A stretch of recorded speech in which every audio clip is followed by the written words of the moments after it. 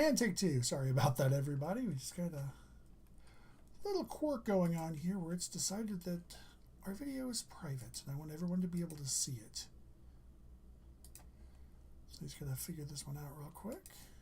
See if I can outsmart it.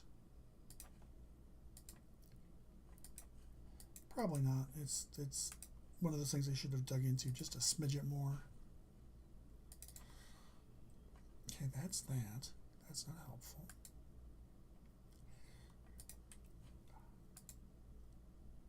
Okay, that did not help.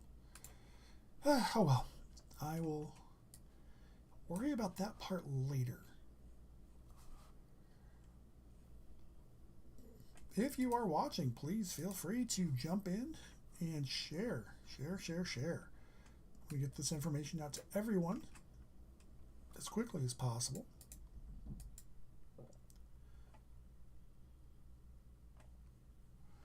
Watching this activity around Wilmer. Also watching this little blip down towards Olivia. The storms that are out in front, if they can stay kind of on their own and not have anybody around them filling them in, cutting off their feed from the south, these storms could get really big and go quite severe, and that's why we're under that moderate risk of severe storms today, 4 out of 5 on the scale, because we are concerned that if these storms do blow up, we're going to have problems. And so with that, we are making sure that we are covering everything we can. I'm still trying to figure this out here and how to make this public. It's driving me slightly bonkers.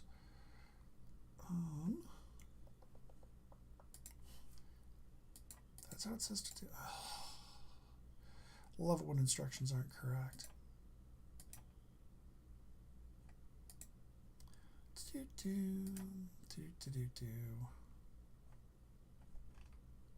Okay. Looking for, I think it's that one. I don't know. Okay, that's not what I was wanting to do. So it's public. Okay. Well, you know, I'm supposed to be worried about the weather, not worried about YouTube and creating all that stuff. I will see if I can get somebody I know to poke at that and figure out how to make them public so they're easily findable. As it is, still just have that one warning. I'm surprised we haven't seen any others, but I'm also glad we haven't seen any others. We don't necessarily want to have things go totally haywire. But if we do, we will be here and we will see it happen.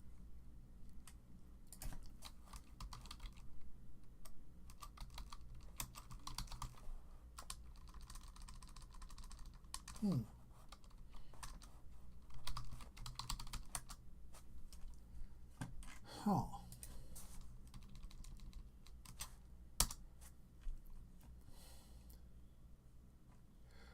Well, hecky darn.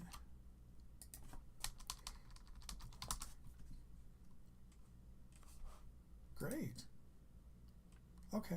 Well, yeah, I will have to figure this out at some point. Because with it being private, no one can see this. I'm talking to myself. Okay.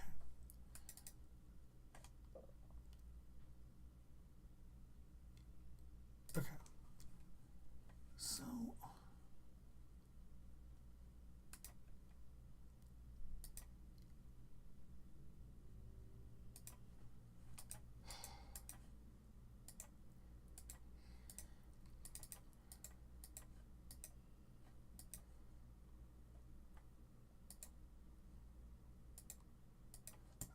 something broke. Okay. Well, there we go.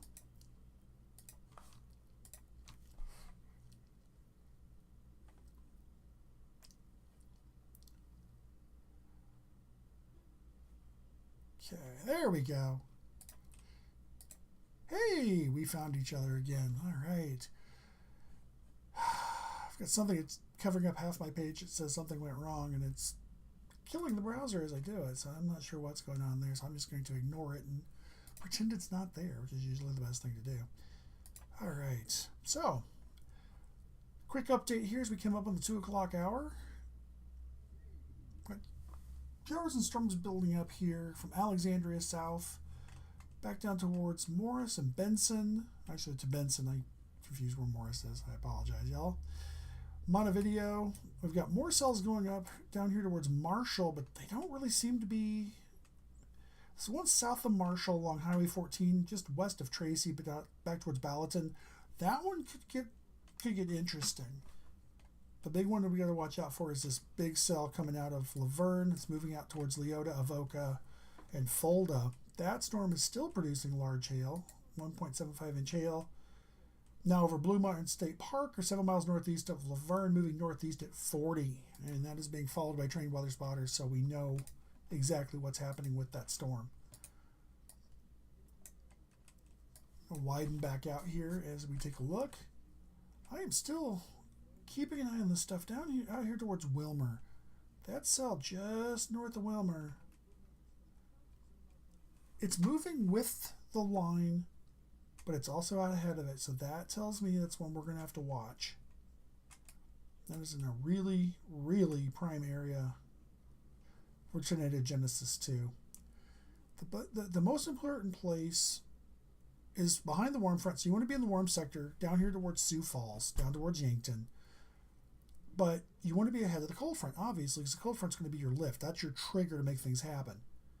But up here, just west of Watertown, I'm going to zoom in just a smidget. There towards Clark, you can see where the warm front, that red line, the blue line, it's the cold front. There's a purple line above, that's an occluded front. We're not going to dig too far into that. But that area right with the occluded front, and then where those three fronts come together, that triple point as we call it, that is an area that is much more conducive to severe weather development and tornado development. So we'll have to watch that one very carefully. And that's what we're doing.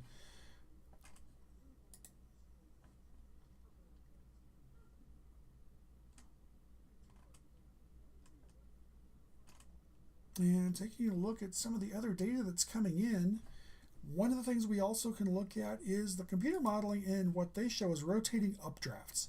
And that is exactly what it sounds like. It's a storm that's spinning, and the updraft, where more moist air is getting pulled into the storm, is also doing exactly the same thing. It's rotating.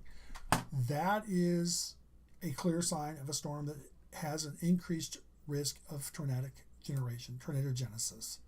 So some of those tracks go all it's a supercell, just goes all the way across the state, and a couple of them are going right through the Twin Cities metro. You can't take them literally, but the fact that we're seeing those tracks go all the way across the state into western Wisconsin with the same cell just going, we definitely are going to have to watch these storms through the afternoon. Again, watching that stuff up towards Wilmer.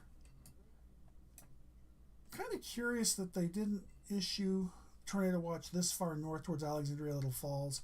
Not going to question the SPC too much on that one, just because they're going to be far enough north. I don't think the warm front will get to them. As I take a look here, temperatures are coming up, dew points are coming up nicely. These dew points in northern Iowa are fairly accurate, but also kind of amazing. Normally we don't see dew points getting up into the upper 60s or low 70s until much later in the year, when the corn is getting ready to tassel and it's really producing ears. Then the corn pulls a lot of water out of the ground to grow, and it also lets it go back out to the sky through evapotranspiration. And when it does that, you can see storms. You can see the dew points jump up into the low to mid 70s, and it can be downright oppressive. Having grown up in the Corn Belt, farther south in the Midwest, oh yeah, that is very much the case. You get that corn sweat happening, and it is just disgusting. I mean, it is like swimming to go out to your car or to do anything outside.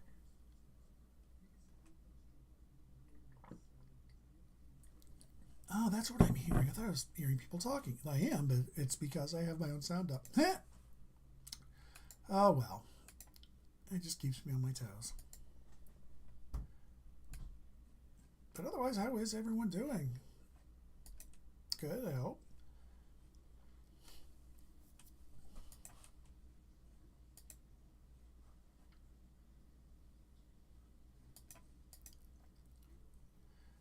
The other problem I'm having is that I can't see the chat in the room. So with this stupid something's gone wrong error with a monkey holding a hammer, I can't see the chat. I can't see what's going on. So I am doing my best here to do what I can. Where did everything go? There we are. That was strange. It just keeps getting weirder and weirder. All right.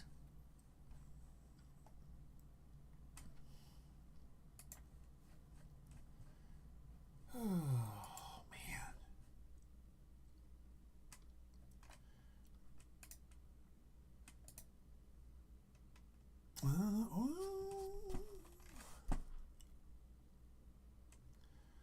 Watch this storm north of Marshall, too. It's starting to develop a bit of a hail core.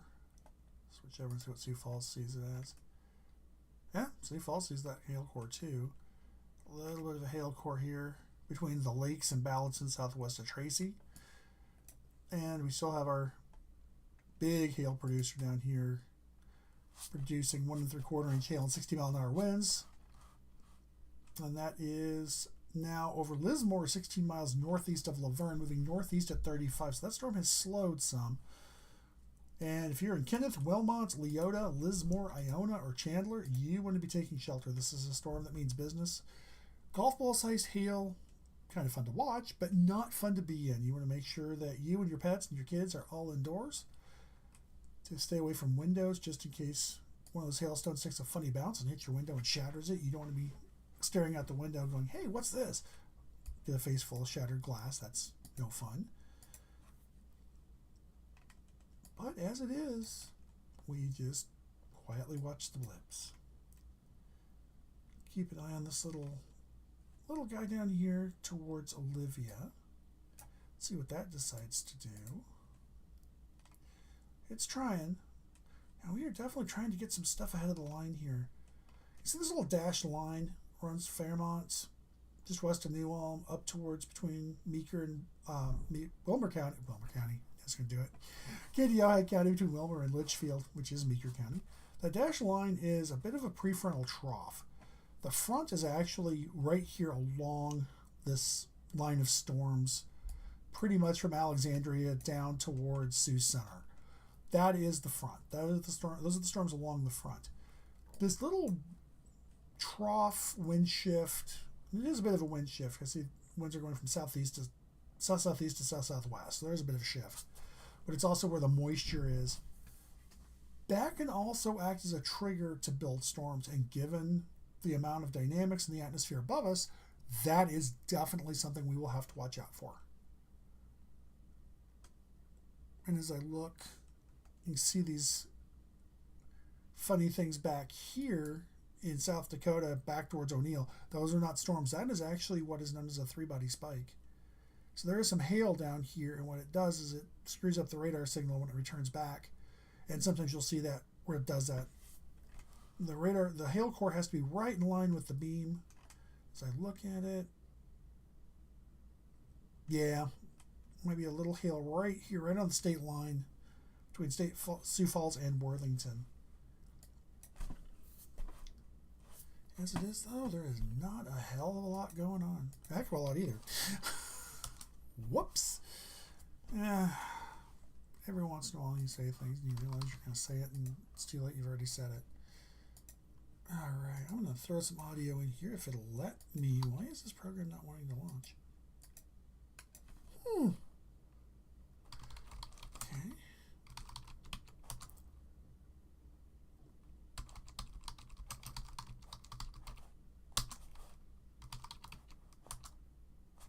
There it is. Oh, that was weird. Just decided it did not want to work.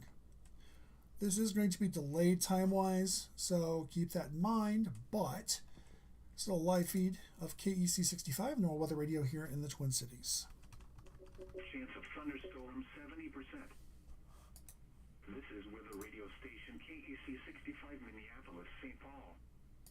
On a frequency of 162.550 megahertz. Serving listeners throughout much of east central Minnesota and west central Wisconsin. We broadcast from the National Weather Service Forecast Office in Chanhassen, Minnesota. and transmit from the KSTP Eyewitness News Television Tower in St. Paul. The current time is 2:04 p.m. Central Daylight Time. Now the forecast for the Twin Cities metropolitan area. This afternoon, breezy. Mostly cloudy. Slight chance of thunderstorms early in the afternoon, then thunderstorms likely late in the afternoon. Some thunderstorms may produce damaging winds, large hail, and tornadoes late in the afternoon. Highs in the lower 70s. South winds 15 to 25 miles an hour. Chance of thunderstorms 70%. Tonight, mostly cloudy. Chance of thunderstorms in the evening, then chance of rain showers and slight chance of thunderstorms overnight. Some thunderstorms may be severe with damaging winds, large hail, and tornadoes. Lows in the lower 40s. Southwest winds 10 to 15 miles an hour shifting to the northwest overnight. Gusts up to 30 miles an hour. Chance of precipitation 50%. Tuesday, cooler. Partly sunny in the morning, then clearing. Highs in the upper 50s. Northwest winds 5 to 15 miles an hour. Gusts up to 30 miles an hour in the morning. Tuesday night, clear. Lows in the upper 30s. North winds up to 5 miles an hour shifting to the southeast overnight. Wednesday, mostly sunny. Highs in the upper 60s. Wednesday night, partly cloudy in the evening, then mostly cloudy with chance of rain showers overnight. Lows in the upper 40s. Chance of showers 40%. Thursday, partly sunny. Chance of rain showers in the afternoon. Highs in the mid-60s. Chance of showers 50%. Thursday night, partly cloudy. A 50% chance of rain showers in the evening. Lows in the lower 40s. Friday, mostly sunny. Highs in the lower 60s. Friday night, mostly clear. Lows in the lower 40s. Saturday and Saturday night, clear. Highs in the lower 70s. Lows in the mid-50s. Sunday, sunny. Highs in the upper 70s. Again, the forecast for the Twin Cities metropolitan area for this afternoon, breezy. Mostly cloudy. Slight chance of thunderstorms early in the afternoon, then thunderstorms likely late in the afternoon. Some thunderstorms may produce damaging winds, large hail, and tornadoes late in the afternoon. Highs in the lower 70s. South winds 15 to 25 miles an hour. Chance of thunderstorms 70%.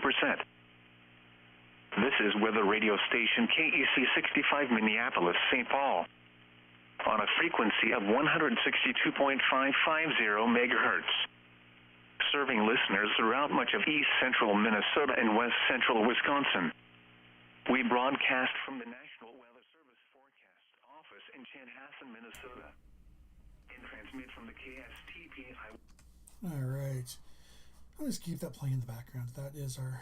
Whoops, I gotta do that. There we go. Oh, can I set the... I'm not hearing it, so we don't get a feedback. Area. This afternoon, breezy. Mostly cloudy. Slight chance of thunderstorms early in the afternoon, then thunderstorms likely late in the afternoon. Some thunderstorms may produce damaging winds, large hail, and tornadoes late in the afternoon. Highs in the lower 70s. South winds 15 to 25 miles an hour. Chance of thunderstorms 70.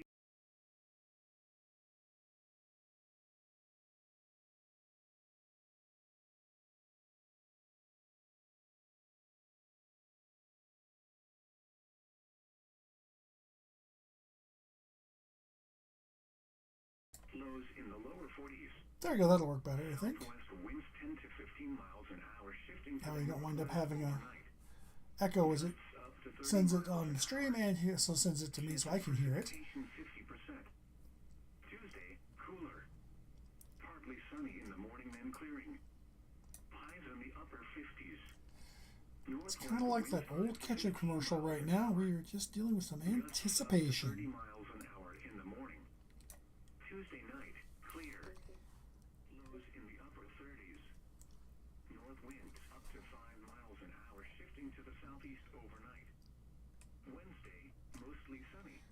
All In right. the upper 60s. Wednesday night, partly cloudy in the evening. You know, the storms up by Wilmer did not do a thing after all. And then bubbled up and fizzled. Lows in the upper 40s. Same thing with that little cell that was down here by Olivia. Thursday, partly sunny. Chance of rain showers in the afternoon. The idea, the models had some idea of Chance of showers cells breaking out ahead of the line in the warm sector. partly cloudy. However, there is some capping. There is a warmer layer aloft that's going to try to keep those storms from doing anything, and I think that's what's causing the problem. We are just getting a little too much pressure holding things in place, and so we're not getting a whole lot going on, which, if you're not a severe weather fan, that's perfect. But Saturday and Saturday for somebody like me, it's just like, well, you know, 70s. Lows in the mid. I've gone live for nothing. Sunday, sunny. Highs in the upper 70s. So those cells, that cell north of Marshall does seem to be getting its act together. Afternoon, breezy. Mostly cloudy. It has picked up more lightning activity too in the last 15 minutes, which makes me wonder Likely late in the afternoon. just what's happening with that cell. Thunderstorms may produce damaging winds, large hail, and tornadoes late in the afternoon. Marshall and Lyons County, that is Lower 70s. the Sioux Falls National Weather Service Office issuing warnings on that if they do. Once it crosses over here towards Granite Falls and Redwood Falls, Yellow Medicine County, that is Chanhassen, as is the county that Redwood Falls is in. I just blanked on what county that is, but that these storms will be moving into the Chanhassen warning area here very shortly. The storm down here over Blue Mountain State Park and areas north and east, that one will be a little bit longer to get there, so it's got to get up towards Sleepy, I hear, St. James. Wyndham and Jackson, that is still our friends down in Sioux Falls. I'm going to switch radars real quick, so I want to take a look at this storm. Twin Cities metropolitan area. Different radar source. Yeah, that's what I thought. So I'm looking at that storm. Slight chance of thunderstorms. There's just a bit of a divot in the rotation and the velocities right here. Some thunderstorms may Just a bit northeast of Adrian, hail and tornadoes between Adrian and Slayton, really, southwest of Fulda. in the lower Right there. I'm going to keep my eye on that. I don't think it's going to amount to anything, but it could, and given the antecedent conditions, that is something we have to watch. So I'll keep an eye on that. It looked even more suspicious looking at the Chanhassen radar, but looking at the velocities from Chanhassen, there is nothing to get excited about. That's why I wanted to look at Sioux Falls and see what Sioux Falls showed. Yeah, storm relative velocities, same thing. Yeah, up to 30 miles an hour. there's a little bit of a something right in here. Like I said, there is some signs of activity, but until it actually does something, starts to tighten up or even look like it might do something. Northwest The other thing I'm looking at is this little area right here, kind of along County Road 15. 30 miles an hour. That area looks like it could be bulging out. That could be an outflow boundary. Lows in the upper May not be. Take a look at it here. wind up to 5. Doing my analysis on the fly, live in front of everybody. So you may hear me start on an idea and then suddenly go, no. And that's what this is going to be. This is going to be an no. So that is just air coming into the storm. Cloudy with chance of rain showers over So that is the kind of the threat for the feed there. upper 40s. So really, if you want to, 40%. Thursday, partly yeah, there's nothing. It looks showers. the radar presentation looks suspicious. Once you interrogate the storm, look at it in terms of the velocities and other things you can look at. That's a big nothing burger. It looks scary, but it's not. Friday, mostly sunny. Highs in the lower 60s. This little storm here between Friday night. just northwest of Tracy, between Tracy and Milroy on Minnesota 19. That's what time we're at. That storm is starting to look a bit more interesting to me, Lows in the mid 50s. because it is kind of out ahead of the front. Not by much, but it is ahead of the front. Again, the forecast No real rotation in it. is metropolitan According to Chanhassen, afternoon. look at Sioux Falls. Mostly cloudy. Slight chance of thunderstorms. Sioux Falls has a big nothing burger in it too. Thunderstorms There's a little bit right here northwest of Tracy, but produce damaging winds.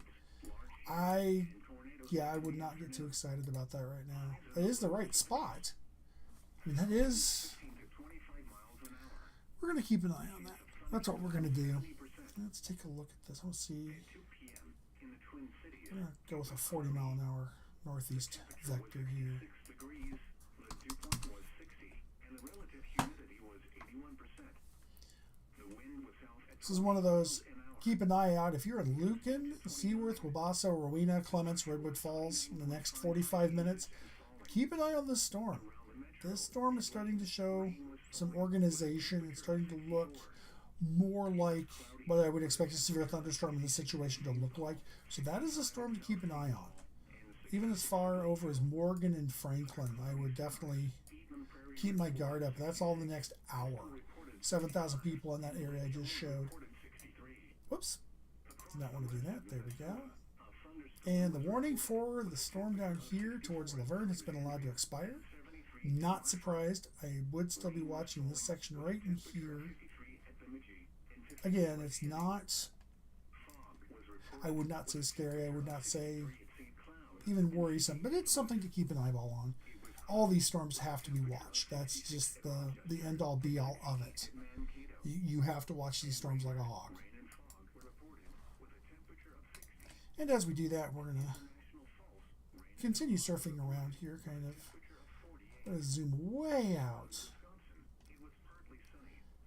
And you see this big stationary front here. It turns into a cold front in Ontario. This front is some much cooler air. If we look up towards Fargo Grand Forks, remember I said earlier this looks like it could be snow? Well, it's 37 in Carrington, 34 in Devil's Lake.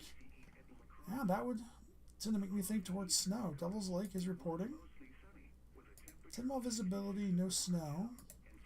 But if we come over here to like Lattimore, light rain, barely, 36 degrees, kind of gross. Carrington, also reporting mist and visibility 4. But that little AO1 tells me that it does not report weather conditions, so that's kind of a false hope there. Jamestown, light rain, 39. Yeah, that's not gonna. That is going to be a cold rain. Kind of windy too. It's a north wind. They're 10 to 15 miles an hour, probably gusting up towards 20 if I look. Yeah, peak wind gust 26. That's up in Canada, just barely over the border, up towards Winkler. Look at some of these little stations. You have to kind of sometimes get creative and try to figure out who they are because they're little towns and have an observation. Present weather indicator not operational. That's what that PWINO says. Oh, good grief. However, I will point out there's a 33-mile-an-hour north wind gusting to 46. Is that current? As of 1:55. So yeah, that was about 20 minutes ago. Oof. That's kind of really nasty. Rosa 45. Unknown precipitation. Given the temperature is 45, I'm going to say it's probably got some blowing rain. It's just a little confused. They said a nice boring area here versus the little popcorn measles up here in north central Minnesota, towards Bemidji, Grand Rapids, coming back down towards St. Cloud. This is that quasi-warm sector. There's two different things going on here. This is an area that's getting primed full of moisture here, north central into east central Minnesota, towards Bemidji to Duluth, even over towards Ashland, heading back towards Rhinelander. This area is all getting pumped, especially in Minnesota. That's why those look more like they do, but coming down, looking. Oh, Stearns County's getting a little more active than it was. When did that start? It's been there. Okay. This is one of those where I'm kind of doing multiple things at once, and I apologize because there's a little crazy going on here.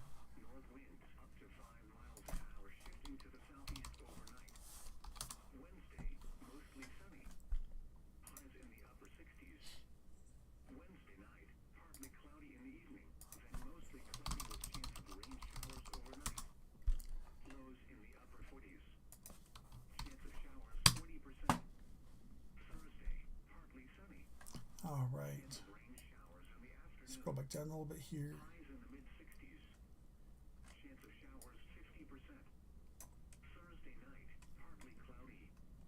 So looking down here, back down towards Worthington, that stuff that's been kind of sitting there festering.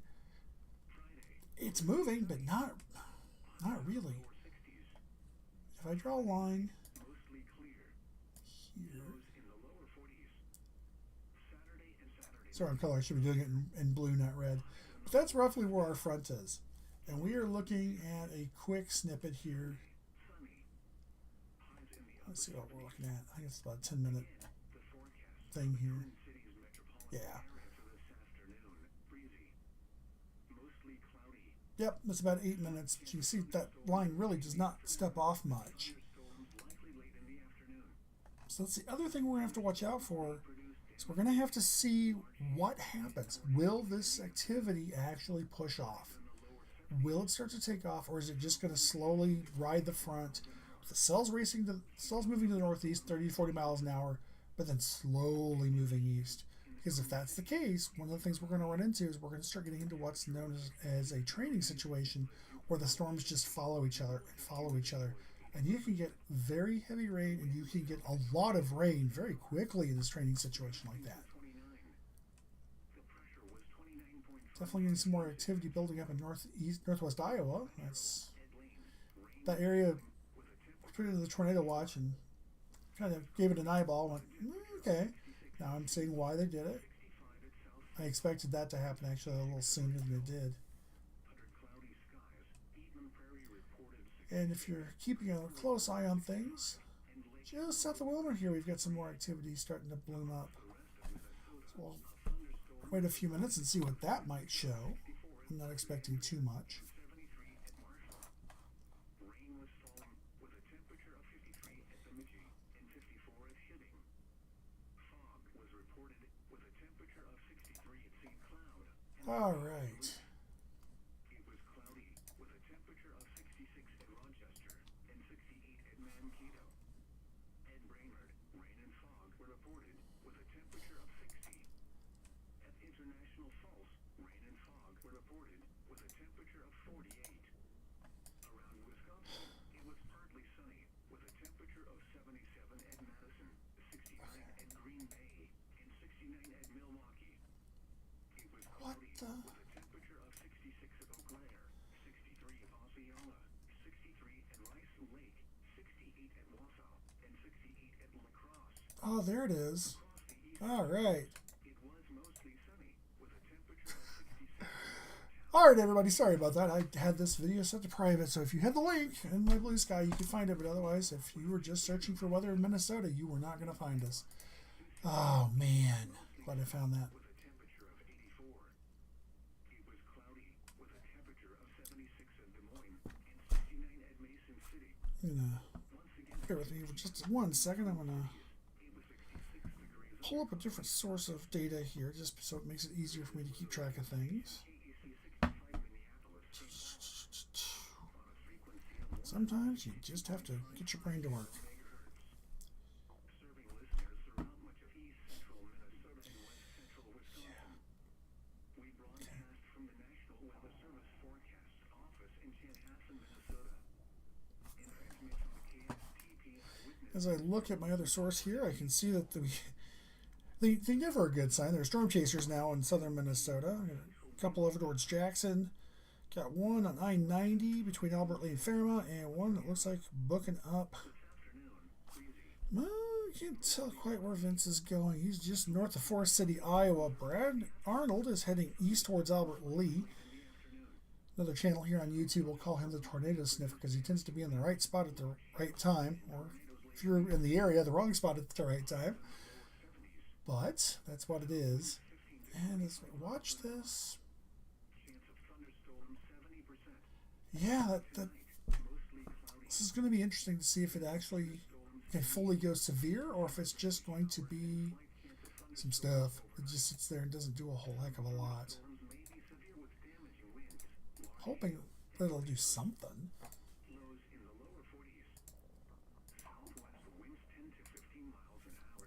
And we'll see what happens.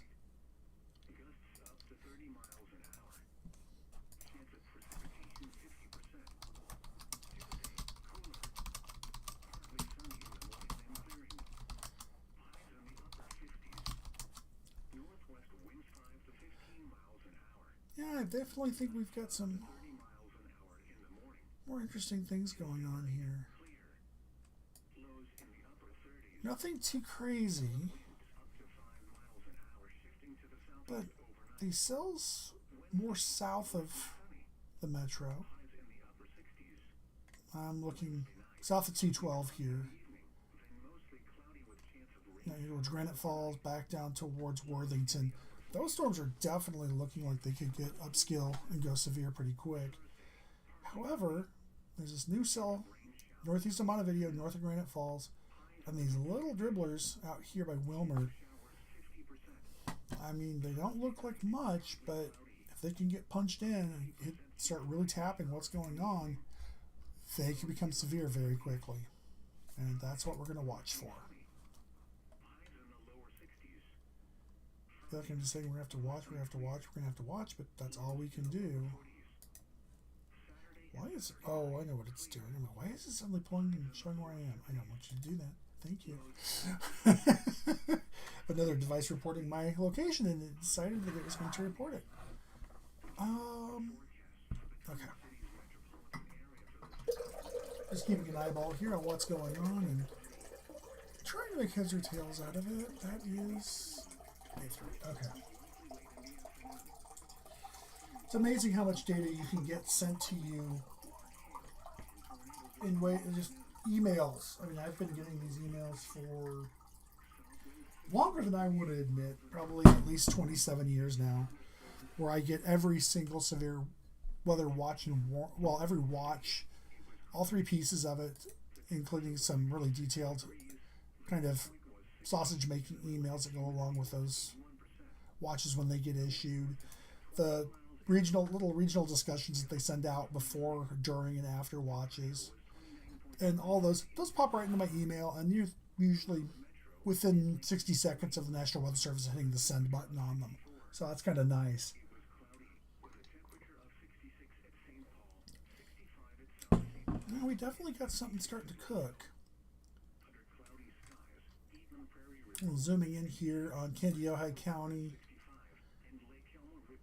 That little cell right here, just west of Wilmer, that storm is starting to look a little bit more organized. A little lightning in it, so it's definitely starting to get some activity going on. That's a little storm south of Wilmer. They're just rain showers at this point. They have not gone off. Yeah.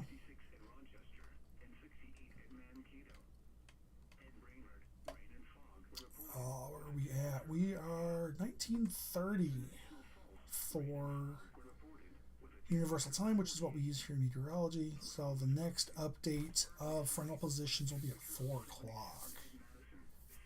Unless they've gone to doing them hourly in the computer era. I remember them being every 3. Which, I'm trying to figure out where I'm looking here. I'll try to do some frontal analysis here while I'm looking. Oh, surprise, surprise. Our storm down here by Worthington got rewarned. I shouldn't say rewarned. It's not the same storm, but it's in the same area. This is severe thunderstorm warning for northwestern Jackson, northern Nobles, western Cottonwood, and southeastern Murray counties here in Minnesota. And with that, you're going to be looking for ping-pong-sized hail, which is about 1.5 inches, all the way up to 60-mile-an-hour winds. These storms are actually moving pretty quickly to the northeast at 50 miles an hour. Heron Lake, Stoughton, Windham, and Fulda are the storms in the path of these storms. Again, it's not so much the wind, it's the hail, and that storm is definitely starting to develop a pretty solid hail core. Let's switch and look at this from the Sioux Falls radar. And what I want to look at is looking at the differential reflectivity. Yeah, there's definitely a hail core in that. Definitely. Just pulled up the wrong product that I did not want to look at. That's the product I really want. Oh, yeah. So what I'm looking at right now is a product called the vertically integrated liquid. It shows how much liquid is in a storm. It often is a good proxy for hail production. So this storm down here, just north of Rushmore, north and west of Worthington along I-90, that storm definitely has hail in it. Definitely has hail in it. Possibly getting some hail up here around Fulda. I'll be moving up towards Westbrook. And then the other cell that caught my eye was up here just south of Wood Lake, east of or west of Echo, southeast of Hanley Falls, probably a good 10-15 minutes south of Granite Falls. That storm's also showing some signs that it could be getting some hail. Even up here towards Montevideo, we could be getting a little hail core going. These storms are starting to grow, and that's really starting to get me to keep eyes on things. Another little hail core possibly up here, way up north. That is up towards Eagle Bend, Bell River, along Prairie Parker's Prairie area. A couple of cells up there that look like they could be trying to get a little feisty. And taking a look at the radar, you notice there's nothing there. The area that showed the most activity on the integrated liquid, there's nothing there. That's why you can't just look at one product. You'll see some people, even on TV, they'll get focused on a specific product. Hey, bear with here. I just saw that we have a new watch discussion that just got issued. That's what that red oval area is here. Northeast Iowa into western Wisconsin and covering the Twin Cities. I said earlier that it was very possible we were going to get a new watch. And Storm Prediction Center has issued a mesoscale discussion for central and southeast Minnesota. I'm going to pull this up and see if I can bring it on camera for you all to see. There we go. It's really weird. I should be able to pull it up in here, but for some reason it's not letting me. There we go. So, unfortunately, because of the way the program is, it's going to have some really wonky line endings. But the severe thunderstorm potential will be increasing through late afternoon. All severe hazards, including tornadoes, some strong. Very large hail, up to 3 inches in diameter, and winding gusts to 70 miles an hour are possible. Then the line that we see currently in southwest Minnesota and northwest Iowa will be shifting east-northeast. Downstream air masses continuing to become more humid and destabilized. Surface dew points are now pushing into the mid-60s here, even in the Minneapolis metro. And we still have a very strong low-level jet that is just pumping in that more moist air. And looking, this is the vertical wind profile data. That's what VWP data is. From Minneapolis, Des Moines, and La Crosse. Already show impressive vertical shear available for supercells. Long and one more time, and gay and enlarged. Curved low-level photographs amid the strengthening low-level jet is aiding 0 to 1 kilometer storm rotational helicities greater than 250 meters per second squared. What that says, in a big mouthful, is that there's plenty of spin in the atmosphere for tornadoes. And we have just a little bit of convective inhibition. That is starting to erode. And so the storm is moving into that environment, will become better organized, which we are starting to see in this activity. And so they are looking to be issuing a watch in the next 1 to 2 hours. And that is covering this big area here in the red. So that will be from Hinckley over towards Eau Claire, La Crosse, down to Waterloo, almost down to Ames.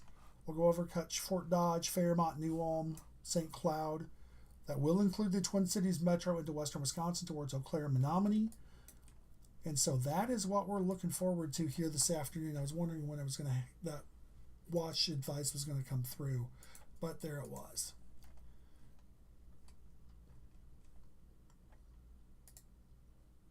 Bear with, I'm just trying to catch up on multiple things at once. Is starting to be a lot of data start to be delivered at once, so I apologize. I'm just kind of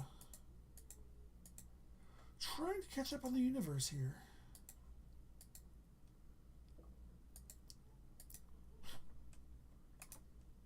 All right, I think I'm actually caught up now, mostly. Almost there. Apologies, everybody. This is live television. There we are. All right.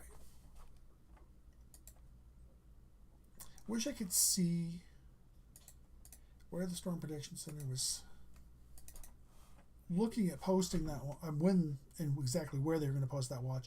Generally, the outlines that they draw for the mesoscale discussions are pretty accurate. So I would not at all be surprised to see that watch slot in perfectly based on that same squared area. So we'll see what happens. Where did that mesoscale discussion go? I saw it, pointed it out, now it's not on the map. Weird. But I saw the Storm Prediction Center issue it, so I know it's there. So it's one of those where it's like, yep, it's there. I don't have to worry about it.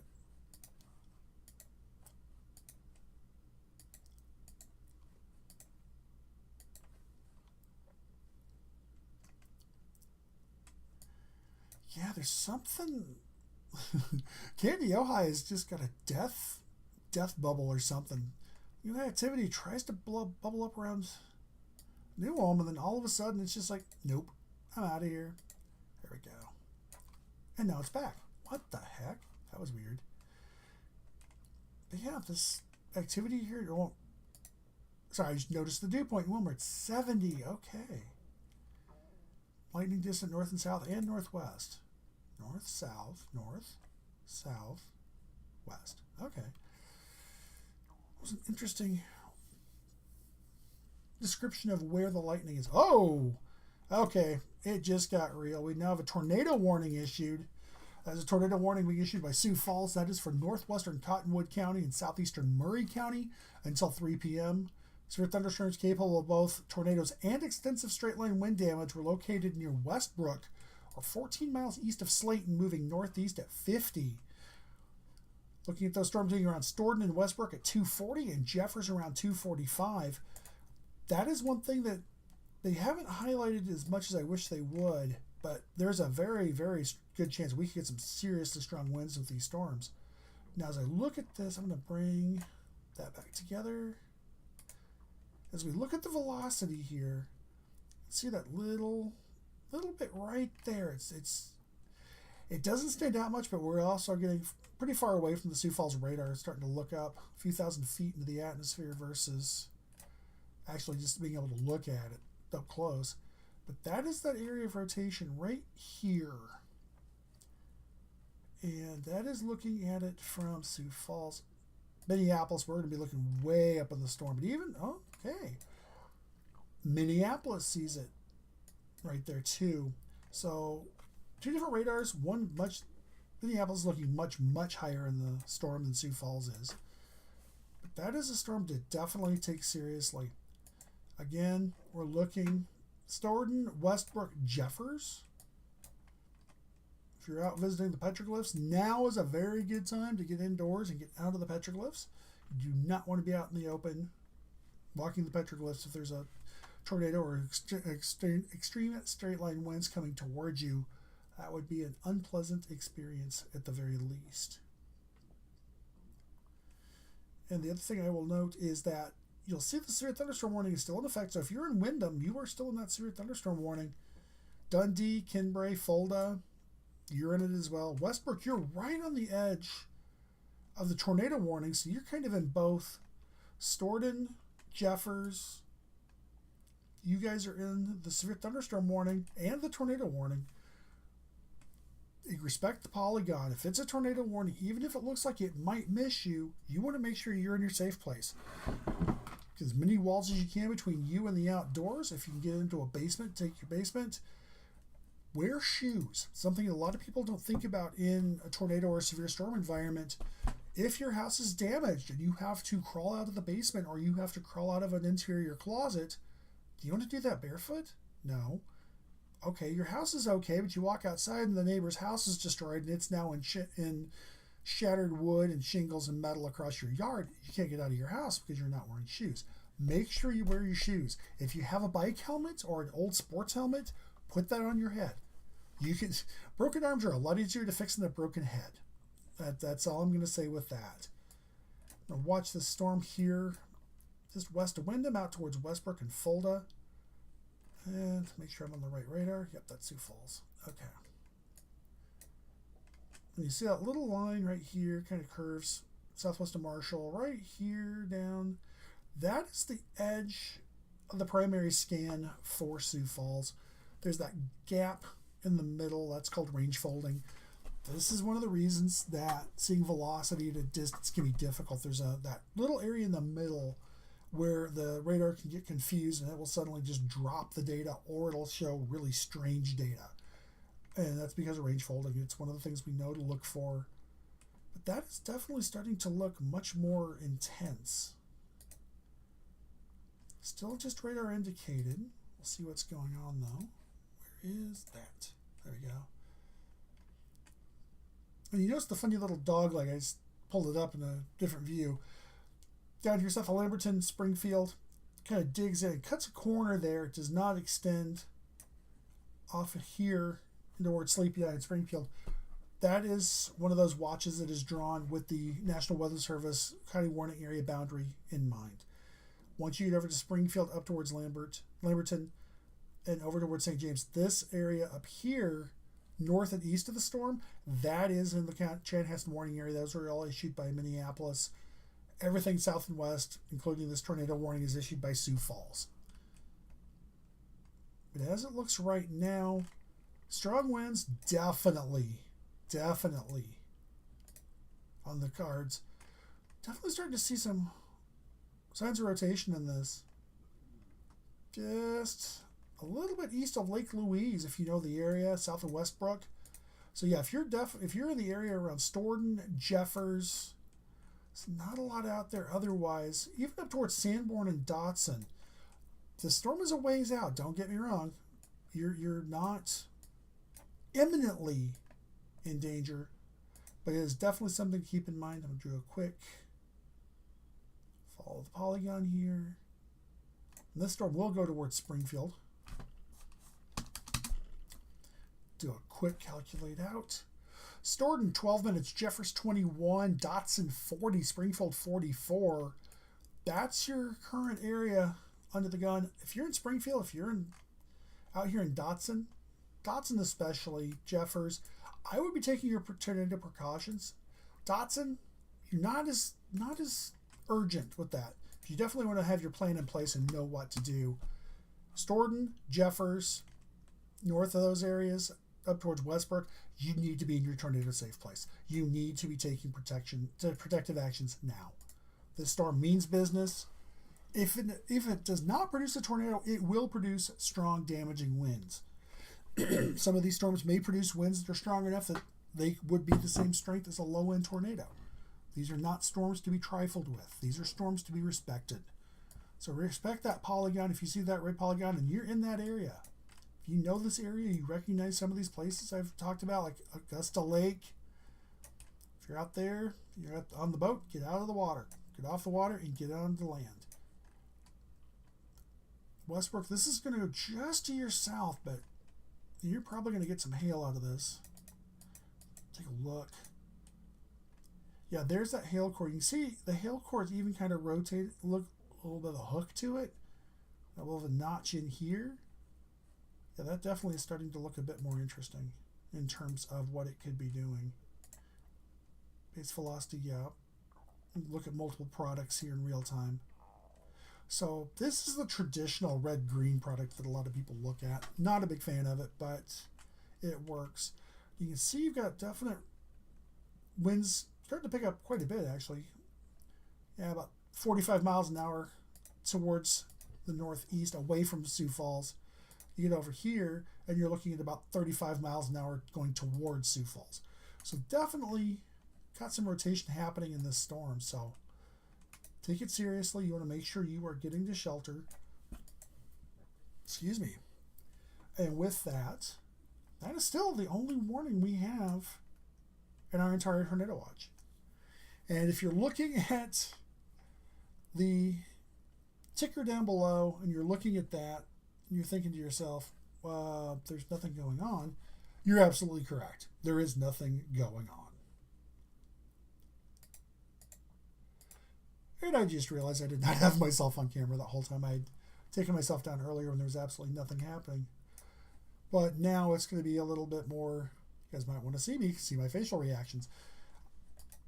Sometimes I react rather visually, even though I'm trying to be calm, it doesn't work.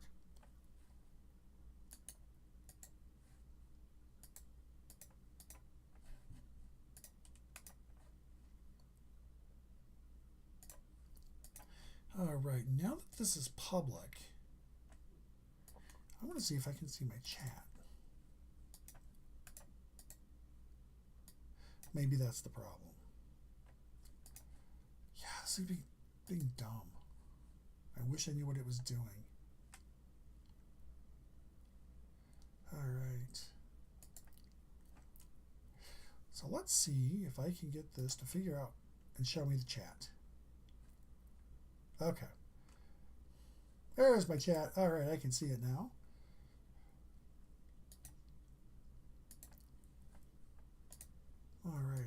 I'm going to figure out why there's a cyan colored dot there. That's going to bother me.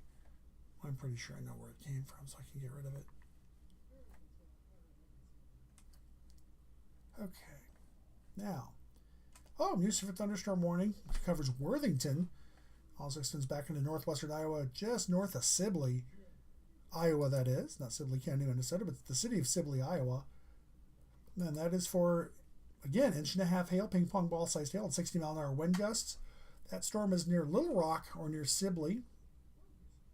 That is actually, I'm a little confused. Okay, that is Sibley, Iowa.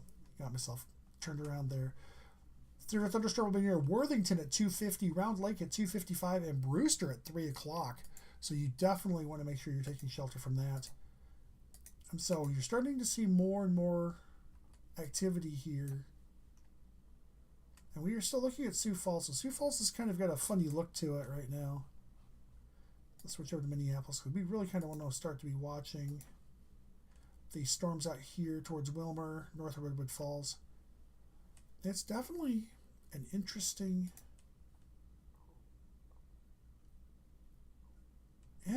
storms are trying to develop here, west and southwest of Redwood Falls, but they're just not making it.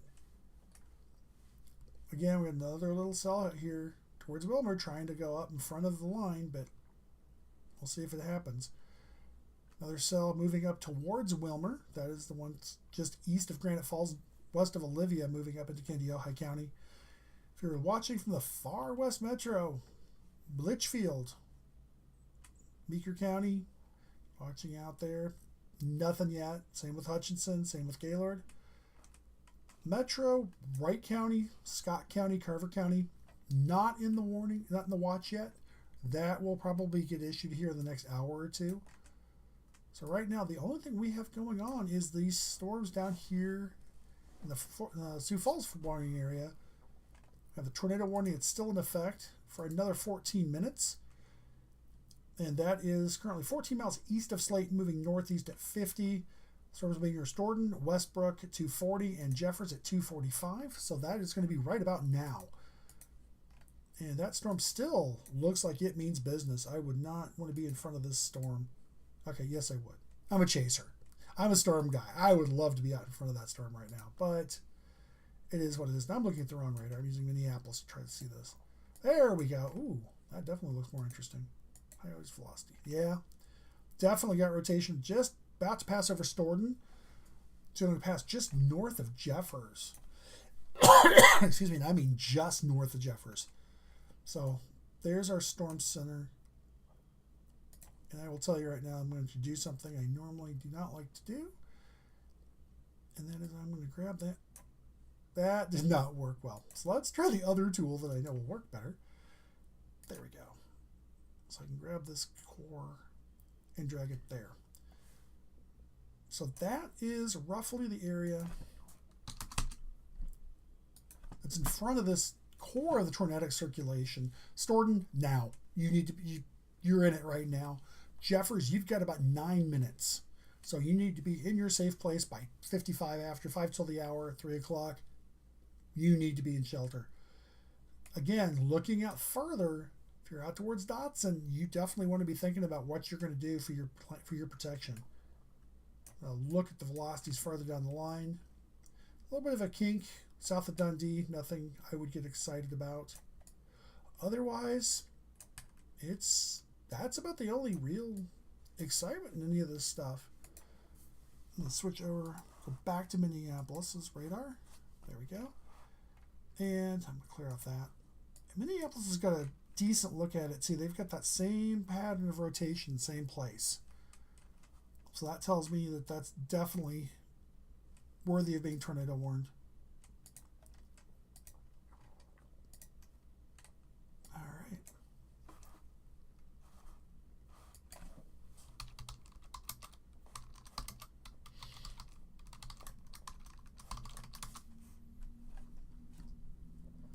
And that is our 2 warnings right now. Well, 3 technically. 3 warnings in effect.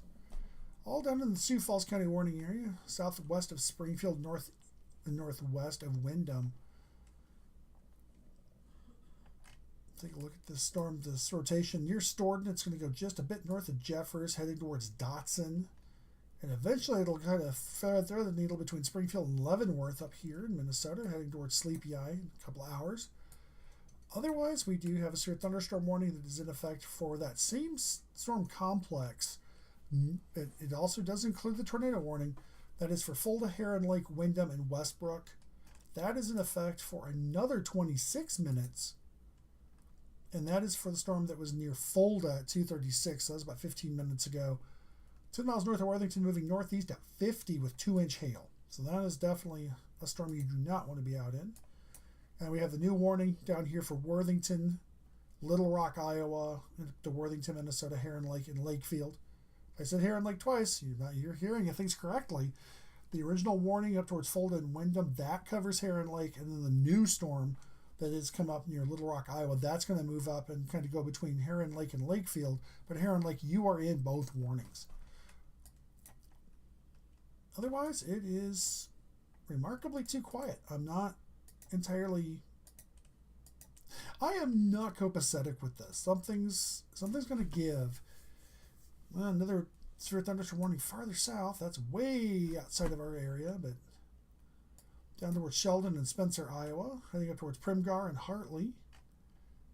Always something that we'll probably have to deal with here in a couple hours as it moves up towards the Jackson area and Sherburne and Trimont.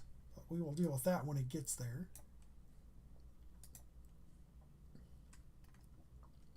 Taking a look at the rest of our activity here. Showers and thunderstorms and good rain falling north of Little Falls up towards Long Prairie. A little cluster of storms up here south of Wadena over towards Baxter. Eagle Bend, Staples, Motley, that area, you're getting some good rain as well. A few little storms trying to get going between, I'd say just a little bit south of Melrose down towards Belgrade, heading down towards Kirkhoven. Those are moving towards, the lines moving towards the east, the storms moving to the northeast. Again, storms try to pop up over Candiota County and they die. So, yeah, where storms go to die, Candiota County. A couple of little cells out here straddling the Wilmer area going off towards Litchfield. That's right on the Candiota County, Meeker County line. I don't know why I cannot remember Candiota County. And we've got a bigger cell that is definitely looking more organized north of Olivia, just crossing over the US 71 County Road 5 area near Roseland. And that will just miss Wilmer to the east. You might catch the edge of it. Atwater, you're definitely going to see some heavier storms, same with Candiota. And even up towards Manana and Paynesville. Lake Coronas, you're going to see it. Diamond Lake, you definitely want to be off the lake. So that is where we're at right now. It's kind of dull and boring. Not really, but compared to what they were promising today, what was conditional and what could happen and what is happening, we are definitely in two different places. All right.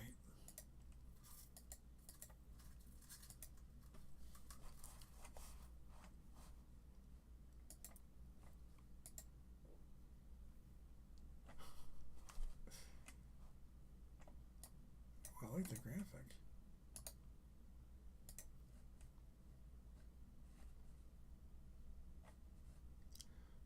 All right. Bear with me for just 1 second. I'm going to throw something up.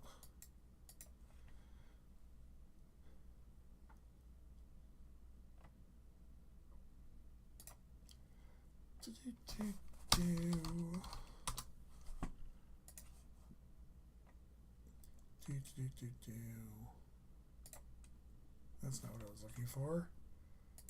Ugh.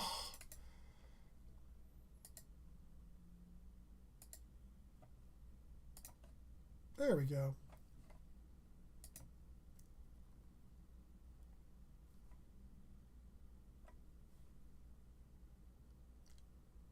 You guys are going to see some garbage pop in and out of the screen there. And eventually, thanks to Aaron Schaefer, who is a fellow meteorologist on Blue Sky, that Mesoskill discussion I was talking about, he actually grabbed the graphic for it.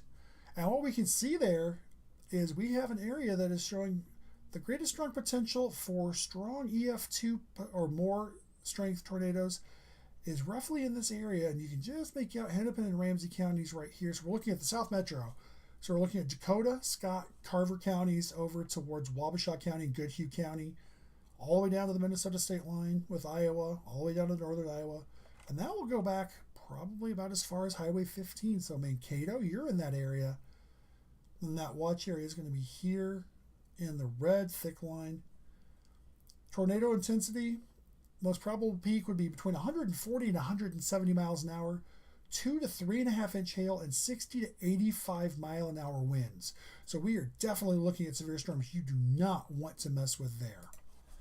And going back to the radar, now that we're all happy there, taking a look.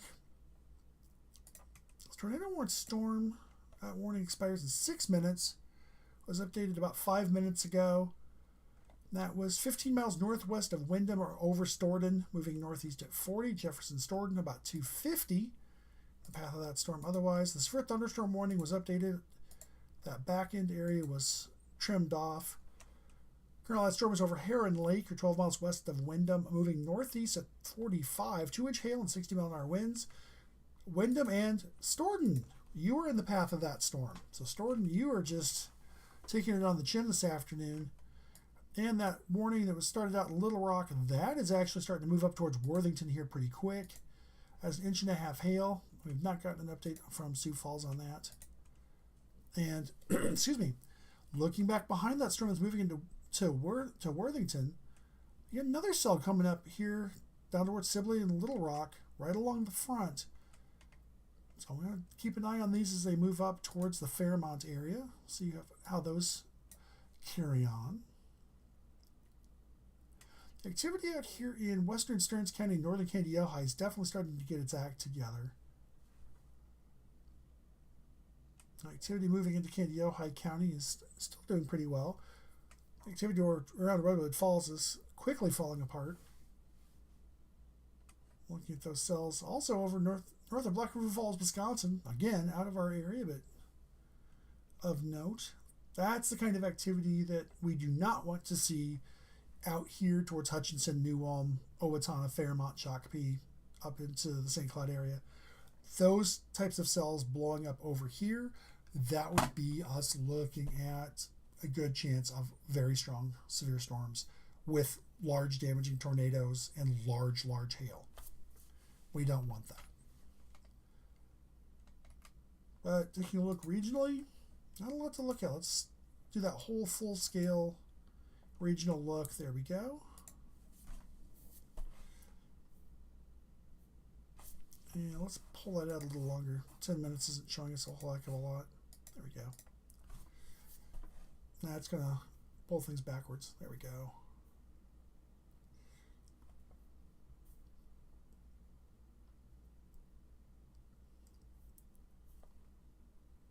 Now looking at this, I'm looking at where the line is. Back here from Glenwood down towards Marshall and Sioux Falls. If you're in those areas and west, you're in the clear. The front has gone through. Your severe threat has ended. If you're in front of that line, you're either in the storms or you are directly in the path of the storms, and you want to make sure you are being weather aware. As I watch the loop here, let's see if I can grab this real quick. There we go. And the northeast. So we're about 2 hours away from those storms moving into the metro. And realistically, we're looking at about 2 hours. That storm cell that's currently tornado warned over Storden, if that stays moving to the northeast as it has been, that will be in downtown Minneapolis into about 2 hours. So one thing I'm looking at as I watch this, the storm is cycling. It wasn't immediately obvious at first. I'm going to switch back to single site so I can get some more detail here. But if you watch this, you can see that first initial hail core back here was over Storden and fade out.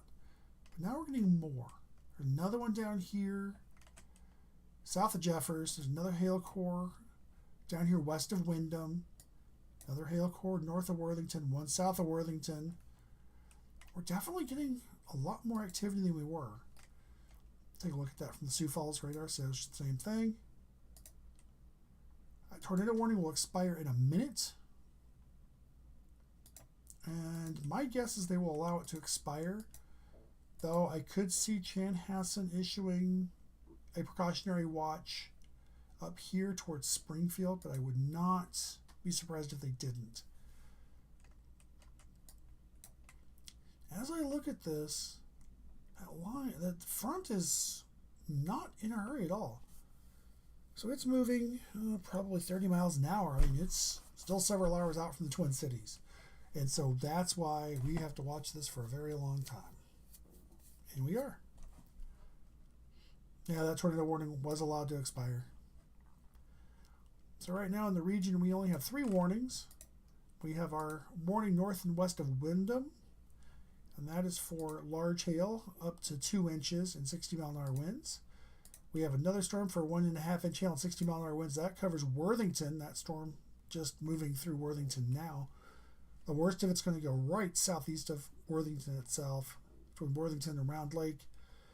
That core will move up here pretty quick towards Okabena. It'll go between Heron Lake and Okabena and Lakefield. And then further out, it will head south of Wyndham, and that will be going out into some pretty, I don't want to say barren country, but some relatively low populated country over towards the US 71 corridor out here towards Bergen. Otherwise, here in the Twin Cities, unless something gets its act together, we might thread the needle and not get much. Having said that, Mother Nature will now try to prove me wrong. I know how this works. I've put my foot in my mouth enough times to know. This is how you get trouble. All right. So looking at this, new day 1 severe weather outlook has been trimmed. So let's pull that up real quick. Yeah, it's definitely changed. Some. Nope, it did not. Yes, it did. All right. I'm ahead of it. I'm trying to pull up the current day 1 so I can lock it in and get an eyeball at it. But unfortunately, that is not going to happen at the moment. I'm going to have to do some little magic behind the scenes here.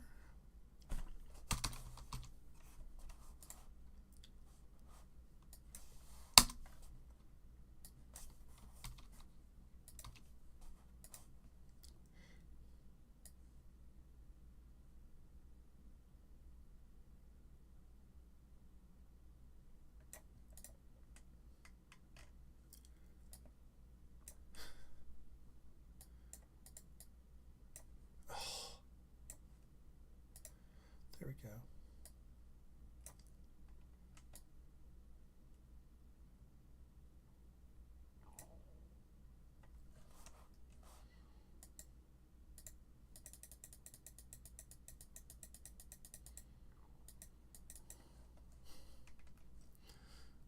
All right, so it's being a little slow over here. Let me see if I can pull it up over here. There we go. Oh, new severe thunderstorm warning. I was about to dive into that, but new severe thunderstorm warning. This is going to cover Wyndham and out towards Jackson, Lakefield, Mountain Lake. You are in this warning, and that is going to be for ping-pong-sized hail and winds to 60 miles an hour. The line of severe storms from Springfield to 6 miles east of Jefferson near Wyndham moving north. That speed is not correct.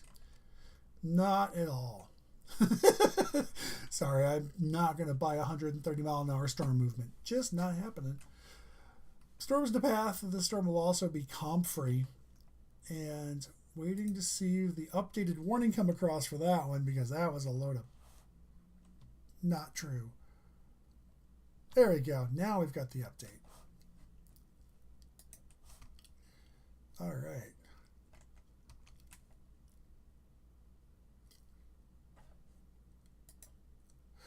And that is the updated SPC. I just finally got it to pull up.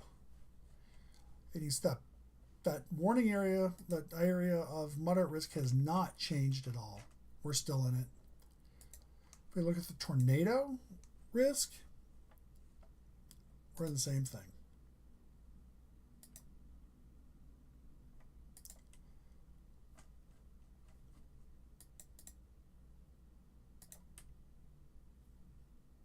Oh, of course, it's not going to let me easily show that. So let's just take that out. Okay, so I can do this a different way. I just don't want to do it that way.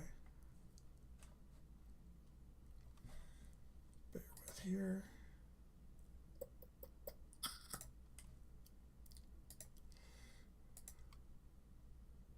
There we go. All right. Oh, out of there. Cancel. Okay. Thank you. Okay. So that's what I'm looking at there. Apologize for all the mess that's in there. But as you can see, we have quite the area of moderate risk around us. And as we look across at the tornado risk, same areas, we're still in that tornado risk, the 15% risk with Hatch. That is still valid all the way back out to Sioux Falls and back out to the state line. Don't know if I believe that one quite as much as I should, but we're going to respect it and say there's a 15% risk across all of southeastern Minnesota. Winds 30% and hail 30% and Hatch, which means we are looking at the possibility of 2-inch diameter or larger hail. The hatched area in the tornado risk is meaning there could be EF2 or stronger tornadoes. So this is definitely something we want to take very, very seriously. And heading back and looking at our warning some more. Again, we're kind of snoozing over here.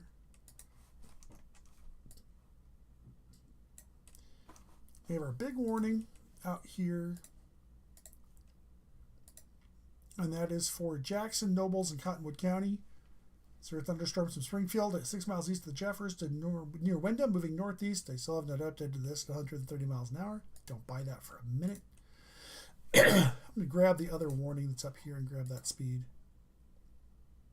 The heck. Excuse me. Northeast of 45. That I will believe. I think somebody fat fingered something in there somewhere. So yeah, these storms are moving northeast at 45-ish. So calm free, you're in the path of these storms. Mountain Lake, Wyndham, Lakefield, Jackson, all in Minnesota, you are in the path of these storms. And if you're down towards Spirit Lake, Iowa, Petersburg, Jackson as well, again, another storm that's moving up to your direction as well, and that's coming up from the Primgar and Hartley areas in Iowa. It's going to pass up over Spirit Lake and may clip Jackson. Otherwise, it'll move a little bit closer towards Sherburne and Trimont. But right now, most of the severe activity is to our southwest. And we now have a severe thunderstorm over Neilsville moving northeast at 75. And taking a look at that storm motion, this is only showing us about 10 minutes. Yeah, 257 to 306, so 9 minutes that storm has moved that far. I will believe 75 miles an hour. That storm has gone big enough, it has caught that low-level jet, and it is just being ripped north. Which is not necessarily a bad thing. All right, so let's zoom out of Neilsville. Come back over here to a slightly wider view. Well, nothing's happening really. Our tornado warning is gone. Our two tornado warnings, or two severe thunderstorm warnings, rather. Severe thunderstorm warnings that were further back towards Worthington. That expires in 22 minutes. They've not updated it, but that storm is moving 50 miles an hour to the northeast. It is quite a ways out. Now, we do have a bigger hail core down here just south of Worthington on the state line.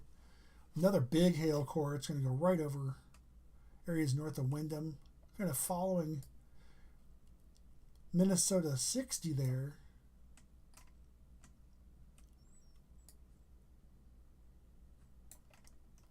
And then up towards Springfield, some pockets of hail up there. Storm's trying to get their act together near Redwood Falls. Oh, we have new severe thunderstorm warning from Chanhassen for $0.5 sized hail for Brown and northern Watonwan counties. Severe thunderstorm near Comfrey, or 30 miles southwest of New Ulm, moving northeast at 60. 60-mile-an-hour wind gusts and $0.5 sized hail are the primary threats. New Ulm, St. James, Sleepy Eye, Springfield, Butterfield, Hanska, Comfrey, Darfur, LaSalle, Evan, Cobden, Svedal, Essig, New Ulm airports, Flandreau State Park, and Searles are all in the path of this storm. So now we're starting to see our storm starting to strengthen up. Watching that storm also up here in southeastern Kandiyohi County. It's about to move into Meeker County.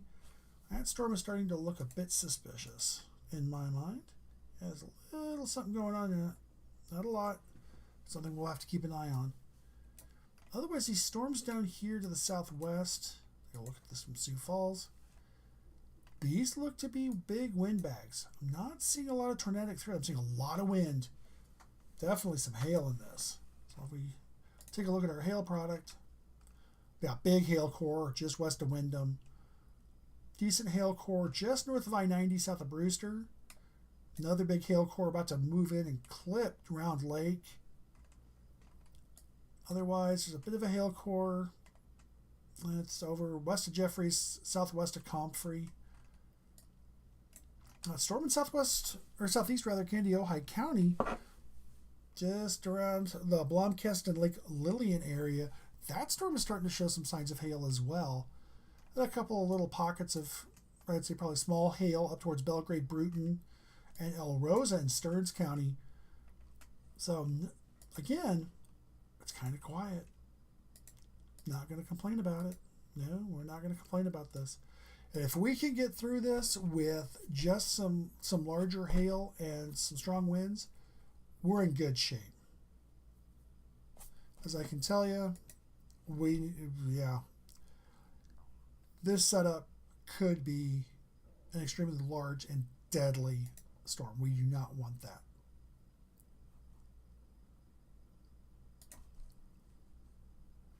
As we watch, there we go. As we watch, not a lot. Yeah, I'm curious about this, the way they do this warning for Chanhassen, because the cells themselves are moving mostly to the east. The whole line's moving to the east, but the cells aren't really moving that far to the northwest anymore, or the northeast anymore. Unless we're getting some shading from the storms and Sioux Falls isn't quite seeing it correctly, which also can happen. Yeah, okay. This hail core, the line that's moving north and east. Yeah, the core itself is moving northeast. Okay, I understand now. You will hear me question things from time to time, and then I have to kind of ground truth it myself, and that makes sense. So yeah, if you're looking at this and you are up here, New Ulm, Sleepy Eye, Stark, you need to get ready for a storm packing some strong winds and definitely some larger hail. Down here towards St. James, Madelia, north and west. If you're looking at a line from Mountain Lake to St. James to Madelia, north and west, you're in that severe thunderstorm warning as well. And I'm just going to kind of keep a lookout here.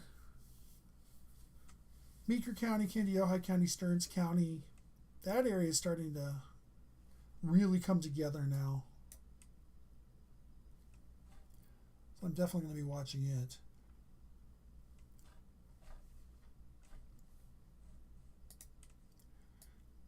Bear with me here. I'm going to see if I can get rid of something.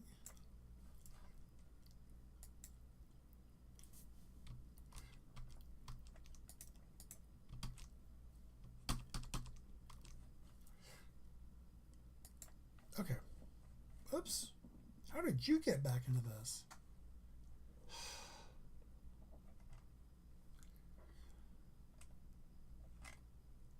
Oh, I accidentally opened it back up. Sorry about that, folks. Right over the parts we were watching. I throw something back up. There we go. Yeah, that's me. All right, so right now there's nothing severe warned coming out of Iowa towards us.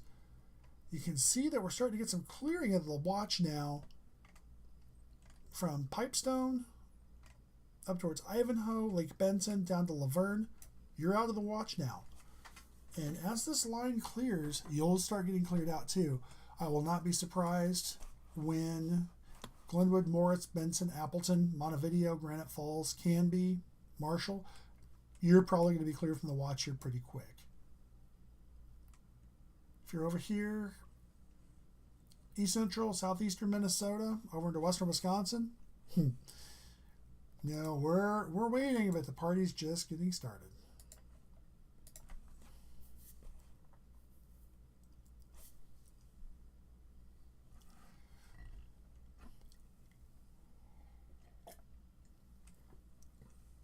If you're on, feel free to drop a chat in. I don't bite much.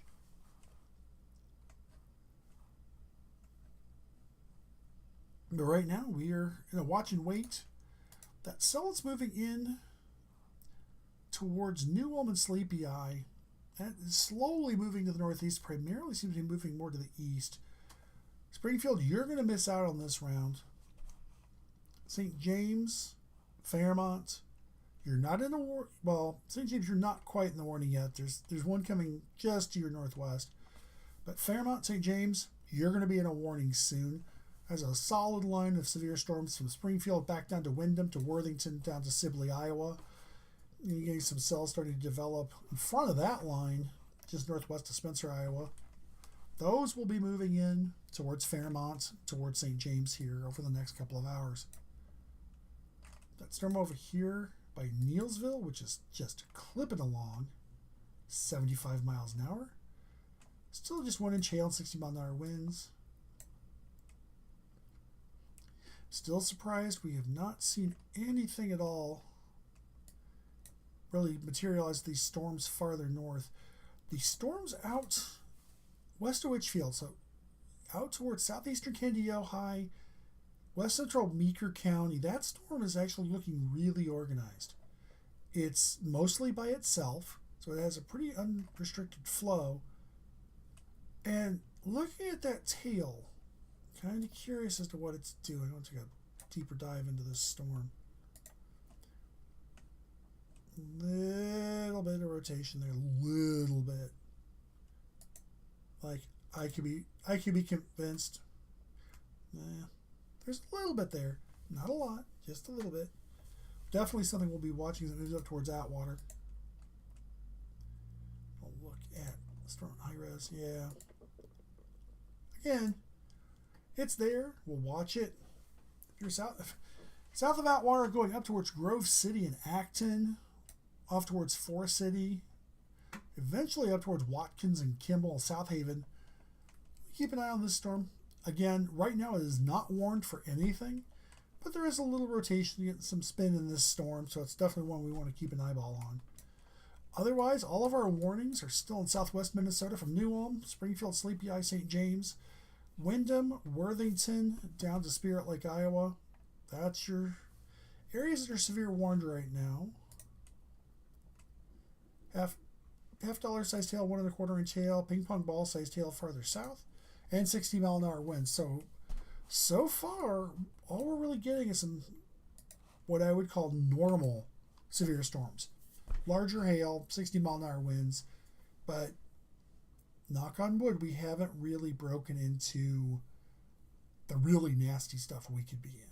And I am very happy about this. It's still fairly quiet, so if you have any questions and you're watching, pop them in chat. I will answer them as best I can. If it's a software question or a meteorology question, like I said, feel free to fire away. I will answer as best I can. Otherwise, it's a quiet afternoon, and I am quite pleased with this. And I lost something I was looking for. Shoot. what happens when I try to do multiple things at once. I get confused. All right. Whatever I was doing. There we go. Pull up a different product here that shows things differently. Just makes it easier for me to follow what's going on.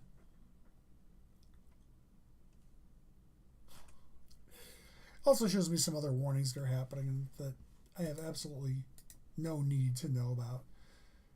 But they're there. So, oof. Yeah. Problem is the scale that I normally use and the way I normally present things is great. The issue being is that that's better. There we go.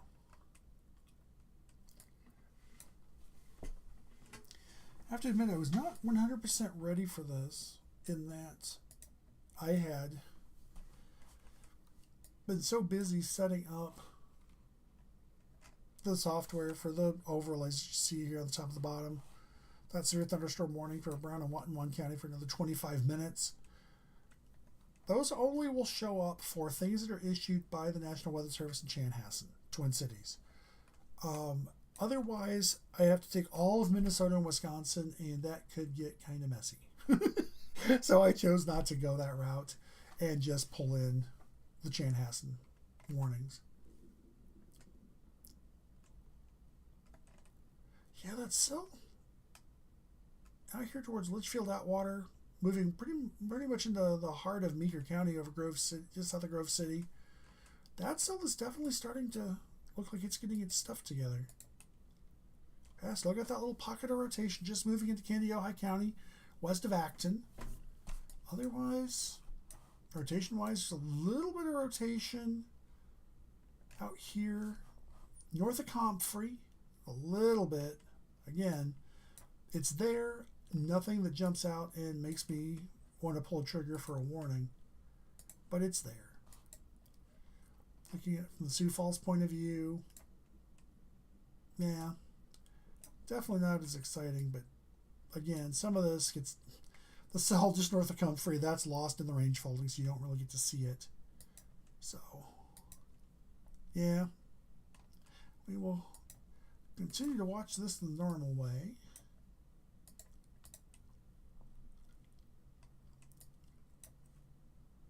Pop this back out to a reasonable motion rate.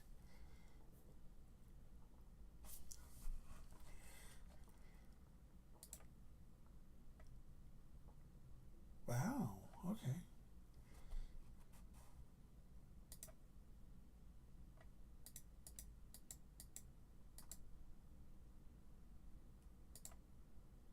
Okay.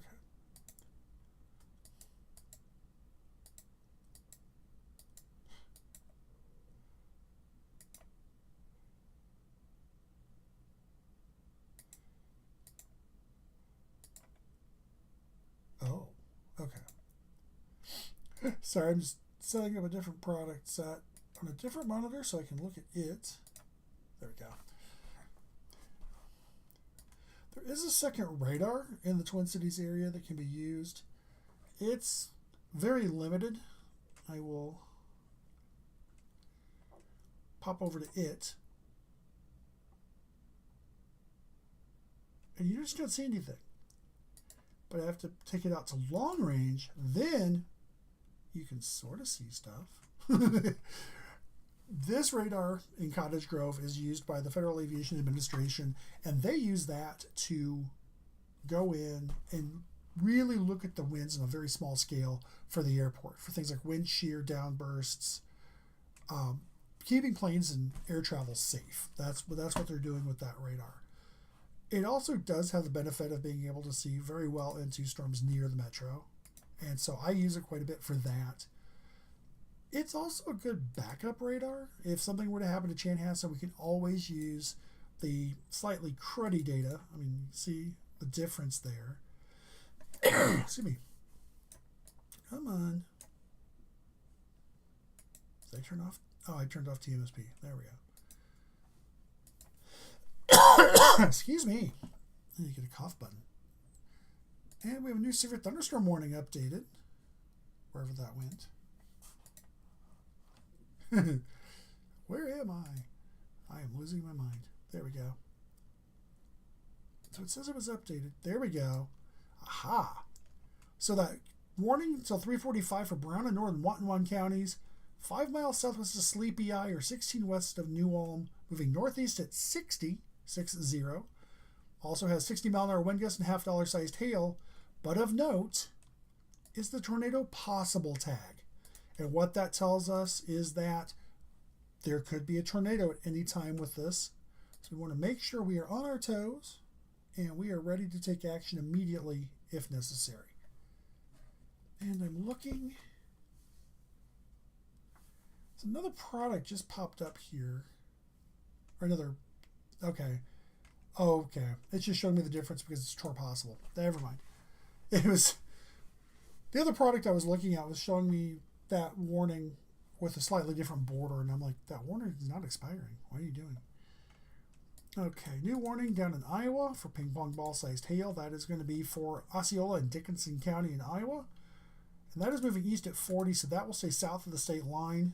So Worthington and Fairmont, you have to worry about those.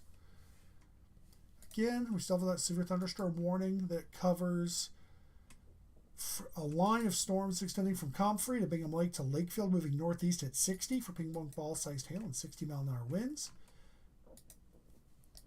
Otherwise, that is the extent of what we've got for warnings. It is relatively uneventful at the moment, and I'd like to keep it that way. And our new tornado watch just got issued. And I mean just got issued. I just saw the preliminary come across. So that's going to be a big watch. 65 miles east and west of a line, from 95 miles northeast of Minneapolis to 20 miles southeast of Fort Dodge. Also known as 40 miles southwest of Duluth to 23 southeast of Fort Dodge. So we'll zoom out from about here to about here. 90 miles. That's going to be a big watch box. And here in a minute, it'll pop in. You'll also see it pop up. It'll beep on the screen, so. At least I hope it's beeping. It's supposed to. It has been when I've tested it, so. There's a bit of a delay because the Storm Prediction Center issues the actual watch, and then the local offices issue what's known as a watch outline update, a WOU product. Because this is such a big watch, you'll see it probably pop in for Duluth, may see it pop in for Des Moines, then La Crosse, and Minneapolis. There's at least 4 Weather Service offices that will be covered by this warning, or by this tornado watch. And so that can sometimes cause things to get a little weird in how they come in. Just reading this real quick. Excuse me. Okay. So the new watch area, primary threats include a few tornadoes, a couple of intense tornadoes likely, widespread large hail and scattered very large hail events up to 3 inches in diameter, and scattered damaging winds with isolated significant gusts to 75 miles an hour. And these storms that we've been watching out here in western Minnesota, they're going to continue moving northeast through the evening, I should say, into the night. And that is why we are getting that new watch that has been issued for a good chunk of Minnesota and western Wisconsin. I'm waiting to see how it comes in, because that's going to be a very large watch when it's drawn out. Let's see if I can. I don't think it's going to let me. Yeah, it's not. I didn't think so, but okay.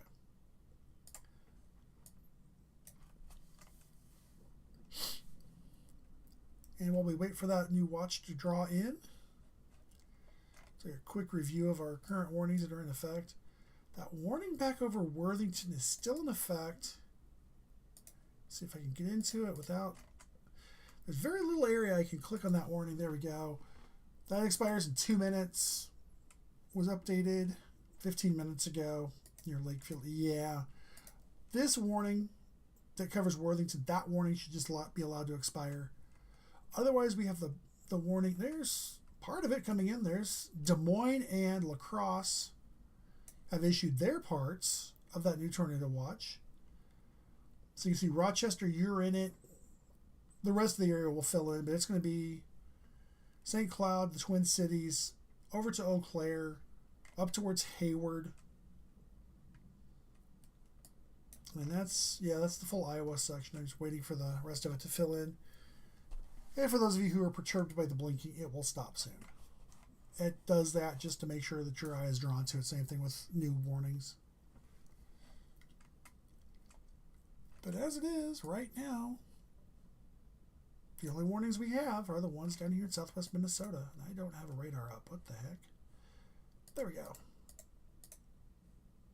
Keep tapping on Chanhassen or Eden Prairie for its report. It's like, it's not what I want. This little storm still is suspicious to me.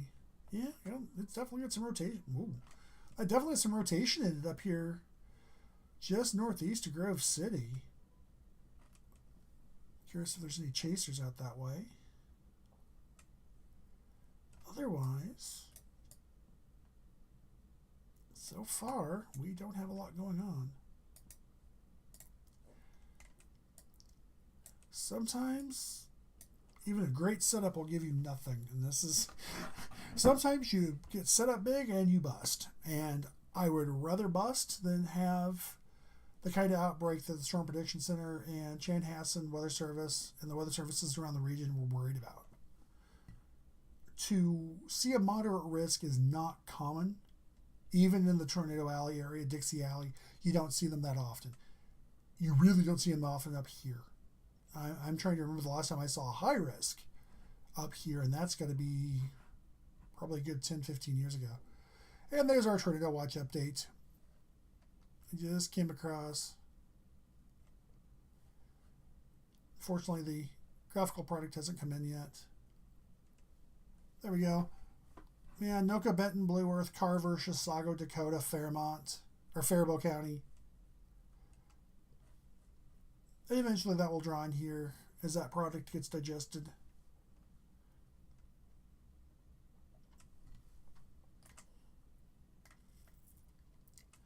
Definitely. There we go. There it is. There's the rest of it.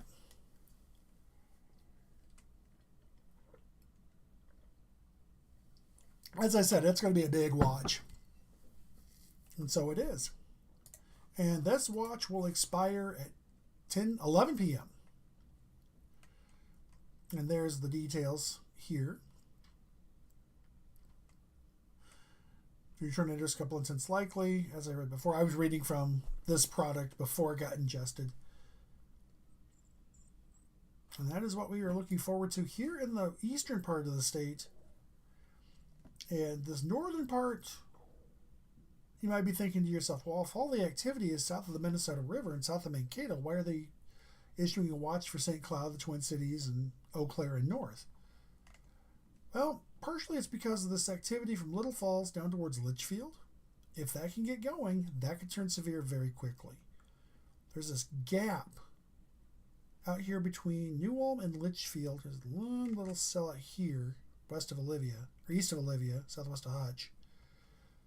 That's there, but there's nothing working over the atmosphere. This area is prime storm fuel, and nothing's using it. That's a tank of gas waiting for a match. And so, with these storms moving to the northeast, if you look at this, I mean, we're here, and they're moving this way. Well, that puts us up in Pine County. If anything blows up here, oh, well, my line's not that straight, but it goes to the metro. These storms down here by New Ulm will go through the South Metro. Hastings would be in the line of that, but if they expand a little bit further north, that will start covering well into Dakota County, into Scott County, and we will really have to watch these. Again, as I look at this, that storm by Litchfield is really starting to come together. Yeah. So I'm going to zoom in on the storm a bit more. I'm going to focus on it a bit. As we look here between Grove City and Richfield and Manana, see this rotation right here that I'm kind of moving the mouse over. If I flip over to standard reflectivity, it's a little off, but right here, you got something going on there, because that area of rotation is right there with it. And we finally got the, there we go. Now the scan makes sense. There's a delay as it processes all the data and generates the wind velocities. That's why I was like, that doesn't quite match. And that storm is now starting to generate some lightning. So we want to watch this. If the lightning counts start really climbing, you start seeing a lot more lightning, that's going to be a storm to really watch, because that storm could produce a tornado. It's in a prime environment for it. Excuse me. Same thing with this storm out here in Renville County, out by Hector. It's going to move up towards Hutchinson. That storm's starting to produce some serious lightning now too. Nothing like what we're seeing down here in this line in northwest Iowa. But it only takes one storm going through your town and you'll remember it for the rest of your life. And as I look, I'll zoom way out. Not really showing a whole lot because I've got the wrong mode on, but taking a look at the big picture here for just a little bit.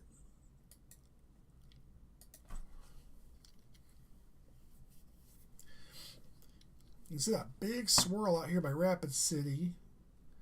You can see that area between Grand Forks going down towards Jamestown, even towards Aberdeen. Doesn't really move much. This area back up here, even extending up towards Dryden in Ontario, back down towards Pier, that's all a big deformation zone. That is where everything's going to get scrunched together from this huge system pulling up, and it's forcing this air up into the cold air mass behind this other front. So what's happening is you've got a whole bunch of stuff coming together at once, and it just doesn't move. It will sit there and just kind of precipitate and precipitate and precipitate and not really be all that exciting. And as I take a look at more information, there's another watch likely that's going to cover continuing south and west of the watch that just got issued for a good chunk of north central Iowa. It's going to go down into Nebraska, the rest of western Iowa, and possibly even into northeast Missouri. And there's one more on top of that, which is Oklahoma and Texas. That is not as likely, but it's there. And we will not be looking at it too much because it's way out of our area. Right now, let's zoom back in and we will go back to taking a look at the radar locally. Bink. There we go.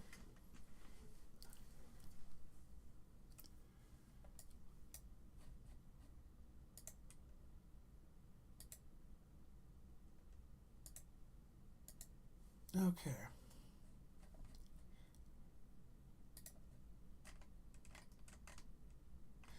Yeah.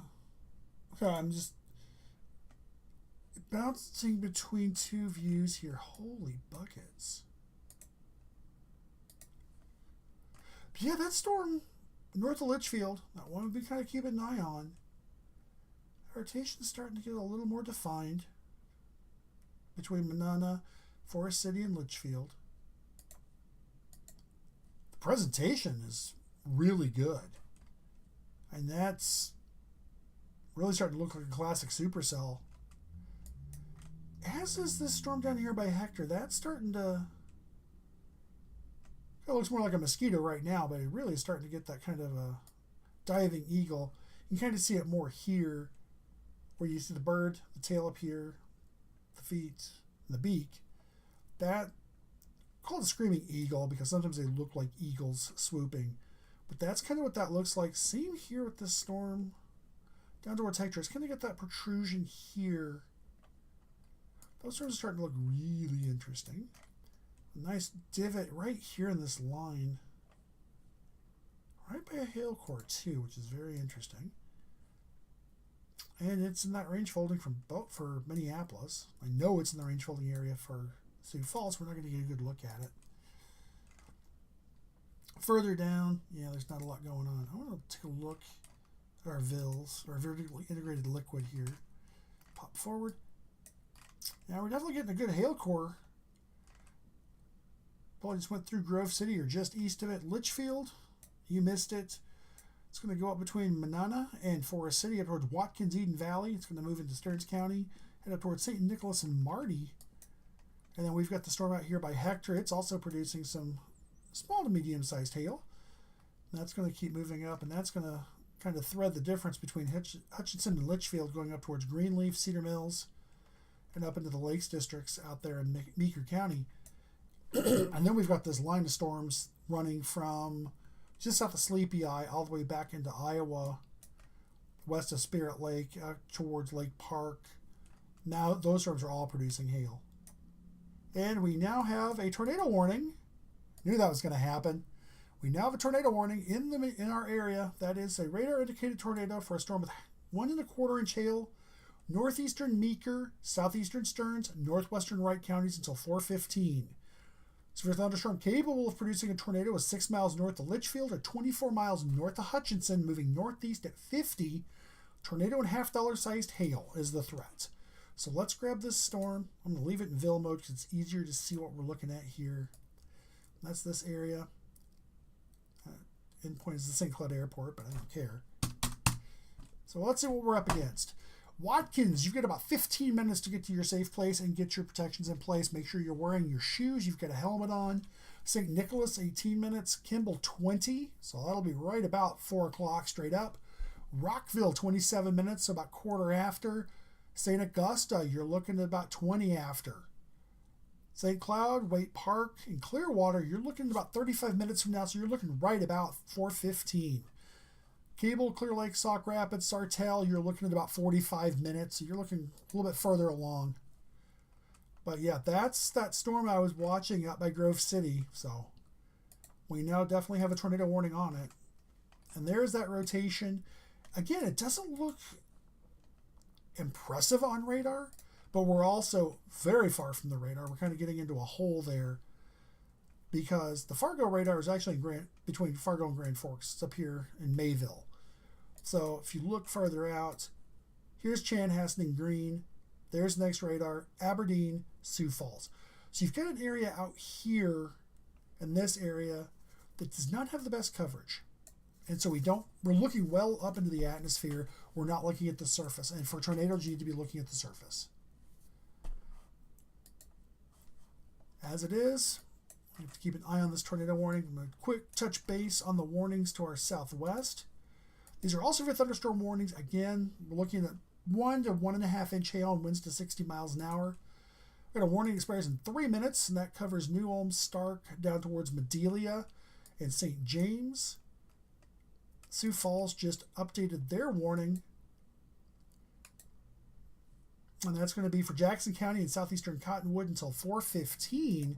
And that is for 1 inch hail, or excuse me, 1 1/4 inch hail and 60 mile an hour winds. And down that storm down in Iowa is also now severe thunderstorm warned. And that is going to be from 7 miles south of Lakefield. It's a Lake Park to 6 miles southeast of Harris, moving east at 25. Wapaton, Okoboji, Spirit Lake, Orleans at Lake Park, and West Okoboji are going to be the areas affected by that warning in Iowa. But again, we want to keep an eye on the storm up here near Litchfield. And this has a tornado warning on its radar indicated at this point. We'd like to keep it that way. Just means that the storm is possibly producing a tornado or could produce a tornado, but it doesn't mean it is. But we're going to treat it like it is. If you're in the path of this storm, Watkins, you're probably going to miss it just the west. You're going to get some hail. But if I'm in Kimball, South Haven, I'm going to be taking my protective measures. Get your shoes on. Get your helmet if you have one. If you have nothing, pull a mattress off the bed and put it over you in the bathtub. That will help protect you. Again, you want as many walls between you and the outside if you can't get underground. But you want to make sure you are protected. These storms mean business. And I'm going to look at a couple of other products here real quick. Hold on. I want to look at something. Yeah. Okay. Right there. Sorry, I'm making a mental note to myself where something is. Okay, they're not together. There was a pocket of area that looked in correlation coefficient that it looked like it was a CC drop or correlation coefficient drop, and so I was not going to let that go until I verified it. Unfortunately, or fortunately in this case, it is well removed from where the tornadic circulation would be if there was a tornado on the ground. So we do not appear to have a tornado on the ground here north of Litchfield. Again, it's radar indicated rotation. We're going to treat it like there's a tornado. We're going to get in our safe spaces. As I look at some of these other storms, the storm near Hector is starting to look a bit more supercellular. It's starting to look like it's getting together. This line from New Ulm to all the way down to almost to Spencer, Iowa.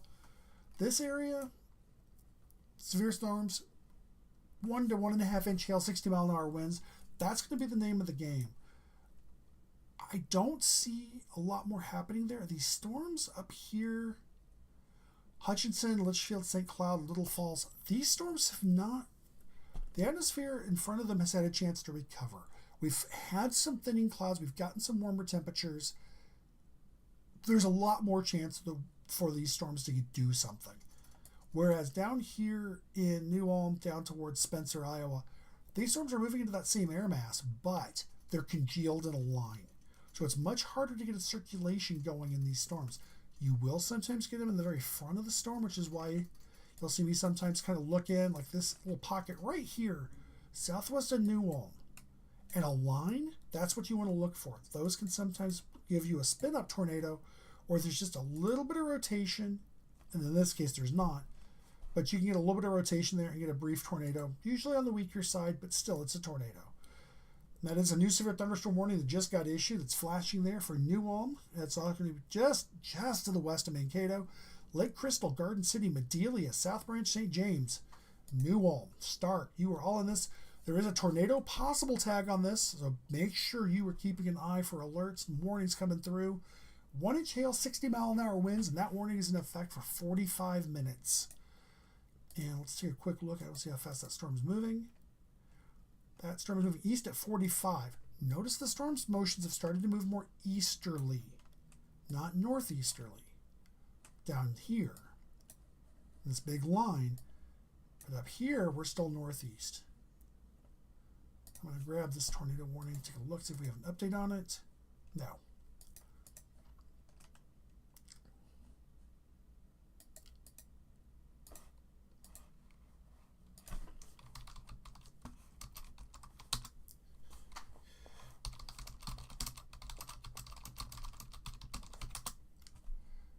All right. Yeah, that storm up here, it means business. Watkins, you're about to get some serious hail going on. Kimball, you're getting some hail too, but I would be much more concerned about the rotation that's going to follow it. You're going to get the hail here.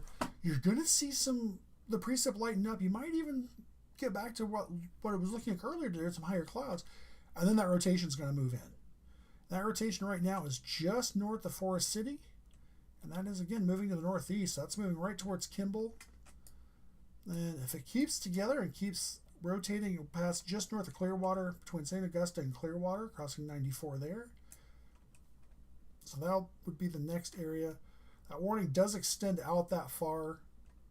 So we are looking at just a corner of Wright County. I didn't realize Wright was in it.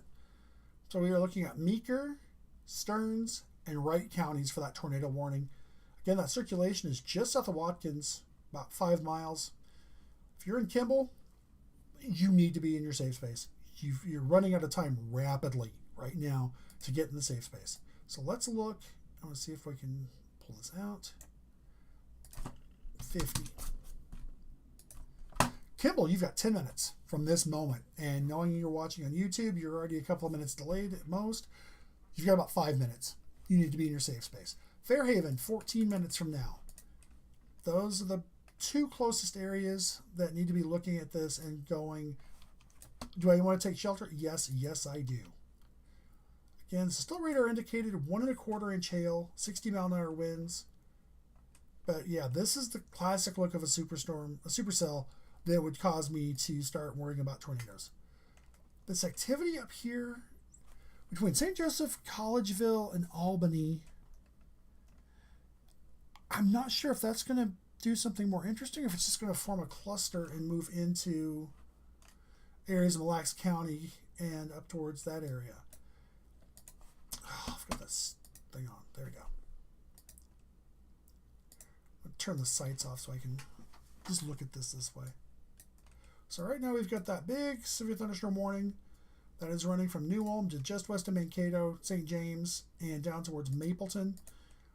Again, that is for a tornado possible with 60-mile-an-hour winds and a quarter-sized hail. A couple of suspicious locations along the line. There's one just south of New Ulm, right here. And another little divot right here. There's a couple more even. This line, yeah, I could see spin-up tornadoes happening very quickly, be brief, but that's all it takes to ruin your day. A little small tornado hitting you. So make sure you're in your safe space. Get your walls between you and the outside, in the basement if possible. Make sure you're wearing your shoes. Get a helmet if you have one, some sort of head protection. But right now we're going to focus up on this storm up here, now getting well northeast of Litchfield, up towards Watkins.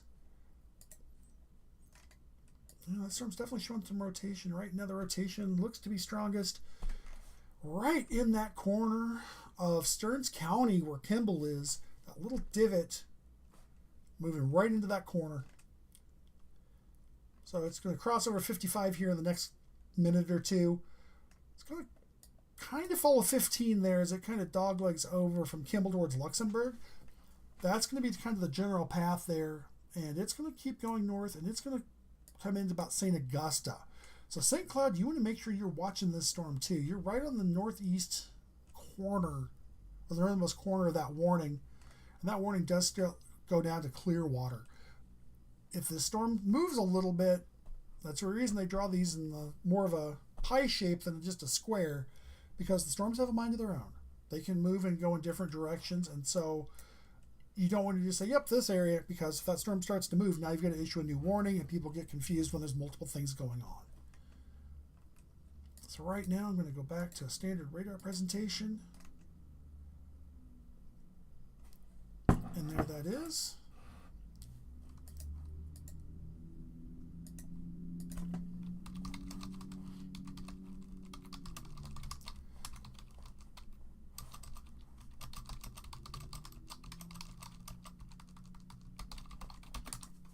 All right. Surprised I haven't heard from my storm chasing buddy. He's got family out here in Meeker County. And so we used to chase out there quite a bit. That's why I look at this area going, oof. Yeah, this is an area that gets a lot. So yeah, right back here, just moving into Stearns County. That is just going to clip the southeastern corner of Stearns County. I'm looking at that. So a storm down here by Hutchinson could prove interesting too if it gets its act together. Which radar am I on?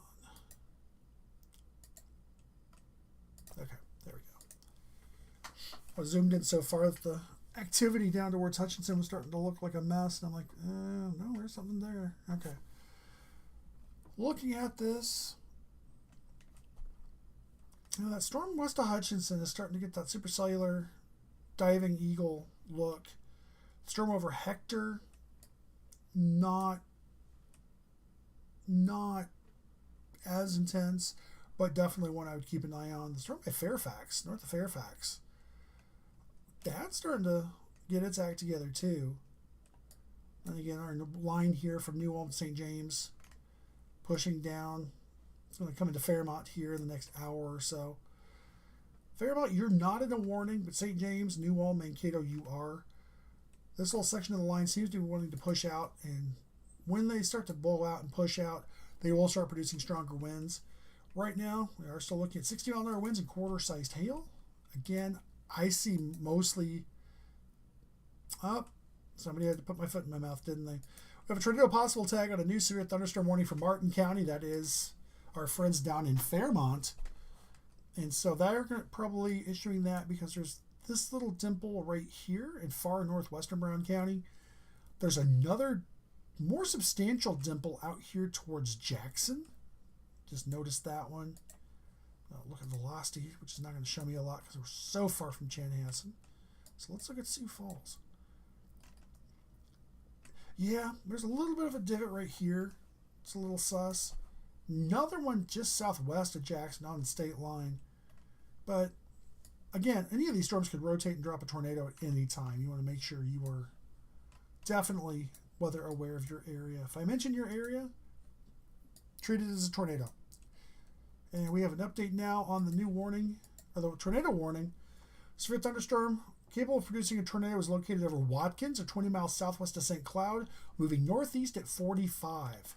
So St. Cloud, Waite Park, Rockville, Clearwater, Watkins, Kimball, Forest City, Luxembourg, South Haven, Fairhaven, St. Nicholas, St. Augusta, and Pleasant Lake. You are in the path of this storm. Need to be taking shelter immediately. And that is this rotation just coming up on Kimball. So another little suspicious pocket over here, south of Marty, that I'm keeping an eye on.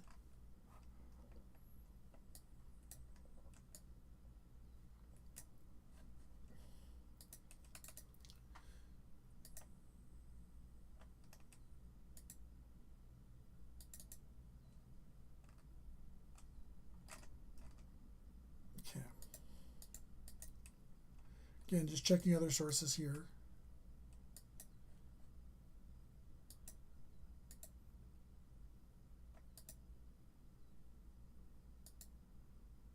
Oh, yeah.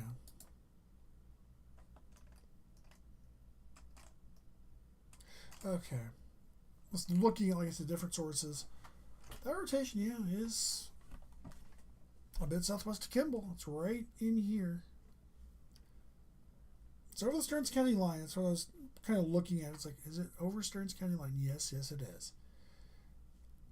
All right. Yeah, it's to the south of 55. Okay. So we're looking at this area. Where did 55 go? Right in here. That's going to be your rotation if there is anything going on. That area is moving here. It's at 45. I believe it was 45, might be 50. It's going to bug me now. 45. Okay. So Kimball, you should already be there in your safe space. Fairhaven in about 7 minutes. Clearwater, 20. Clear Lake, 25. Cable, 25. St. Cloud proper, not in the path of this storm. However, as I said, there's another area rotation here, which I'm watching because it looks rather suspicious on its own. If we move it, St. Augusta, 12 minutes. St. Cloud, 19. That's going to be more campus and the University Heights area than Cable in 22 minutes. Also out around the airport. St. Augusta. So there's two areas of rotation in this storm to keep watching. That one that I was looking at is not as intense. That rotation by Kimball is tightening up substantially. So I'm going to jump out of the mode I'm in because it's starting to bother me. There we go. Just south of Kimball. Kimball, you need to be in your safe space. In the basement if you can. Underground. As many walls as you can between you and the outdoors. Fairhaven, you're in that line too. Looking farther out. It's going to go between St. Augusta and Clearwater. Clearwater, you are not in the clear with this. You're in the warning. So are you in St. Augusta. St. Cloud, technically not, but you are.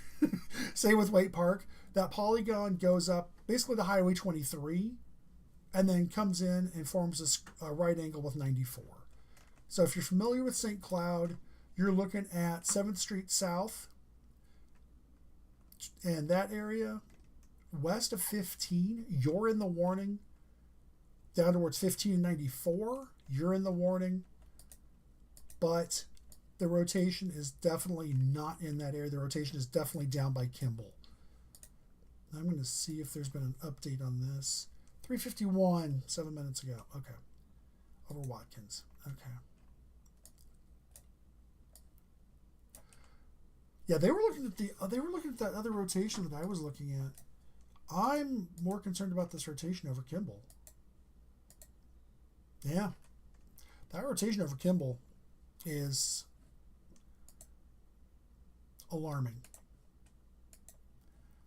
And I say that because you're starting to see a distinct rotation couplet here, and it matches up perfectly with what you're seeing on the radar.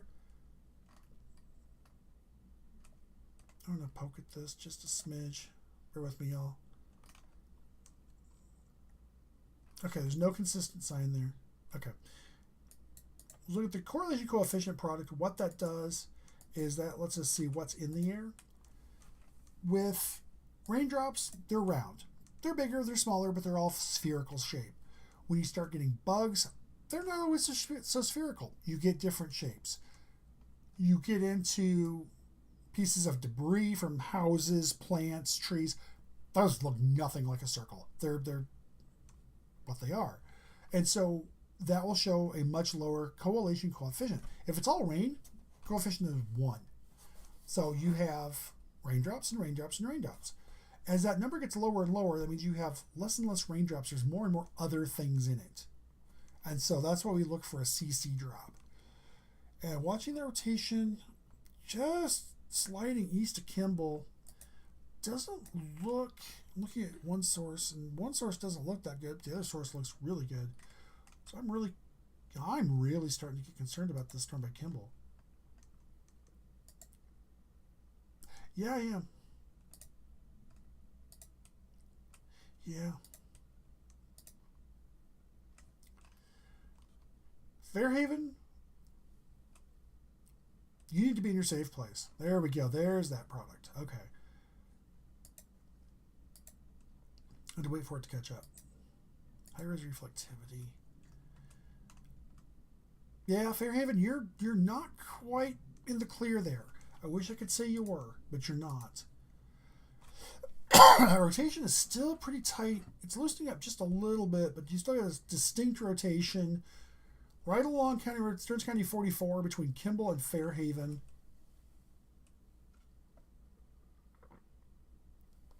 That's going to be moving right on the north side of Fairhaven here the next minute or two. That's going to make a beeline straight for Clearwater and Clear Lake.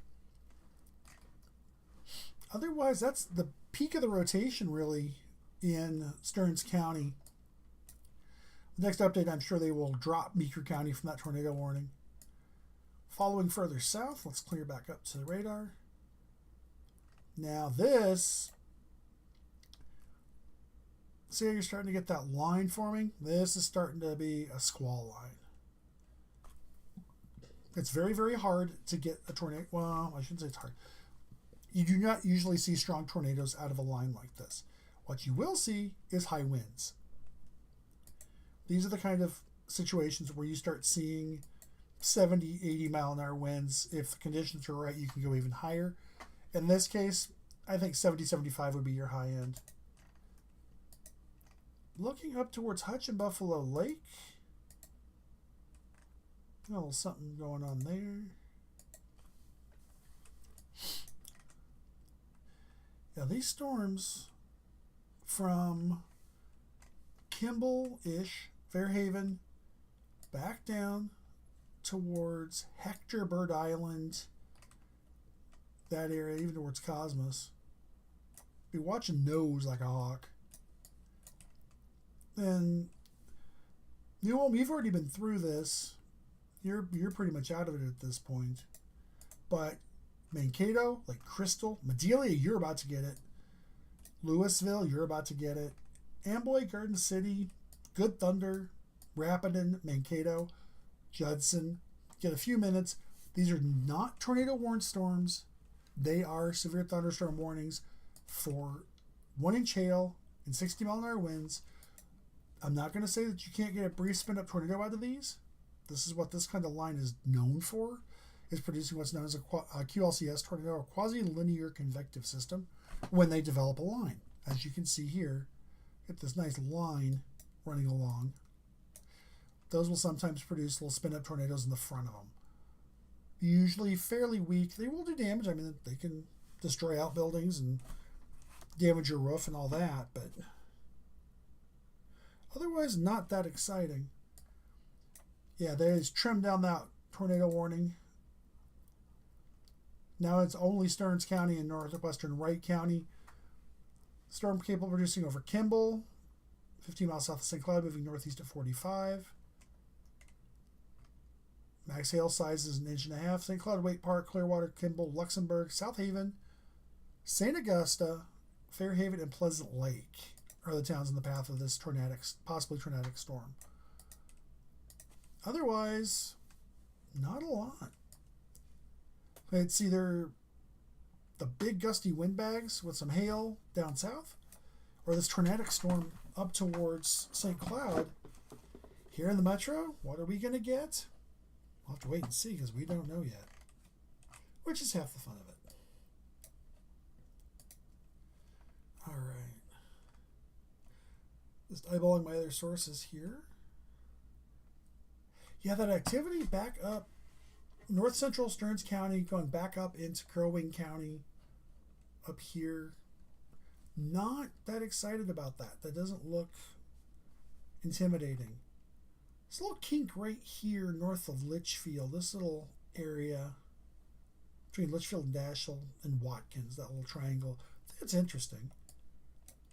Now, it's strung out, but this storm here, northwest of Hutchinson down towards Hector, Buffalo Lake, this storm is starting to get kind of that appearance.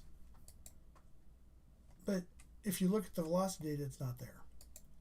That's one of those where you have to keep, it's like it looks, but it's like, okay, it's not. It's teasing. But yeah, right now in the metro, we are just waiting, which is the worst thing to do in severe weather, I'll tell you, is to wait. I don't do it well. Right now, we have the 1 tornado warning. We have 5 severe thunderstorm warnings in the country, and that's it. So far, we've gotten lucky, and let's hope we continue to stay that way. A little wider shot here. Got some cells out to way out in central Wisconsin towards Merrill, down towards Neillsville, Wisconsin Rapids. That area, those are not severe. Got some more activity going up here in northeast Iowa, far southwestern Wisconsin, not severe. We do still have that tornado warning up by St. Cloud. That is going to be in effect for another couple of minutes here. Yeah, that expires here in 9 minutes. And so, again, south side of St. Cloud, southeast St. Cloud, Waite Park, Clearwater, Kimball, Luxembourg, South Haven, St. Augusta, that area, you are in the path of this storm. Take shelter. So I look at it, the storm looks mean. If I look at velocity, still got a rotation here. Looking down here now at this too, just again, south of Kimball, right here. That's an interesting place for that. That's very interesting.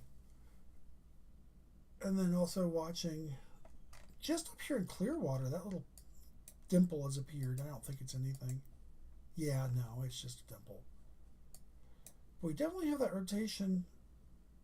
The storm's definitely rotating northeast of Fairhaven. That's not in question. Another little pocket of Missisquoi rotation, just going between Kimball and South Haven. Not anything to get too excited about. That rotation, though, north of South Haven, we're talking coming into Clearwater, Clear Lake, just north there, between there and St. Augusta. That area is starting to look like it's tightening up a bit. The signatures are getting stronger, which is not what we want to be seeing right now. Otherwise, not a lot of anything. I mean, we have severe thunderstorm warnings. There's large hail, but that's not too unexpected in springtime in Minnesota for us to get inch and a half inch hail. The situation was such that I really thought we were going to get absolutely hammered, and we have not yet. Knock on wood. So we'll see what happens here in the next hour or two. Hopefully nothing happens. That would be ideal. Zoom way out. There's that Texas-Oklahoma warning. Or watch, I should say. Watch. Yeah, there's nothing out there yet. Just a couple of cells out here.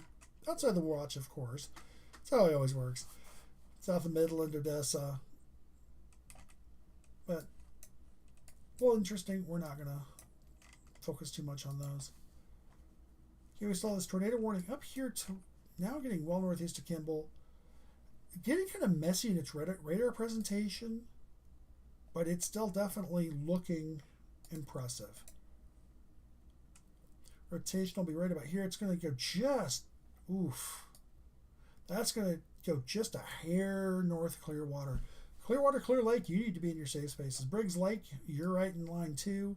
Dwelm, you're going to be up there too. Santiago should go northwest of you, but definitely one to keep an eye out on. St. Cloud itself looks like you are not going to be affected much. This is going to go well to your south, south of St. Augusta.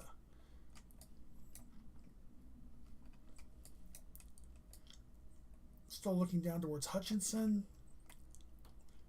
Well, it looks interesting in reflectivity. The wind velocities are not interesting at all.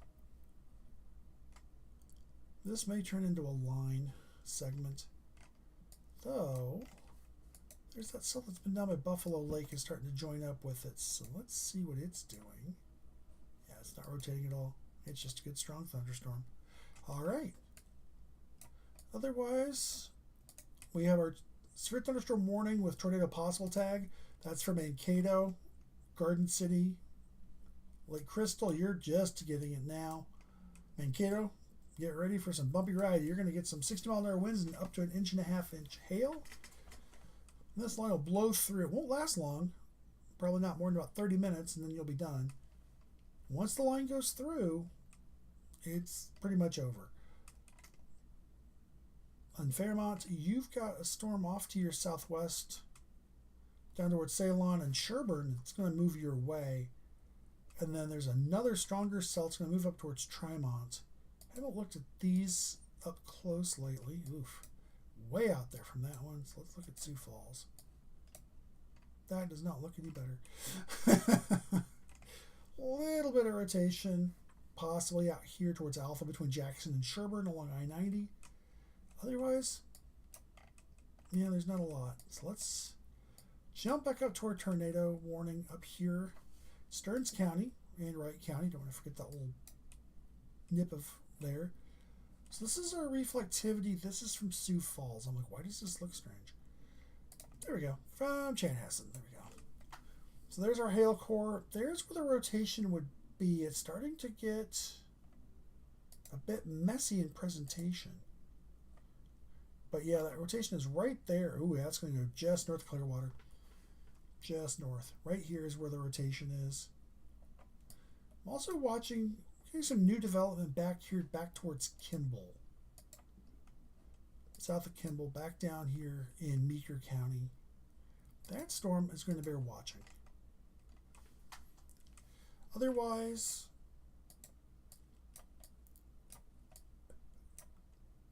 north of Hutchinson, that could be interesting. There's this area out here starting to show some interesting signs. Yeah, there we go. North of Hutch, that's a little suspicious area. Otherwise, yeah, get ready for strong winds. Mankato, down towards Garden City, Truman. You're in the line with probably some 60, 70 mile an hour wind gusts from the poke at St. James here. St. James had a gust of 44. But that's also, they only report every 20 minutes. So if that's the case, we may get an update later here in a little bit. Oh, new severe thunderstorm warning. Just caught it. Tornado warning. Tornado possible tag. This is going to be for northwestern Benton, southeastern Morrison, and northeastern Stearns counties. Severe thunderstorm located near Royalton or 14 miles south of Little Falls, moving northeast at 55. Quarter-sized hail and 60 mile an hour winds. That's that north edge I was looking at and hadn't really given much thought to.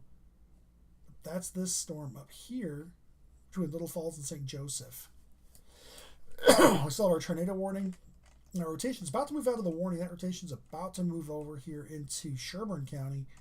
That's going to be up towards Clear Lake, moving towards Santiago and Glendorado.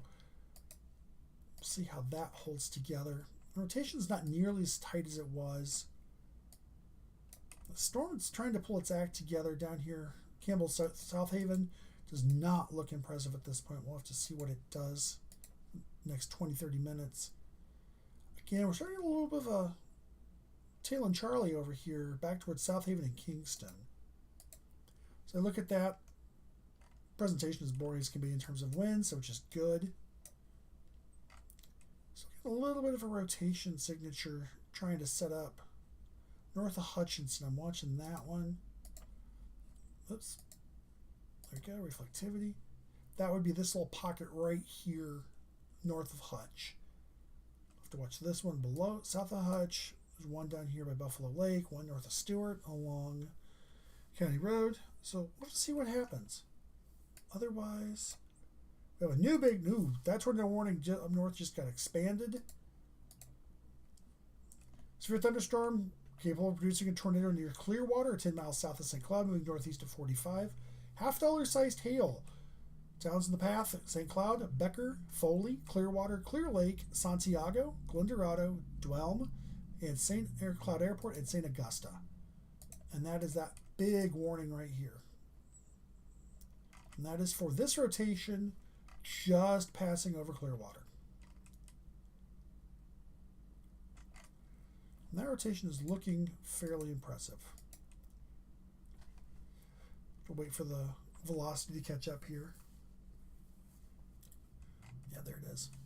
So there's that rotation right in here. Just barely missing Clearwater.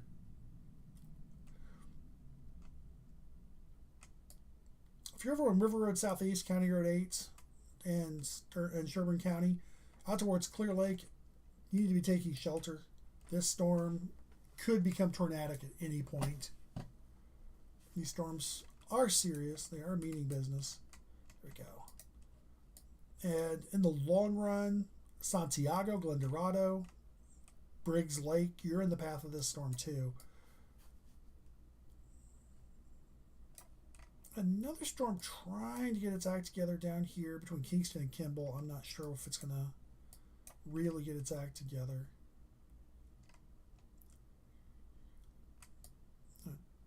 Peek at something here. Wilmer's west, Olivia southwest, Redwood Falls west. Okay.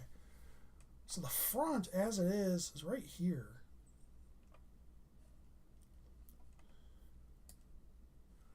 We've got time to go.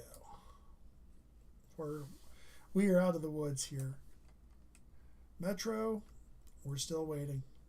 Don't let your guard down. Oh, run this from south to north here. We have our Brown County tornado possible storm. Sorry, Martin County. That was Brown County. Martin County. 7 miles southwest of St. James to 24 miles southwest of Sherburne. Moving east at 30, 60-mile-an-hour winds and quarter-sized hail. Again, tornado possible. That's going to be one of those QLCS spin-up, pre-spin-up tornadoes. Going up farther north towards St. James, Madelia, Mankato. And severe thunderstorm warning for another 10 minutes or so. That's going to be that area just coming into Mankato. Garden City, Mankato, you're about to get hit. Not necessarily the strongest storms, but definitely ones you don't want to mess with. North Mankato up towards Oshawa and North Star and Kasota. There's some hail in there. You might want to, if you got plants out there have just sprouted, you might want to get those taken in. Same thing with bring the kids in, make sure they're not playing if it starts to hail, and if you can, move your car to shelter. Why risk the ding? Otherwise, I'll poke back up this storm farther north. There's our tornado warning storm. Circulation is now north of Clear Lake. No, the circulation is not. Circulation is transferring? Are we getting a handoff? I can't tell. So So I wish the St. Cloud State radar was up and running. Because the rotation should be here, but this notch has me thinking it might be elsewhere. Do we rotate? Okay. SRM, same thing. So, yeah, I think there was a handoff here. Something happened in the storm. This area up towards Clear Lake was the old rotation. I think we're getting new rotations south of Clearwater, southeast of Clearwater now. So move over Clear Lake. And then up further north, we are not going to forget about you up here in Piers, Morrill, Rice, heading off towards Onamia. So Hillman, Lastrip, Piers, Buckman, Morrill. You're all in line for a severe thunderstorm warning, possible tornado tag, 1-inch hail and 60-mile-an-hour winds. So your normal garden variety severe thunderstorm. The biggest storm of concern is the storm that's moving into Sherburne and Benton counties. That is the one that has rotation. It is tornado warned. And looking at the reflectivity, it's becoming messy. Watching this. Yeah, we're definitely getting new development down here at Kimball, South Haven. I'm just not sure what it's going to do.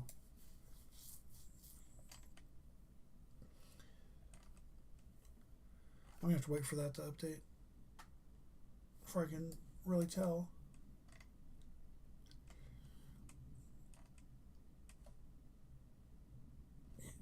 Jump radars real quick. Looking at the short range, not going to work. Right, okay, there's that. You can see, this is the Cottage Grove radar. You can see everything's kind of smeary and blocky. Especially when we get down here, this doesn't even look all that impressive. But it is, don't take it seriously. Mankato, you're on the doorstep of getting some hail and wind. Hutchinson, you were in for a period here of interest. Here's our tornado warned storm up towards Clearwater, Clear Lake. There's for the thunderstorm Morrill, Piers, Rice. I'll switch off to the weather radar and Chanhassen. There we go. Even up here, because we're getting quite a ways away from the radar, this storm is kind of smeary. High winds, tornado possible, 60-mile-an-hour winds, 1-inch hail. We'll figure that storm is now blown up on the south shore of Lake Mille Lacs.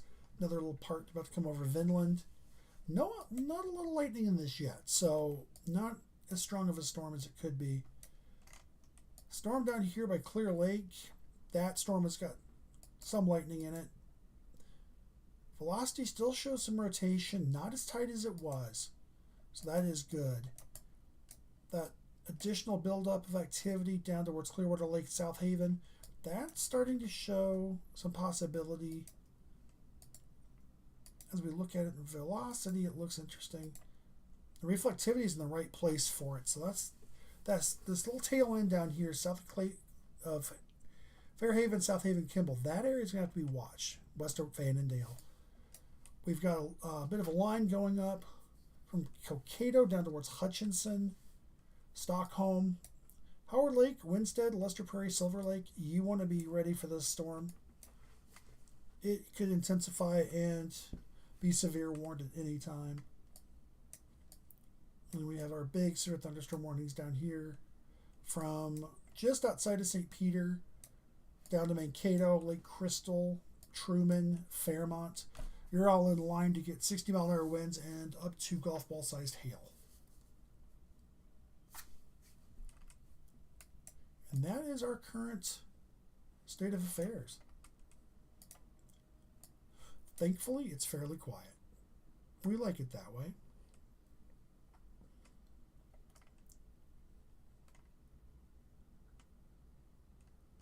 If we get a pocket where we are tornado warning free, I am going to step away and let the radar speak for itself for a little bit, and then I will be right back.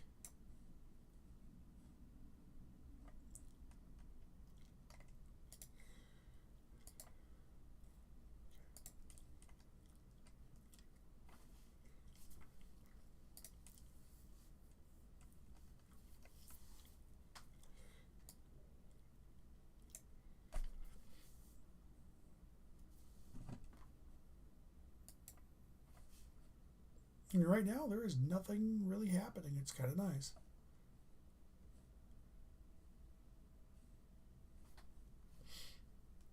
We have our tornado warning up here in the St. Cloud area by Clear Lake, north of Becker, moving towards Santiago. Looking at this area that's developing south of Clearwater, northwest of Silver Creek. I'll pop that into velocity mode. Okay.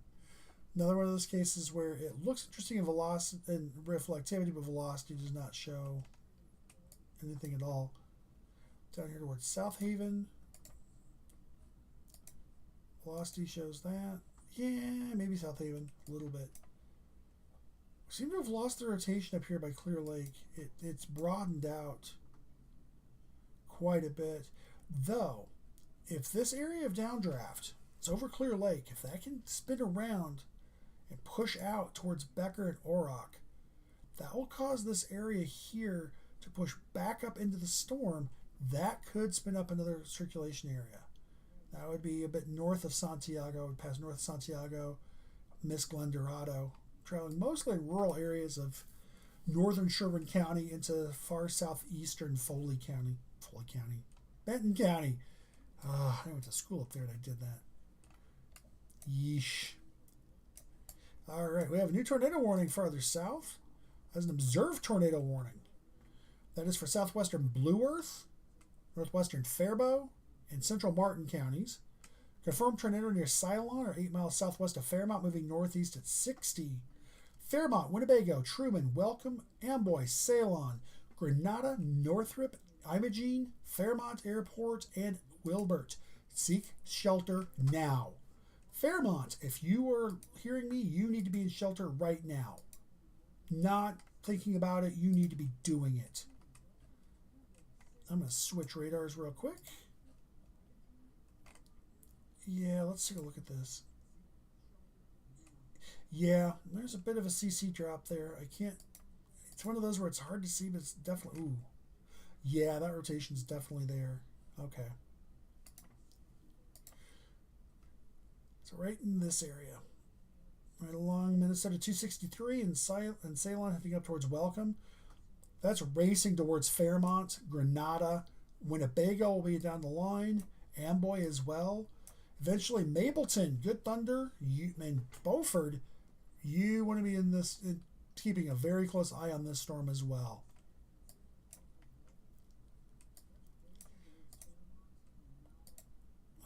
We have an update now on the warning farther north. Tornado producing storm over Clear Lake, 11 miles southeast of St. Cloud, moving northeast at 45. Severe thunderstorm warning farther north has been trimmed. It is now only for southeastern Morrison County. That is for 60-mile-an-hour winds and quarter-sized hail. Piers, Lastrop, Morrill, Buckman, Harding, Glenola, and Hillman are the storms affected there, or the cities affected there.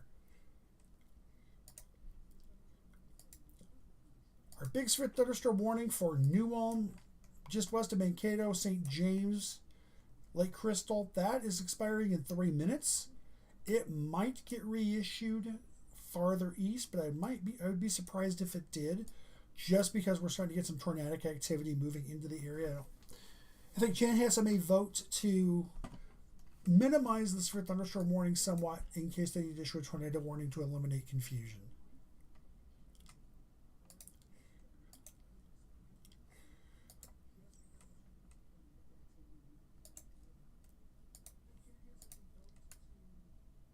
All right, just scanning the line here,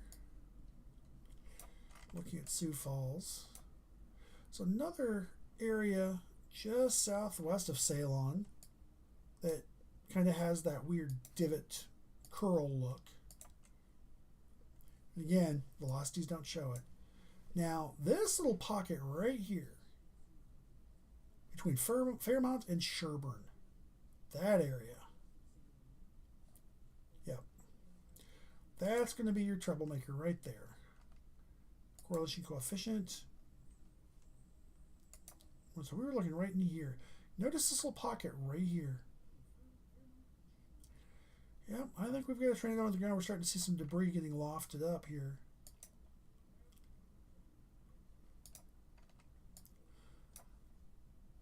Otherwise, taking a look at the warnings here. Yep, that warning for Blue Earth, Martin County, this has all been allowed to expire. So our tornado warning farther north. And that's going to be for Benton and Sherburne counties.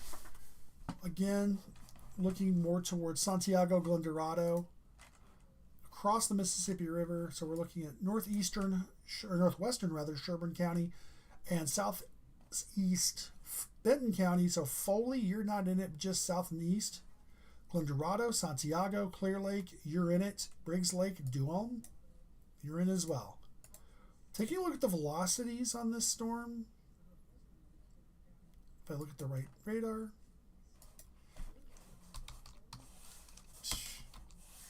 Good grief. Nope, that's not what that was supposed to do. Hello. There we go. Oh. The wrong radar up. I just completely confused myself there for a second. There we go. All right. So this is our severe thunderstorm warning storm up here by Piers and Morrill, moving towards Onamia. This is our rotation in the storm that's near Clear Lake. This is starting to look much more like it is bowing out and gusting out. I agree that there is a tornado warning on it.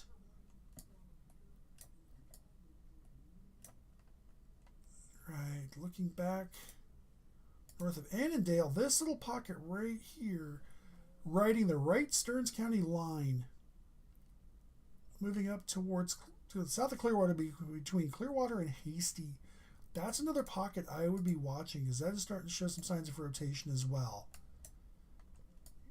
Our activity down towards Hutchinson does not look like it's rotating at all. Looks fairly routine. Actually, it's kind of falling apart. It was looking much better about 20 minutes ago. Otherwise, we've got our severe thunderstorm warning. It's still in effect for Martin County. That's going to cover Fairmont. This storm is poking along. We have a very pronounced rotation signature just south of Welcome, Minnesota. Taking a look at that. Yeah. Looking at way out in the radar field here, because I'm looking at from Minneapolis, not from Sioux Falls. So let's switch to Sioux Falls. There we go. Yeah, right in this area, which is really messy in correlation coefficient. Velocity would lead me to think it's farther north, which it is. It's actually about to cross over I-90 between Fairmont and Welcome. So this area right in here, you get a weak echo region 2, which also is suspicious. There's its updated scan. There's our rotation area here. And that is a confirmed tornado. That is moving northeast at 66.0 miles an hour.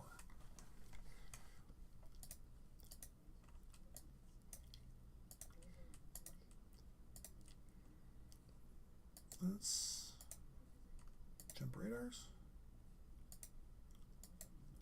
All right. So one of the things we look for tornadic storms is high intensity or high level of lightning activity, intense lightning. Not seeing it up here in this storm at all. For Morrison County. Warning is going to remain in effect for another 12 minutes. 60-mile-an-hour winds and quarter-sized hail. It meets severe criteria, but not terribly well. We have our radar indicated tornado warning with 1.5-inch hail. That is going to be still in effect for another 12 minutes. That's going to be for southeastern Benton and northwestern Sherburne counties. That's that same storm we've been watching from back by Kimball. Not looking nearly as organized as it was over Kimball. Rotation is starting to tighten up. Outflow push. Starting to get that spin going up here. So just southwest of Santiago and Glendorado. Right there is that area you want to watch. That's going to be the storm that's going to cause problems. Not as concerned about this storm down by South Haven. There's a little bit of rotation in it down here along the county line, just paralleling 24 going up towards Stillwater, to Clearwater. It's a water town. Getting a little bit of mess up here, but the reflectivity doesn't bear getting excited about it. And we have an update on that Martin County storm way down in Fairmont. Remains in effect until 5 o'clock. Still ping pong ball sized hail and 60-mile-an-hour wind gusts. Those storms are on a line from 23 miles north of Fairmont to 17 miles southwest of Fairmont, moving east at 30. So those storms are not moving quickly at all. If we put that into motion, we can see that. I'm going to push that out and make it a little longer. Now the problem is if you're in that hail core, right in that back edge, just north of Fairmont, you're getting hail for quite a while there. Not by Welcome. Welcome just got hailed on. Something big time.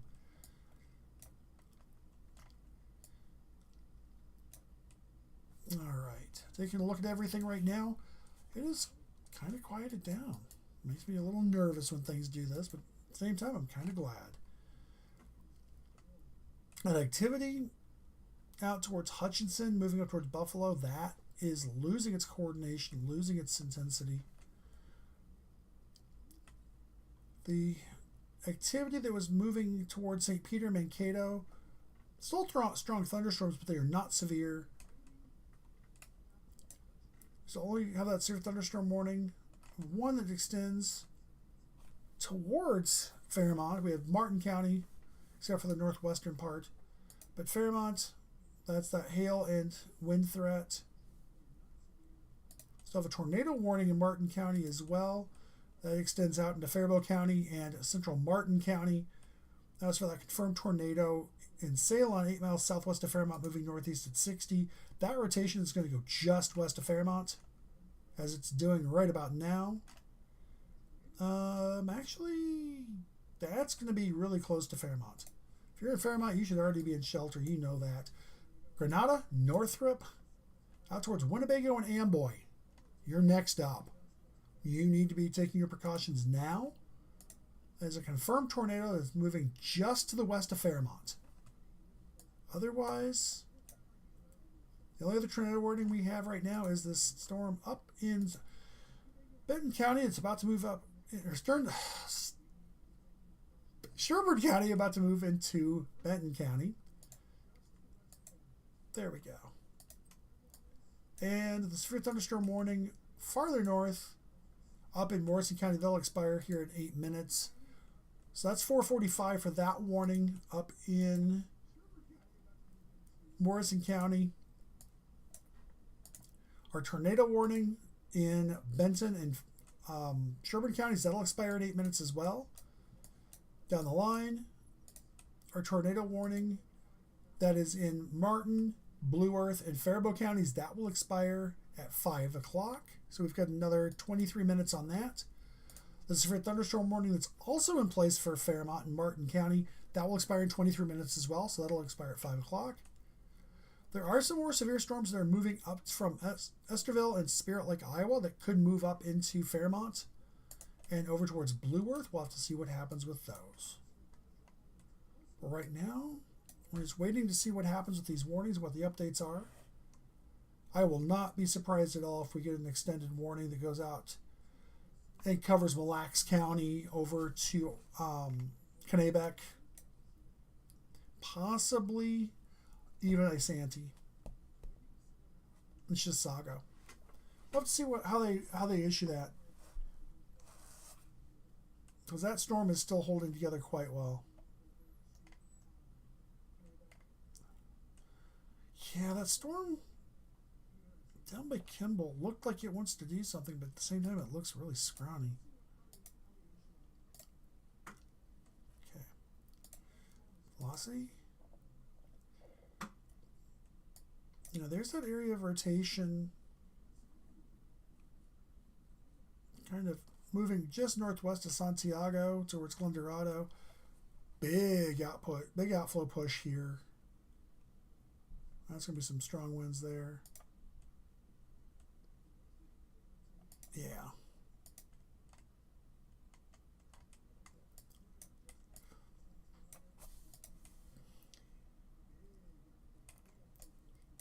All right. We have a new severe thunderstorm warning. That's tornado possible tag on that one. This is a big one, so it's going to cover from Waterville, Faribault, Mankato, all the way up to New Prague, Elko New Market, Lonsdale, Montgomery. So this is a big one. And that is, again, for 60-mile-an-hour winds, 1-inch hail, and a tornado possible. So we'll have to watch this line very closely. And that rotation northwest of Fairmont is starting to look more impressive. We go through each and scan. That's not the function I wanted. There it is. Oh, love radar contamination. There we go.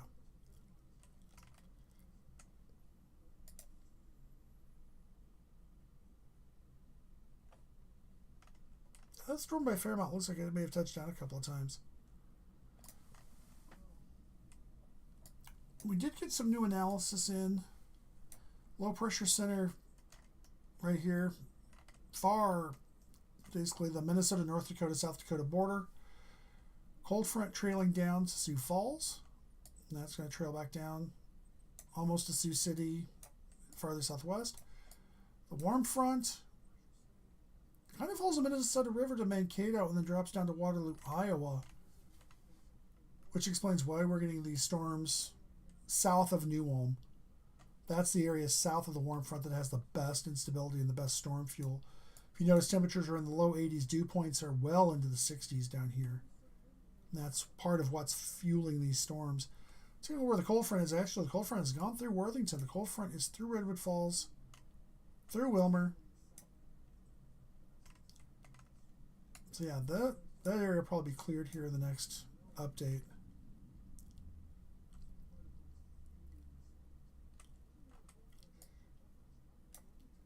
All right, we have an update on our tornado warning. 6 miles southeast of Truman or 9 miles northeast of Fairmont, moving northeast at 60. So that storm is no longer confirmed. It is now a radar indicated tornado. And that is our storm down here in Fairmont, north of Fairmont. Still a substantial hail core, so we're going to treat that with the respect that it deserves. And we go back to the storm. It's the remnants of that activity down by Hutchinson. Switch radars here. There we go. Wonder why that looks so sloppy. Our Morrison County warning has expired. It's actually canceled early. A couple of minutes left on the tornado warning in Sherburne and Benton counties to see if Chanhassen reissues that one or not. Rotation is right there on the corner of Mille Lacs County, Benton County, and Sherburne County. Look at that. Oh yeah, there's definitely some rotation. Yeah, Chanhassen will likely reissue that warning. Probably covering extreme northeastern Sherburne County. That will cover Isanti County. That will cover southern Mille Lacs. Might even go up into southern Kennebec County. We'll have to see what they do. Otherwise, the activity near Hutchinson is not doing a whole lot. Still that strong rotation and tornado warning that extends from just north of Fairmont, more between Fairmont and Northrop. That is ripping to the northeast at 50 to 60 miles an hour. It's heading towards Amboy. And then the rest of Martin County is under a severe thunderstorm warning for 60-mile-an-hour winds and 1-inch hail. And those storms are only moving at 30. So if you're in that area, it's getting hail or the strong winds, you're going to be in those areas for a little while. And not to forget our friends in south central Minnesota. Elko, New Market, Lonsdale, Warsaw, New Prague, Montgomery, Waterville, out to La Center, Cleveland, Kasota, St. Peter. You're in a severe thunderstorm warning for 60-mile-an-hour winds, 1-inch hail, and a tornado possible. And that's going to be more related to frontline tornadoes as opposed to the big supercellular type tornadoes. Either way, if the tornado warning is issued, treat it as a on-the-ground tornado and take your appropriate precautions. Take a look back at this stuff that's not warned at all. Yeah, that activity out southwest of Buffalo, back down towards Hutchinson, Cokato, Montrose, that's starting to organize a bit more. And we did get an updated tornado warning. I wonder if that was going to happen. Southeastern Benton, north central Sherburne, west central Isanti, and south central Mille Lacs County. Severe thunderstorm capable of producing a tornado was 7 miles west of Princeton or 22 miles east of St. Cloud, moving northeast at 45. So Princeton, Santiago, Glendorado, Pease, and Princeton Airport are the areas that are going to be affected by this tornadic storm. The radar presentation for the rotation is still distinct. There is a distinct rotation signature just southeast of Glendorado. Treat this storm as if it is a tornado on the ground. Make sure you are getting into your safe space. Make sure that you are protecting your head. Another little pocket of rotation back down towards Clear Lake. I'm going to see if that's related to anything. Yeah, it's that little tail end back here. That could produce something too. It's in a good environment for it. We have just a cluster of storms down here between Buffalo and Cokato and Winstead. Not really doing much of anything. They're just storms. Not even much lightning in them either. And south end there's some. Then we have our big severe thunderstorm warning. And that's covering southeastern Scott County, northeastern Blue Earth, Le Sueur, western Rice, and northern Waseca counties until 5:15. That is for 60-mile-an-hour wind gust and quarter-sized hail. So you're looking at Elko, Newmarket, Lonsdale, New Prague, Montgomery, Warsaw. Faribault, you're not in it. You're just on the edge of it. Waterville, Elysian, and Cleveland, Kasota, and La Center. La Center, Cleveland, and Kasota, you're in it now. You know what we're talking about. Fairmont towards Mapleton, that's still a tornado warning there for Martin County extending out into Blue Earth County. That is not Blue Earth County, it's where Blue Earth is. Oh, it's the Iowa trick. It is southwestern Blue Earth, that was right. Northwestern Faribault and northeastern Martin, I think Blue Earth, I think Mankato. It's like the other end of the storm. Tornado capable storm, 6 miles southeast of Truman, right northeast of Fairmont, racing northeast at 60. That rotation is currently north of Grenada, east of Northrop, southwest of Winnebago. So that is quickly going to be moving into Blue Earth County, up towards Winnebago, Amboy, and then Mapleton, Beaufort, Good Thunder after that. Martin County, you're still in a severe thunderstorm warning for another 13 minutes. The storms do not want to clear out, it seems. Still looking at your storms moving east at 30 with ping pong ball-sized hail and 60-mile-an-hour winds. There's a little bit more down in the Iowa side. Otherwise, that's our warnings. It's kind of quiet. Some storms way up in the northeast Minnesota, in the Arrowhead. A few more storms out towards Rhinelander and Phillips, Wisconsin, but otherwise here in Minnesota, western Wisconsin, it's not nearly as intense as I expected. I'll put it that way. Still do have 2 tornado warnings on the board. We have our tornado warning for Martin, Blue Earth, and Faribault counties. That is that storm racing northeast at 60 that was just northeast of Fairmont. Let me take a look at that on the radar here. You see this dimple right here where it bends in towards Northrop, north of Grenada, right here. That is our rotation right there. And that's going to move up right over Amboy towards Beaufort, Good Thunder, and Mapleton in Blue Earth County. Do not be surprised if that warning gets extended. Far northeastern Blue Earth County, a little bit of Waseca County. I'm not sure which county that is. I'm going to put my foot in my mouth. Southeastern Scott, northeastern Blue Earth, Le Sueur, northern Waseca, and western Rice counties. That's right. that is all for a severe thunderstorm warning. 60-mile-an-hour winds, 1-inch hail, and a tornado possible. And this is going to be one of those where these little divots form in the front of these storms, give you your little spin-up storms that oftentimes hit and are gone before we can even get between a radar scan. It'll just pop between them in that couple of minutes. They're that fast. Otherwise, we still have our tornado warning way up here in Benton, Sherburne, Isanti, and Mille Lacs County. That is still showing significant signs of rotation north of Princeton.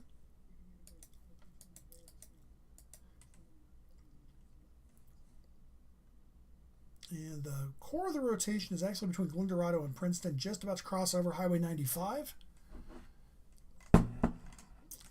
We zoom way in. There's Highway 95 right here. This is 120th Avenue. There's not a lot out there, having driven there a few times.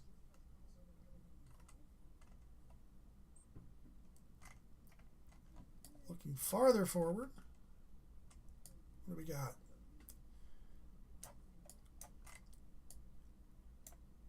Got some pockets of strong winds. This warning down here. Down towards Waterville, Elysian, Cordova, Shilsville, Warsaw, Morristown. That area, those storms are getting some more intense winds down to the surface. I'd be watching that. And then we still have our substantial rotation north of Grenada, east of Northrop. That storm is still meaning business. Do we have a radar? Do we have an update from Chanhassen? We do. Not. It's still 4:40. It's 10 minutes ago. Okay. Still our severe thunderstorm warning for Fairmont for another 10 minutes. For Martin County, that is for 1-inch hail, 60-mile-an-hour winds. Oh, they upped it. 1.5-inch hail. Sorry. 60-mile-an-hour winds and a tornado possible tag. And then we have a slender little severe thunderstorm warning down in Terrell, Iowa, up towards Esterville, which will eventually move towards Ceylon, Welcome, Fairmont. And that warning in Iowa is for 1-inch hail and 60-mile-an-hour winds. That will expire in 9 minutes.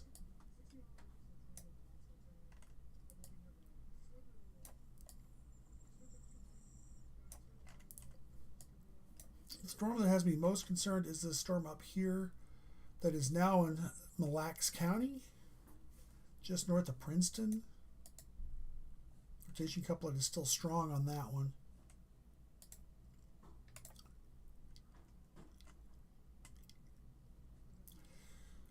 The velocities are a little behind, but this area north of Princeton, northwest of Wyandotte, heading towards Dalbo, Day, Lewis Lake, Coyne, Brunswick, Brom, Stansfield. If you're in that area, you want to be taking shelter now.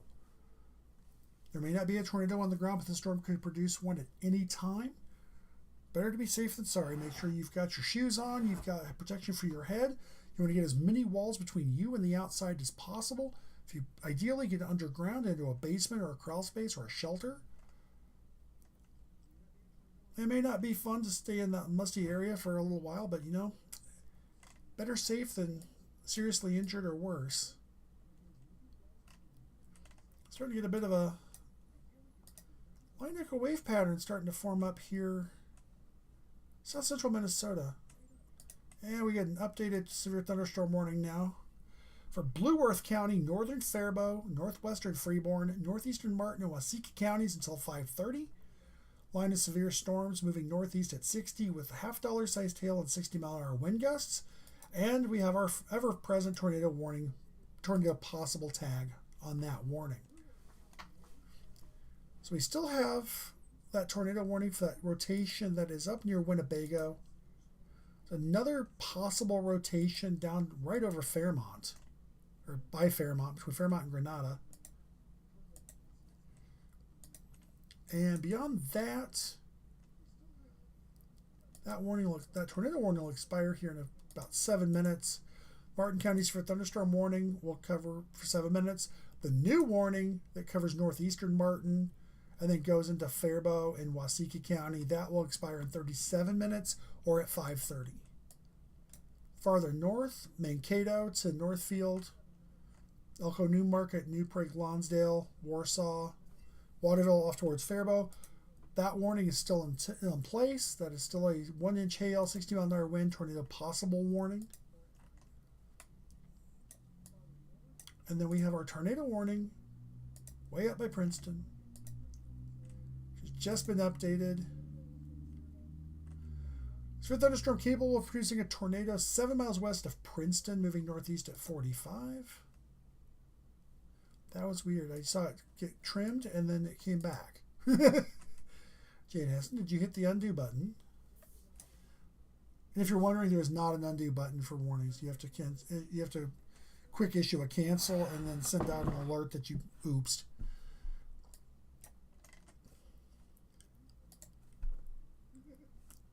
In the North Metro, far North Metro, so we're talking Buffalo to Coon Rapids, Lina Lakes, Elk River, Oak Grove. Might see some storms here in the next little bit. There's still that little cluster that tried to go up near Hutchinson. It's over by Buffalo and Montrose now. It's mostly moving northeast, but the whole area is moving east, so we'll have to see how that works into the metro. Severe thunderstorm capable of producing a tornado over Princeton, 18 miles west of Cambridge, moving northeast at 40. There was that update I saw. That is our tornado warning up here. And that is over Princeton. So it's this little area right in here. If we pull it up on velocity, it becomes much clearer what we're looking at here. It's right here. Right here, we're in 169 and 95 cross. Right here. Going just north of the Sherburne County Memorial Home Park in Baldwin. But the north side of Princeton, you are in the path of this tornadic circulation.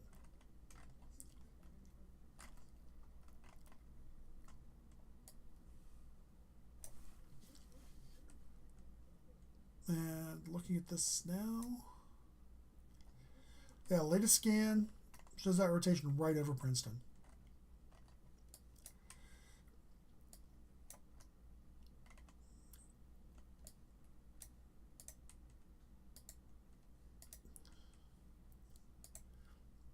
And going back to the south end of the line and looking north. We'll work our way back north again.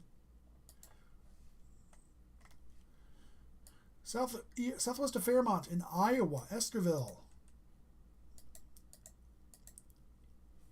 For Emmett County and northwestern Palo Alto County until 5:45. Severe thunderstorm over Estherville, moving northeast at 45. This is going to be your standard 60-mile-an-hour wind and 1-inch hail warning. Our Martin County severe thunderstorm warning for most of the county expires in 4 minutes. There's an updated severe thunderstorm warning that covers northeastern Martin, goes into Blue Earth County as well. Freeborn, Martin, and Waseca, that goes until 5:30, and that's going to be your 1 1/4 inch hail and 60-mile-an-hour winds with a tornado possible tag. Our tornado warning is still in effect for another 3 minutes, and that is going to be the rotation that was down by Fairmont, went over Treman. And looking at the radar, it might be present still near Grenada, but that line is quickly turning into a damaging wind threat. So let's go back to our storms closer to the metro. We do have our severe thunderstorm warnings that are running from Winnebago and Wells and Alden along I-90, excuse me, all the way up to Elko, Newmarket, New Prague, almost to Le Sueur, Lonsdale, down to Faribault, Waseca. Those are all for 1 inch and 1 1/4 inch hail, 60-mile-an-hour winds, and a tornado possible. Up in north of the metro, the only thing we have is a tornado warning for the area north of Princeton.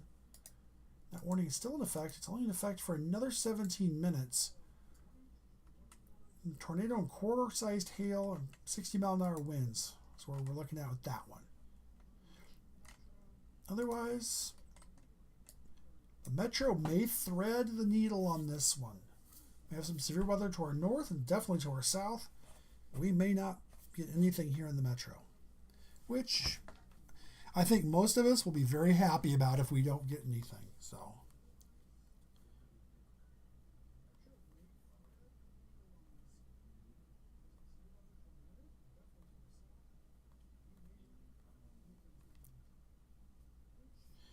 all right. Just catching up on a couple of notes from friends and fellow weather people and getting their updates.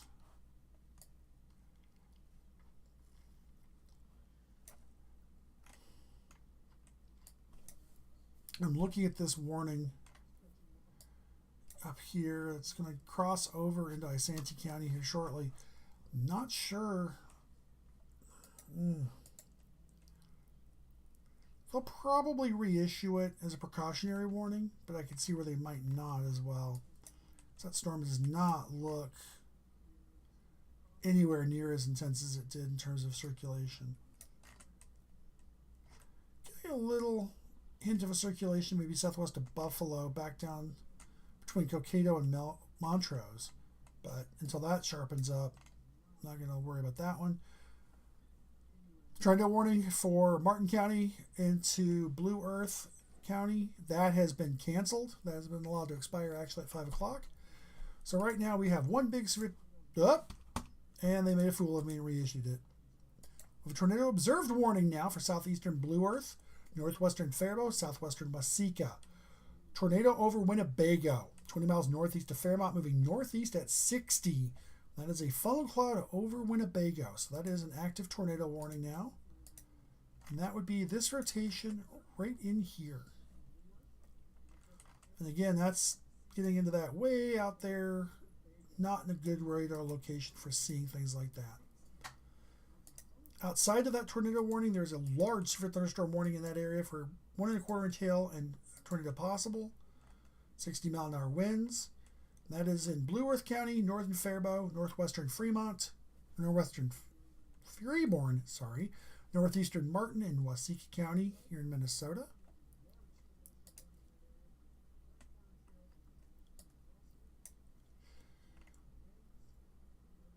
Otherwise, it's our tornado warning that remains in effect. And that is the one that circulation was over Princeton. It's now slid. And that rotation looks to be between Dalbo and Pease, but boy, that is a messy circulation if it's still there. And did not mean to skip over you guys.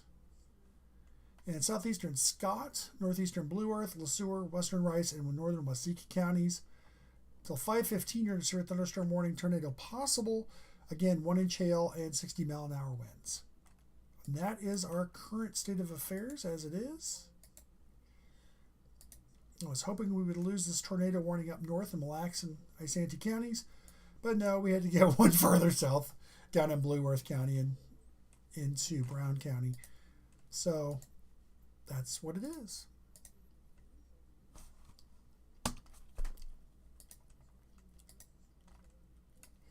All right. It is now 5 o'clock, and we have 2 tornado warnings and 2 severe thunderstorm warnings in our area. Still have our tornado warning in effect for another 13 minutes. That is in Mille Lacs County and extending over. That warning extends east over into a little bit of central Isanti County. Excuse me. And that is for a tornadic circulation that is about to cross into Isanti County, northwest of Wyanett, moving towards Dalbo. There's another area of weak rotation that's moving into the area down to southwest of Princeton, between Becker and Santiago. Very, very weak rotation, but it is notable.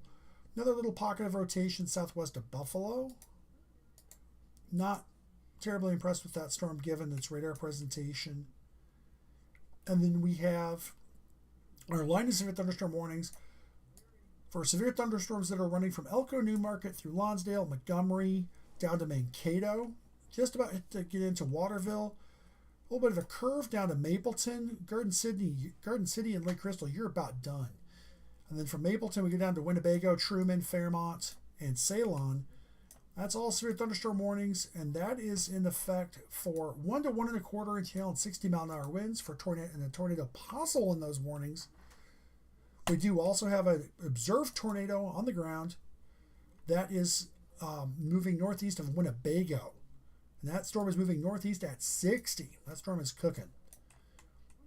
And so we're looking at that rotation. It's going to be moving up towards Minnesota Lake, Waldorf, Pemberton, and Mapleton. And that will be happening here very quickly as that storm, again, is moving at 60 miles an hour. I'm going to grab that rotation best I can. There we go. Grab that. Whoops, not that tool. Wrong tool. You don't want to do that. There we go. Grab our rotation. Drag it off. Yeesh. There we go. Mapleton, 14 minutes from now. Minnesota Lake, 16 minutes. Pemberton, 24. Waldorf, 25. Alma City, 27. Atisco, and 35. Vista, and 36.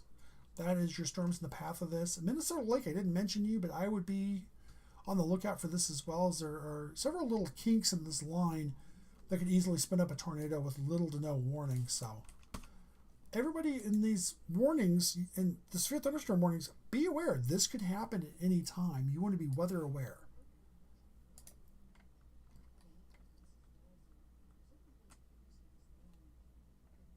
All right.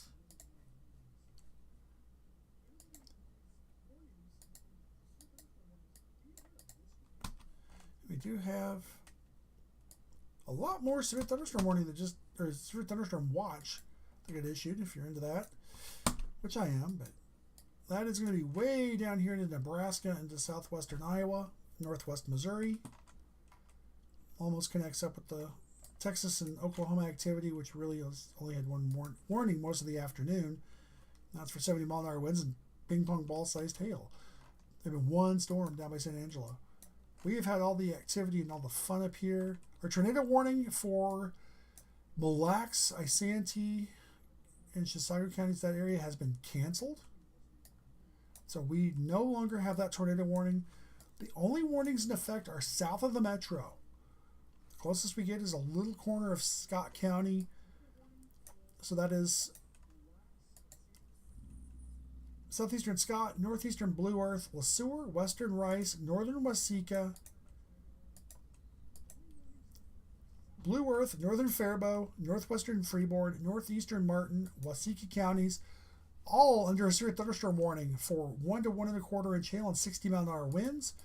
There is a observed tornado warning also in effect. That was a storm that was seen about 5 minutes ago over Winnebago, moving northeast at 60. That warning covers southeastern Blue Earth, northwestern Faribault, and southwestern Waseca counties here in Minnesota. That storm, again, was an observed funnel cloud over Winnebago.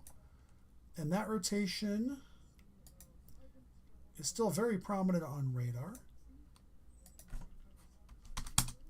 And right now, times for the storms in the towns and the storm... times for storms in the path of this storm. 14 minutes to Mapleton, 17 minutes Minnesota Lake, Pemberton 24, Waldorf 25. So if you're into those areas, or you recognize those areas, like, hey, that's just a couple minutes down the road from me. You want to be taking your tornado precautions and making sure you are in a safe space. Make sure you've got your shoes on, you've got head protection if you have it. You want as many walls between you and the outside as possible.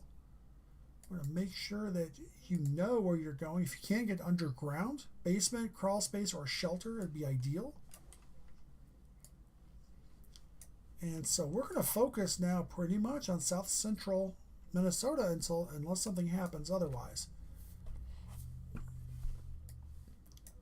So we have those big severe thunderstorm warnings from just touching the South Metro, down along the Minnesota River, and then down towards Fairmont. Again, 1 to 1 1/4 inch hail, 60 mile an hour winds, tornado possible. And we do have one observed tornado warning. That is for areas north and east of Winnebago. That's going to be moving up towards Minnesota Lake, Pemberton, Mapleton, and Waldorf. Beaufort, you're in the warning. I would be watching this very carefully. Amboy, you're in the warning. Make sure you treat it as a warning, but you are farther away from the path of the rotation. But I would definitely treat it as a tornado warning with a tornado on the ground.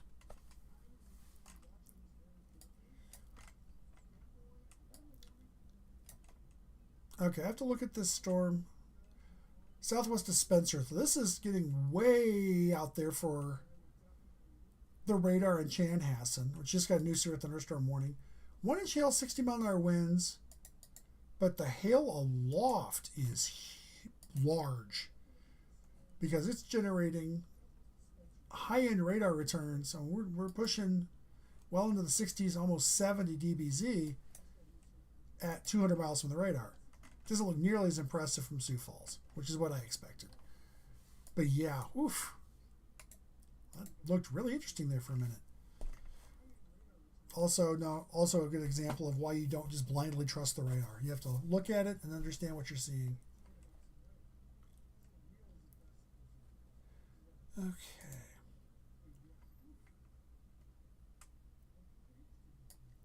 All right. Going to cover.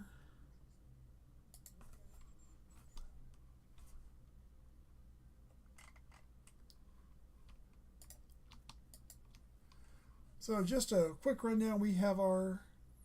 That expired. I don't know why that's still in there. That's strange.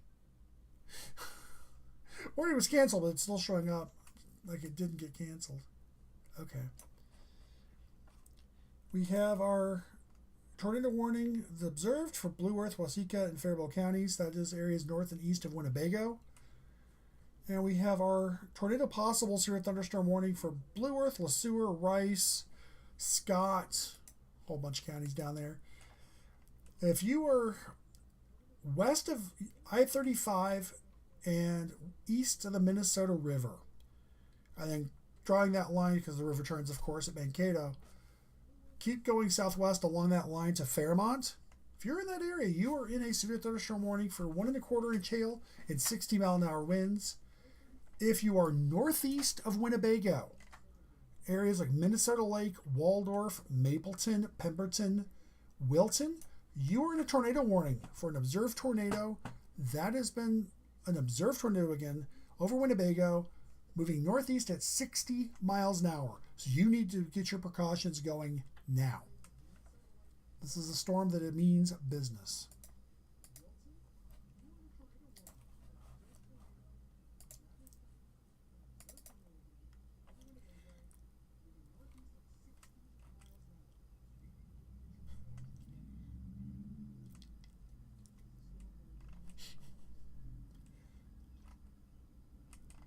Hooray!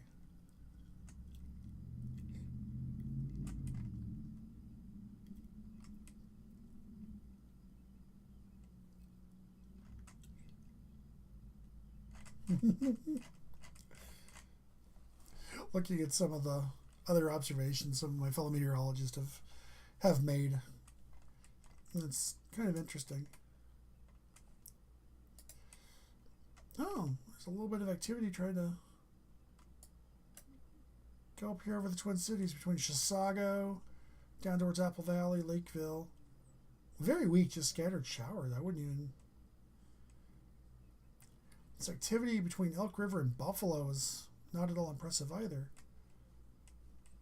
Our stronger storms are up towards Mora, up on Highway 65 and 23.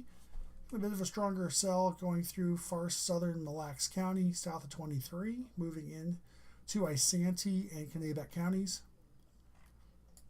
Again, they got that weak activity down in north central Sherburne County. We've got weak activity moving into far southern and southeastern Sherburne County and far northeastern Wright County between Buffalo, St. Michael, and Rockford.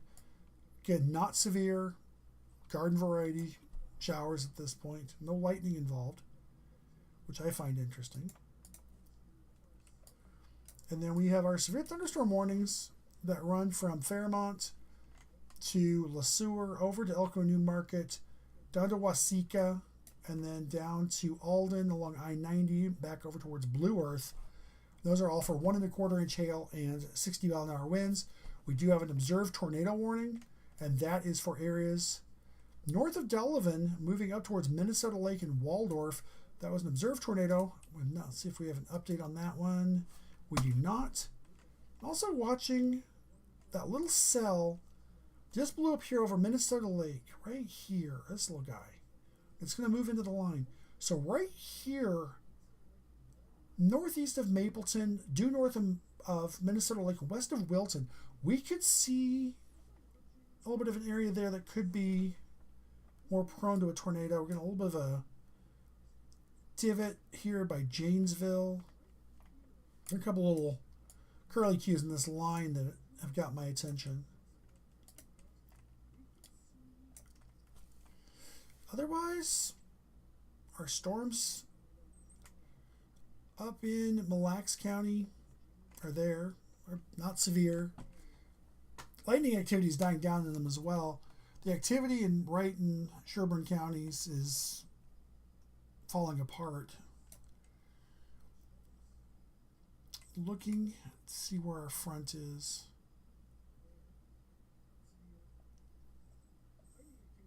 Front's still farther back. The front has not gotten that far, it seems. The front is through Wilmer. It may be through Paynesville.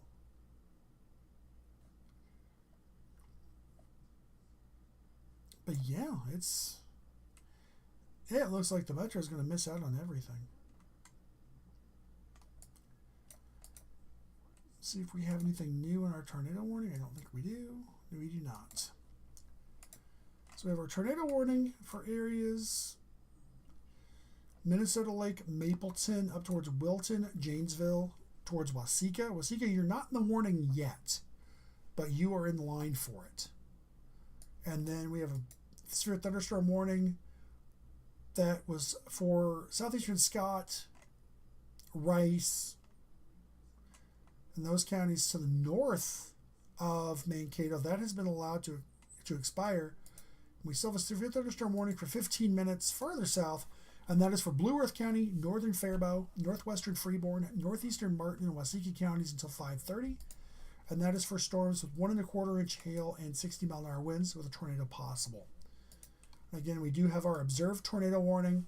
That is for areas north and east of Winnebago towards Minnesota Lake. Let's take a quick peek at the velocities here, see if that rotation is still there.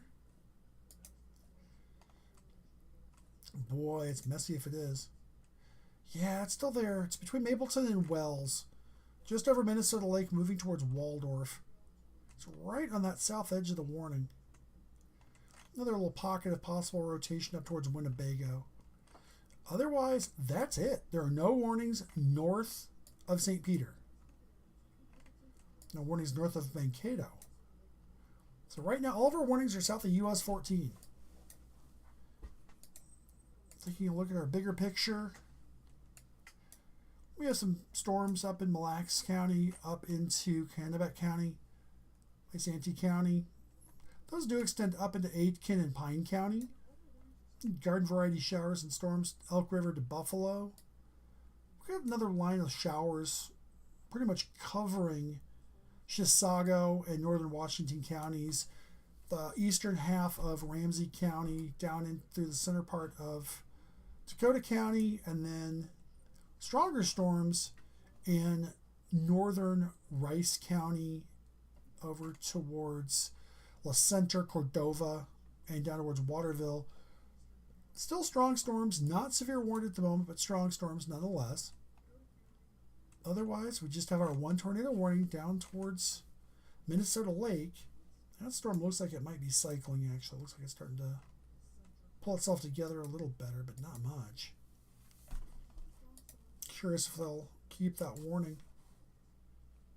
It's been 17 minutes and no update. That's kind of odd for Chanhassen. Normally they're really good about their tornado updates.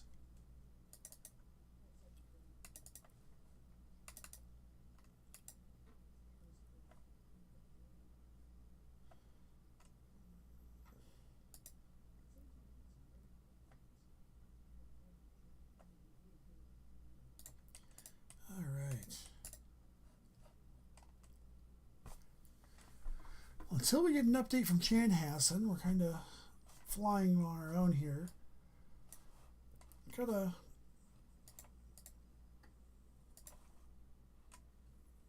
possible little rotation. It could produce a brief spin-up tornado just north of Janesville. That's going to move out towards Medford, between Medford and Faribault on 35, out towards Deerfield, Morristown, Palmer. Not terribly strong. South of that, starting to look more and more like it could be a very strong wind threat. We just got an update of some sort. What the heck? It's till 11, 5 hours.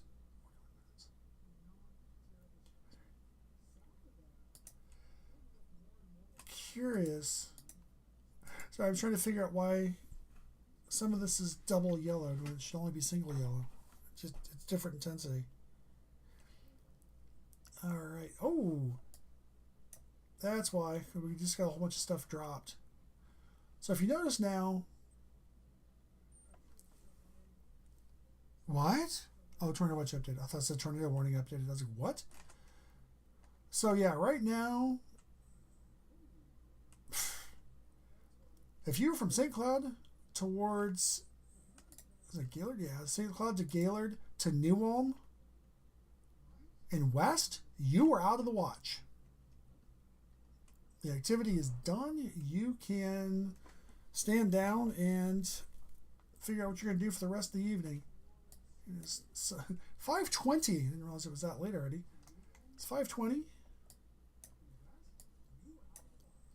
We still have our one.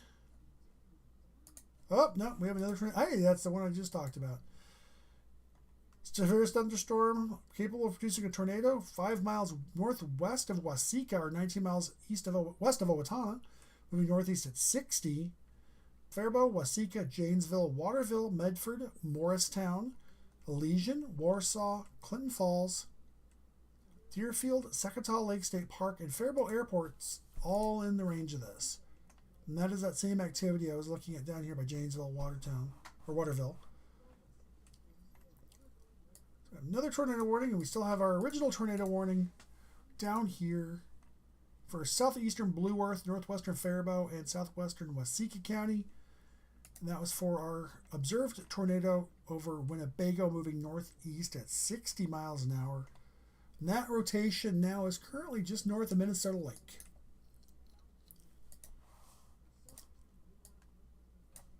Oh, look at the rotational velocities here.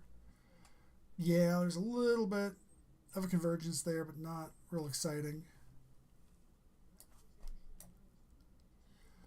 Here's our rotation near Janesville, south of Waterville. This is where that new warning was issued for Morristown, Warsaw, Deerfield, Medford, Clinton Falls, Faribault. That's that rotation right there, just northeast of Janesville. I'm kind of moving the mouse over it here. And so that's what you're looking at there. Then we have our other warning back here. This one I think will be allowed to expire. The rotation is not very present on radar.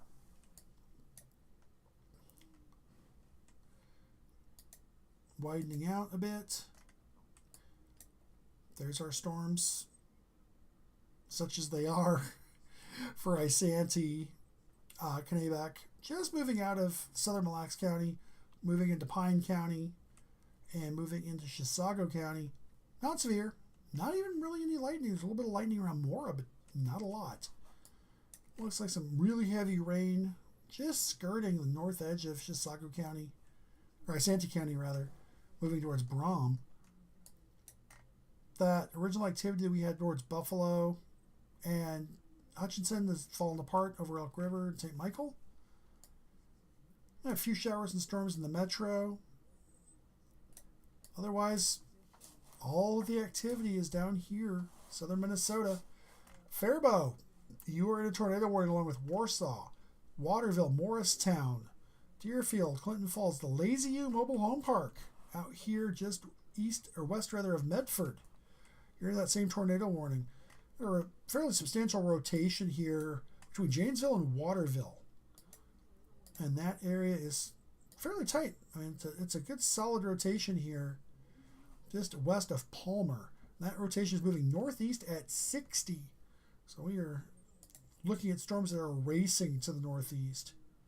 We take that out. 62, 60, 60. There we go. Palmer, 4 minutes. You should already be in your safe space and protecting your head. Morristown, 10 minutes. Warsaw, 14. Faribault, 20. Prairieville, 23. I've mentioned that. Those are towns that are close to you or nearby. You need to be seeking shelter now. There's a fairly robust area of rotation, moving pretty much going to pass just north of Palmer. But if you're in those areas, you need to be seeking shelter. If you know people in those areas, let them know. Not everybody's glued to the weather like I am. Some people just don't know. They don't pay attention. Like, oh, it's storming. Oh, it's a little dark outside. But then they don't really follow up with it. So that is our one warning. Like I said, the warning down here for the observed funnel cloud near Winnebago, there has not been an update from the National Weather Service on that one. So that warning expires in 21 minutes. We're going to treat it like it's still active. The rotation is very, very hard to find. I'm looking for it, but I don't see it. And it's not like up here, but Janesville and Waseca, that's very clear. But down here, not so much. I'd be more interested in this area up here west of Wilton, along that same little pocket that's bulging out. But it is a tornado warning. It is observed. We're going to treat it like it's still active and on the ground.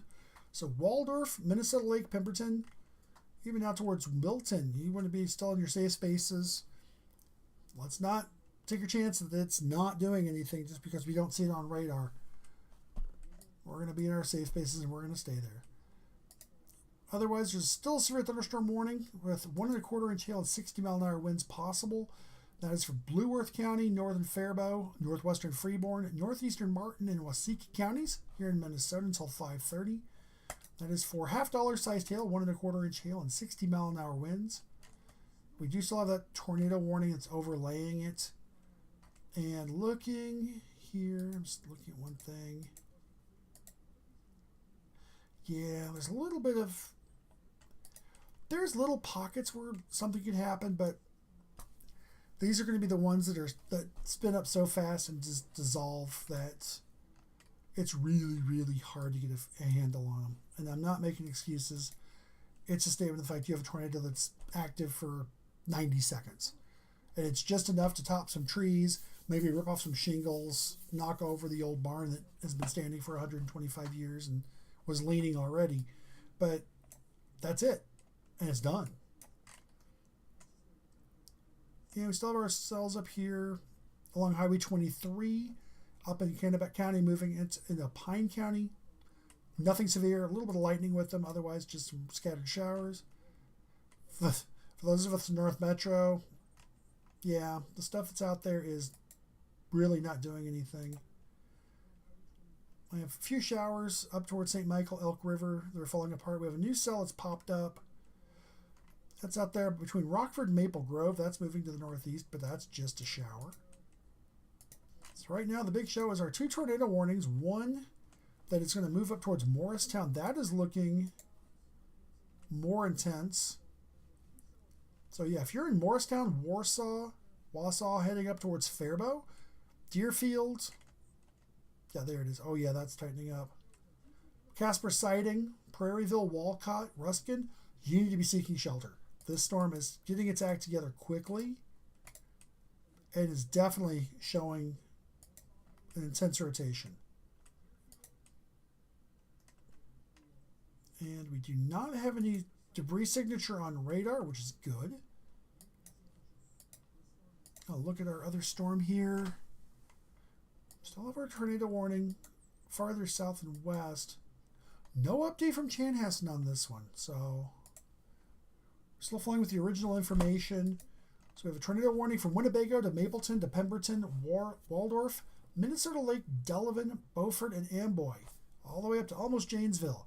You are in a tornado warning for an original area of rotation that was sighted near Winnebago, moving northeast at 60. But otherwise, you're in a severe thunderstorm warning for 1 1/4 inch hail, $half size, and 60-mile-an-hour winds.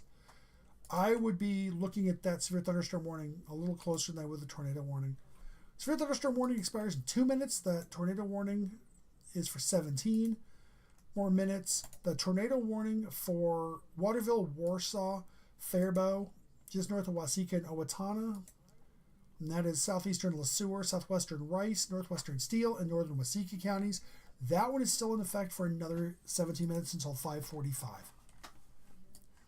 That is the extent of our warnings right now. Everything is south of the metro. These little pimples basically on the radar, like out here towards Rockford, between Maple Grove and Rockford. I'm not even going to keep I'm going to keep an eye on them, but as it stands, there's not much to them, and so I'm not going to get real excited about those.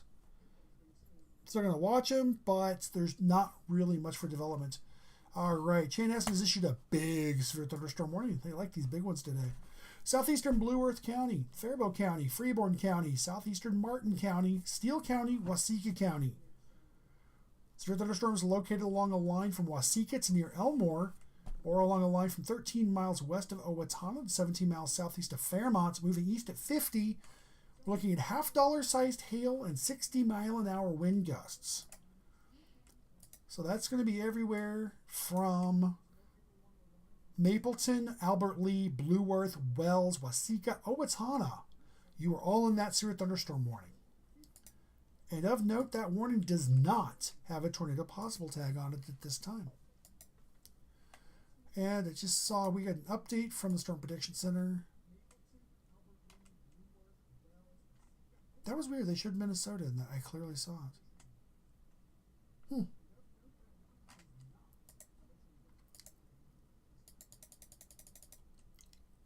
Huh. I'm losing my mind. I could have sworn that it said Minnesota and the state's covered. All right. So, we do have some activity that's managed to poke up into Dakota County. So, Vermilion to Farmington to Castle Rock, just northwest of Northfield, down towards areas north and west of Faribault, Shieldsville, Cordova. You get some big downpours happening, a little bit of lightning in there. Then you cross over into that tornadic storm that is moving up towards Faribault, up towards Morristown and Warsaw. And looking at that storm is looking more impressive.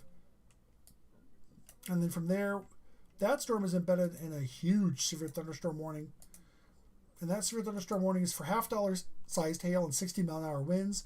That is covering southeastern Blue Earth County, Faribault County, Freeborn County, Steele County, Waseca County, and southeastern Martin County in south central Minnesota. That will run until 6:15. Again, it's $half-dollar-sized hail and 60-mile-an-hour winds. So right now, our biggest worry is going to be this tornadic circulation that's moving up towards Warsaw and Faribault. And that's going to be this area right here, right where all these counties come together. So we're looking at Steele County, Waseca County, and into Faribault County right here. That's not Faribault, that's Rice. Rice County, right here, just south of Morristown. That's going to be our area that we're watching.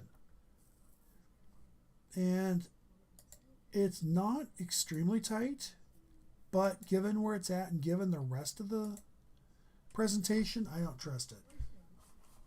I'll just say it that way. It's one of those storms I would definitely be watching.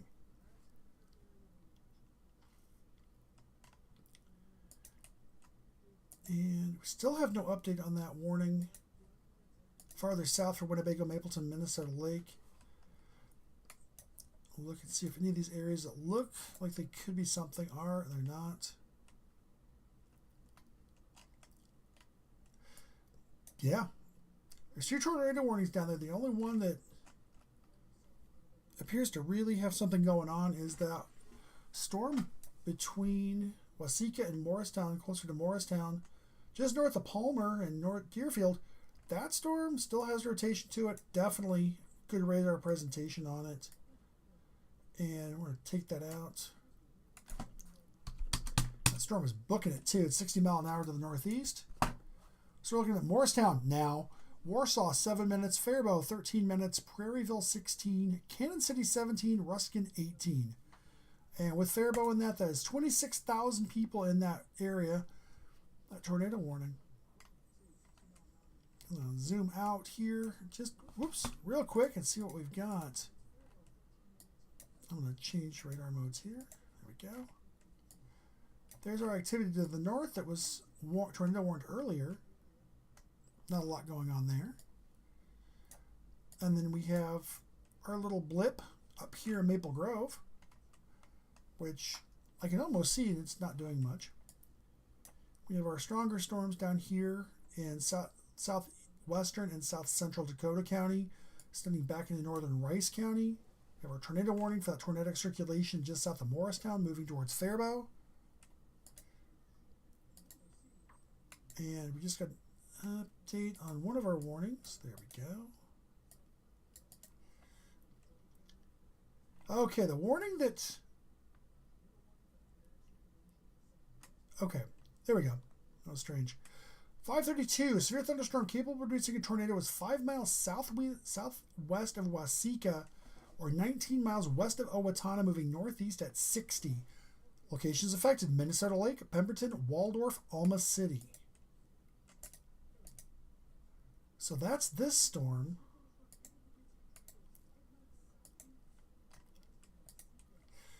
It's going to be this area right here. So that's going to be just south of Minnesota 30, west of New Richland. And that storm's going to move up towards New Richland. It's going to move up towards Wilton, Atisco, and Vista, and Lamont, and Waldorf. If you're in that area, you need to be taking shelter. That is an active tornado warning. There is decent rotation there. We still have our area of stronger rotation up by Morristown. That seems to be broadening out a bit. But I don't... The radar was... The presentation looks great. The velocities don't. But that doesn't mean that either one of those things is happening that way. All right. So that little divot right here is an intake for that storm, and it is just pulling in this warm, moist air out here. See, it's 71 with a 66-degree dew point in Owatonna, 72 with a 64 dew point in Faribault. That warm, juicy air is what's getting pulled into this storm. So it has a 535 near Warsaw, 5 miles southwest of Faribault, moving northeast at 60. Faribault, Waseca, Medford, Morristown, Wausau, Clinton Falls, Deerfield, Sakatah Lake State Park, and Faribault Airport. You are in the line of this storm. And that rotation is going to be right there, right by Morristown. Right in here. So, following that storm northeast, taking that rotation northeast, that's the kind of the more directed point of that tornado warning, and that's going to cover a good chunk of Faribault. The center line is right through the south side, but we know storms. They don't say, oh, there's a laser line, let's follow it. So you've got activity from Faribault all the way down to Casper Spiding. If I would be looking Cannon City and Prairieville as well, I would be looking at my safe space and going, yep, I think it's time to visit you for again. So seek shelter, be prepared. Still have that severe thunderstorm warning south of you a bit. Owatonna, Waseca, Janesville, Wilton, and then down towards Wells, Albert Lee, Alden, and Blue Earth. You're in that severe thunderstorm warning for half-dollar sized hail and 60-mile-an-hour winds. That will expire in 38 minutes. That would be right here at 6:15. But right now, our big watch is going to be this rotation near Morristown. Zoom in on it. Of course, we're getting a beam distortion. We're looking straight down the radar beam, basically. Great. All I wanted to see is what the CC looked like. No, I don't get to see it. Velocity. There's that vorticity rotation right in here. Oh, let that go for a couple of scans here as we watch it. This area down here, I mean, there's rotation, but it's kind of cluttered. It's hard to see exactly where that rotation is centered. They were saying miles southwest of Waseca.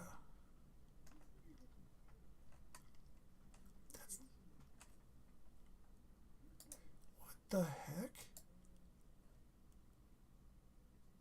5 miles southwest of Waseca, 19 west of Owatonna. That's here. That's this warning. So, oh, I'm very confused. So,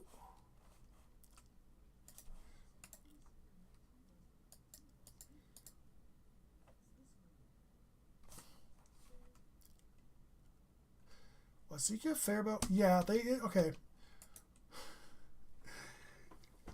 They issued the tornado warning update for the storm up here between Deerfield and Wausau, just southeast of Morristown.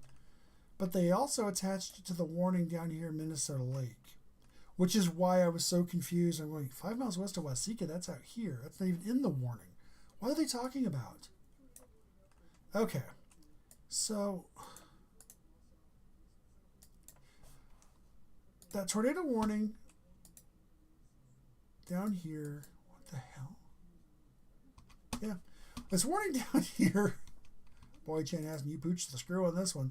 Minnesota Lake, Waldorf, this tornado warning down here, that will expire in 5 minutes. I'm pretty sure it will be allowed to expire. There's not really much rotation in that. Our big area of rotation right now is between Deerfield and Warsaw. Going to pass close to Faribault. Going to go just south of Cannon City towards Nerstrand. And then up towards Westito. Up into Goodhue County. We'll have to see what happens with this. That's... Otherwise... Here in the barn, we just got a little bit of a sprinkle. I mean, it was all of... What's that noise? Oh, it's over. That kind of a sprinkle. There's a little bit of a heavier downpour running along the Mississippi River between Champlin and Ramsey and Anoka. Otherwise, there's another little blip. I'm trying to find a nice way to say this. Between Elk River and Zimmerman on 169. There's some showers up towards Oak Grove. There's still thunder shower activity firing up farther north. Up here towards Hinckley and Pine County. Right now in Kanabec County, you're kind of quiet, but then there's more activity building up towards Malacca. So it's not quite done over here in the northern side of this thing, but right now the biggest storms and the most concerning storms are definitely south of the metro. So we're going to keep an eye on this storm down here in Faribault County. So at 5 miles southwest of Faribault, moving northeast at 60. So Faribault now. You need to be in your safe space now. Should already have been there. So there's Faribault here. There's our rotation. Pull it up that way. And here's our rotation couplet right here. And we have a new tornado warning just issued. That's going to be for northern Steele County. That was a tornado near Owatonna moving east at 55. So that's going to be this little area right here. Unfortunately, it's going right near the Colonial Manor Mobile Home Park. Not what you want to see in a list of places that could be affected. And yes, our warning down here towards Minnesota Lake and Waldorf finally was allowed to expire. That warning was bothering me because it wasn't getting refreshed. All right, so we're going to watch these two storms. Here in the metro, we are not out of the tornado watch yet. And I say yet. So that's our Steele County tornado warning. We have an update on the Faribault warning. 5 miles southwest of Faribault. No. Okay.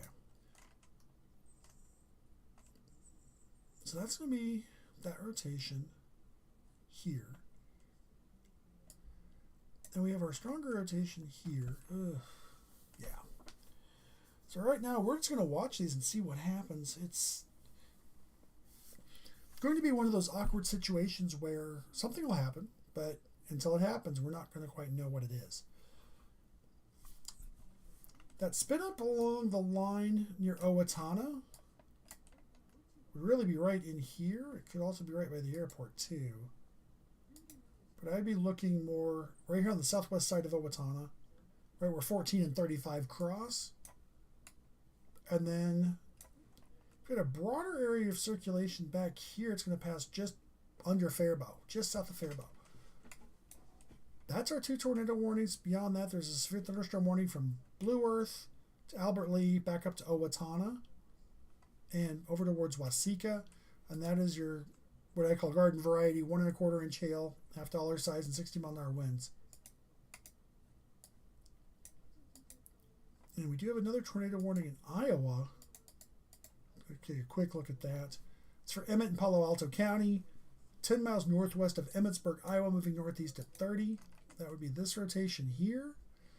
And if that were to hold together and make it on its way, we're looking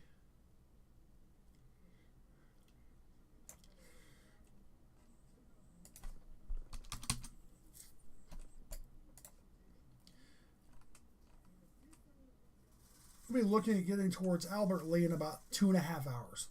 So that's asking a lot for that storm to hold together for that long. And we have a new update on our Faribault warning. Severe thunderstorm capable of producing a tornado near Faribault, moving northeast at 45. So that storm has slowed down some. Faribault, Kenyon, Stanton, Warsaw, Nordstrom, Bigwood State Park, Ruskin, and Bombay. You are in this tornado warning. Take shelter immediately. If you're in Nordstrom, Bigwood State Park, don't stay in your tent. Don't get in your car. If you're in the campgrounds, see if there's a shelter. If there's a shower building or a bath building, not the greatest, but it's better than nothing. You want as many walls and as much solid material as you can between you and the outdoors. That's going to be what you want to do.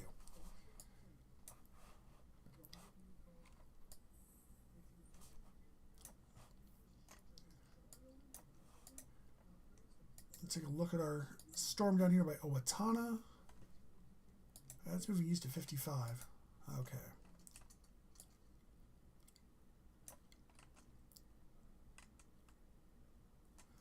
Just looking upstream to see what's going on. The cold front has gone through Sauk Center, through Paynesville, has gone through Olivia, but has not gone through Litchfield, has not gone through Hutchinson, has not gone through New Ulm. So that's roughly where our storm front is. But in reality, I don't see much happening in the metro. I really don't. Unless something spins up here in the next few minutes out of this line of storms in Dakota County that's reaching down from Hastings back down towards Northfield, the metro is going to miss out, which I'm sure we're all upset about. Otherwise, we have our tornadic storm near Faribault, which is this circulation right here. Throw it into velocity mode. This rotation right here. It's just on the south side of Faribault. It's going to go just north of Prairieville, Nordstrom, Bigwood State Park. That's going to keep going up towards Westito, Wangs, Nansen, and Norway. And then farther south, we have a rotation here, which is on the front edge of the line, and that's going to be just northeast of Owatonna. And if you're in Rice Lake, Moland, that area, you want to be seeking shelter. If you're in northeastern Steele County, you want to be taking shelter immediately. Otherwise, there's a severe thunderstorm warning covering Waseca, Steele. I have to remember my counties, and I don't. Southeastern Blue Earth, Faribault, Freeborn, and southeastern Martin, Steele, and Waseca counties until 6:15. $half sized hail and 60-mile-an-hour wind gusts. I can look at them. I know what cities are in them, but I can't always remember the name of the county. All right, so looking at the big picture across the region, we still have our little smear between Malacca and Mora. We have our storms up here, Sandstone to Pine City, more up towards Moose Lake on 35. If I switch over to Duluth, See, the North Shore's got quite a bit going on. Chilly thunderstorms in Grand Marais at 46. Back down into the metro, nothing. It's a little blip of activity here, running down through Amory, New Richmond, Hudson, connecting up to this activity in Dakota County, but not a lot to it. And then we have our severe thunderstorm warnings south, and then we're 2 tornado warnings. One just east of Faribault. It's racing towards Nerstrand. Actually, looks like there might be 2 in that now.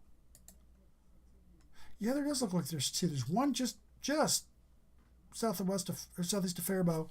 It looks like there's another forming up just on the south edge of that warning. We're moving towards Kenyon. Yeah. So I've got one. I see one here at Nerstrand. And it's going to move up here towards Westito, White Rock, Bell Creek. If you're in Nerstrand, Wangs, Nansen, Denison, get in your safe space now. Kenyon, Epsom, Mumbai, Norway, Aspeland. You're in the same situation. There's another area of rotation that's starting to spin up to produce a tornado at any time you want to be seeking shelter immediately. Looking up now at our Owatonna storm. That rotation is definitely getting to be northeast of Owatonna. And we look at our rotation, and there it is right there. Moving northeast, east of Clinton Falls now. So if you were up towards Moland, so up here, I would even say, if you're up in Skyburg, you want to make sure you are weather aware. Otherwise, we have our severe thunderstorm warning, which is not doing much down here. And that is our 3 warnings right now. Oh, sorry. West Concord in just north of Dodge Center. Northern Dodge County in southeastern Minnesota, you are under severe thunderstorm warning now. For those same storms, it's just La Crosse issuing a warning ahead of those storms. For quarter-size hail and 60-mile-an-hour winds, that warning will expire here at 6 o'clock. All right. This is our whole caboodle right here, such as it is. If you're watching us from the metro, if you're in Dakota County, you've got a little bit of something, but otherwise, yeah, it missed us entirely. And this was the area that was supposed to be the most primed, is this area down here in southeast Minnesota.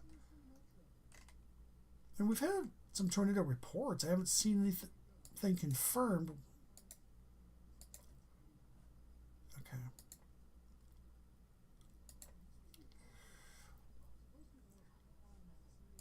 Okay. And we have an update on the Steele County storm. Severe thunderstorm capable of producing a tornado 6 miles northeast of Owatonna, moving east at 55. Owatonna, Merton, Moland, and Rice Lake State Park are the affected areas. That is going to be just to the east of that Dodge County warning that I was talking about. Ugh. There we go. It's going to be this area right here, north of Havana. So yeah, Rice Lake, you in West Concord, you want to be watching this storm real close and taking your shelter.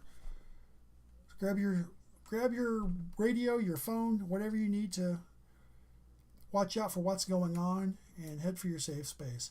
If you were up here and you were in Rice County, or you're over here in southwestern Goodhue County, take shelter. There are 2 areas of rotation. There's one coming in towards Kenyon. It looks like there may be a couple coming towards Kenyon. There's one north of Nerstrand, and there's one that is just a bit southeast of Stanton. So we have 4 areas of spin right now that we're watching. No guarantees that any of them will produce anything. But with these types of storms, you have to watch them. So right now, this area of rotation right here, east of Medford, west of West Concord, northeast of Owatonna, moving towards Kenyon, is now crossed over. And that area of rotation is quickly racing up towards 246 and Big Lake State Park. And it looks like the other rotations up farther north are not doing anything. It looks like we're getting a gust front blowing out now. And that will really kind of take down the tornado chances. So right now the only one, you've got this little pocket here, down here in Steele County. Rice County is the one I'm more concerned with, this area rotation right here.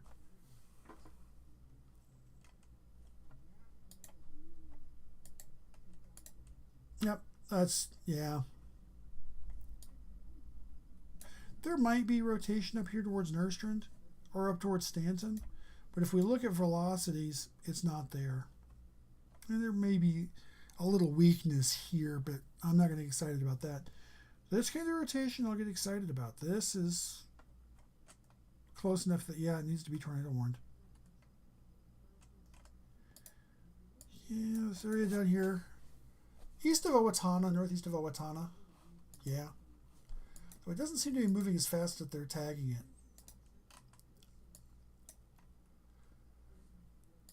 Ooh, excuse me.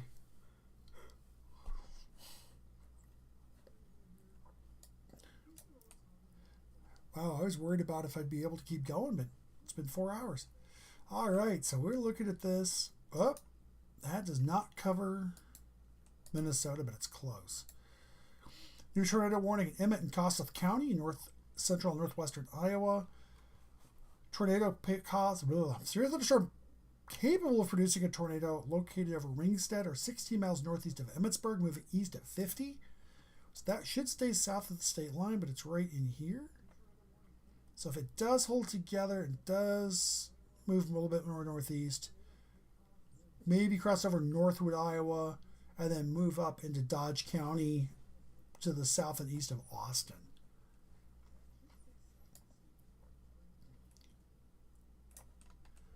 But right now, if you are north, yeah, if you are pretty much north of the Twin Cities to Eau Claire, you're pretty much done. This is quickly turning into a non-event north of the metro and north. So yeah, if you're north of Wisconsin 29 and you are north of US 12, go out and have a party. Well, there's not much going on. You might see some showers and that's about it. South of the metro is a whole different story. We have one area of rotation that's been moving northeast from Faribault up towards Soane and Cannon Falls, just south of Stanton. Down here by Denison and Wings, we now have a much bigger tornado warning just issued. That's going to be that rotation down by Kenyon I was watching. Yeah, severe thunderstorm capable of producing a tornado near Kenyon, 14 miles east of Faribault, moving east at 55. And that is for southeastern Rice, northeastern Steele, and southwestern Goodhue counties. And that will expire in 34 minutes or right at 6:30. And that is for that rotation that kind of snuck over into this area from the Owatonna original warning. The Owatonna warning for Rice County expires in 3 minutes. That storm has moved into the new warning that I just discussed. So right now we basically have 2 warnings. One is Pine Island and most of Goodhue County. So Goodhue, Zumbrota, Pine Island, Kenyon especially. Kenyon, you're right in it. Wanamingo, Asplund, Zumbrota, Goodhue, Bell Creek, even extending that out towards Wakota, and Hay Creek, you were in the path of this rotation. This is a rotation that is moving extremely quickly. Let's grab this real quick. Yeah, east of 55. So grab this. Whoops, not that tool. You don't want to grab the wrong tool. There we go. So that's our rotation just over Kenyon right now. So if you're in Kenyon, it's too late. You should have already been in shelter. All right, there we go. And 50.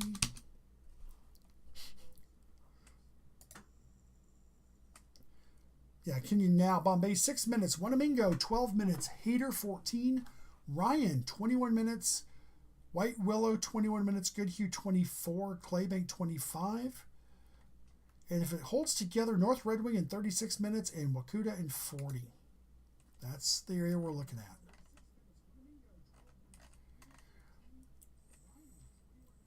And just getting some images here from outside of the studios.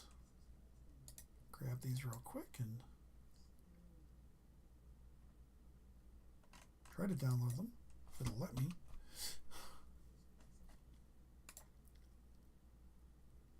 Okay, so let's grab this, download it.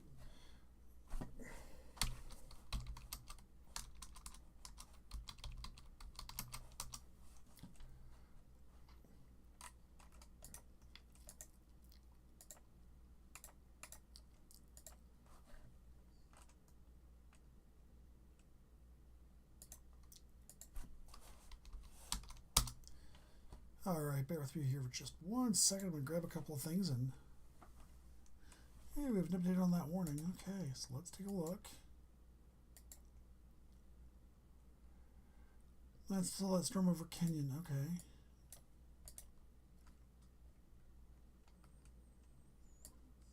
Oh, how do I do that? There we go.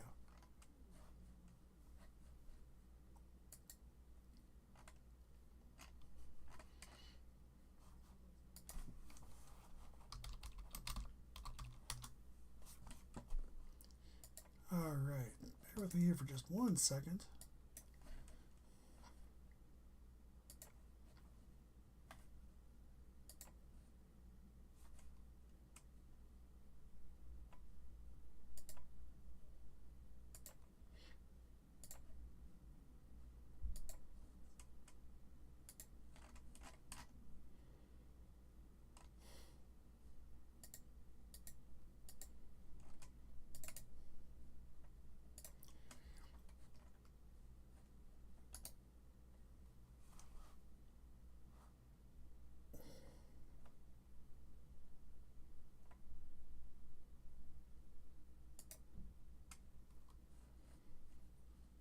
And alright, as you're going to see it slightly messed up here as I show it on the fly, but this is the view outside of studios here at Black Sheep Weather.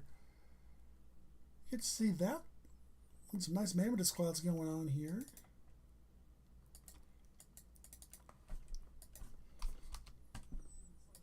And let me just grab the other one real quick. Yeah, this is what we're seeing outside of the studios here. I don't have a good view.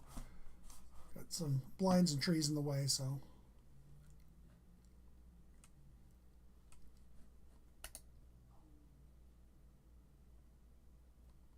But yeah, it's quite the sight out there.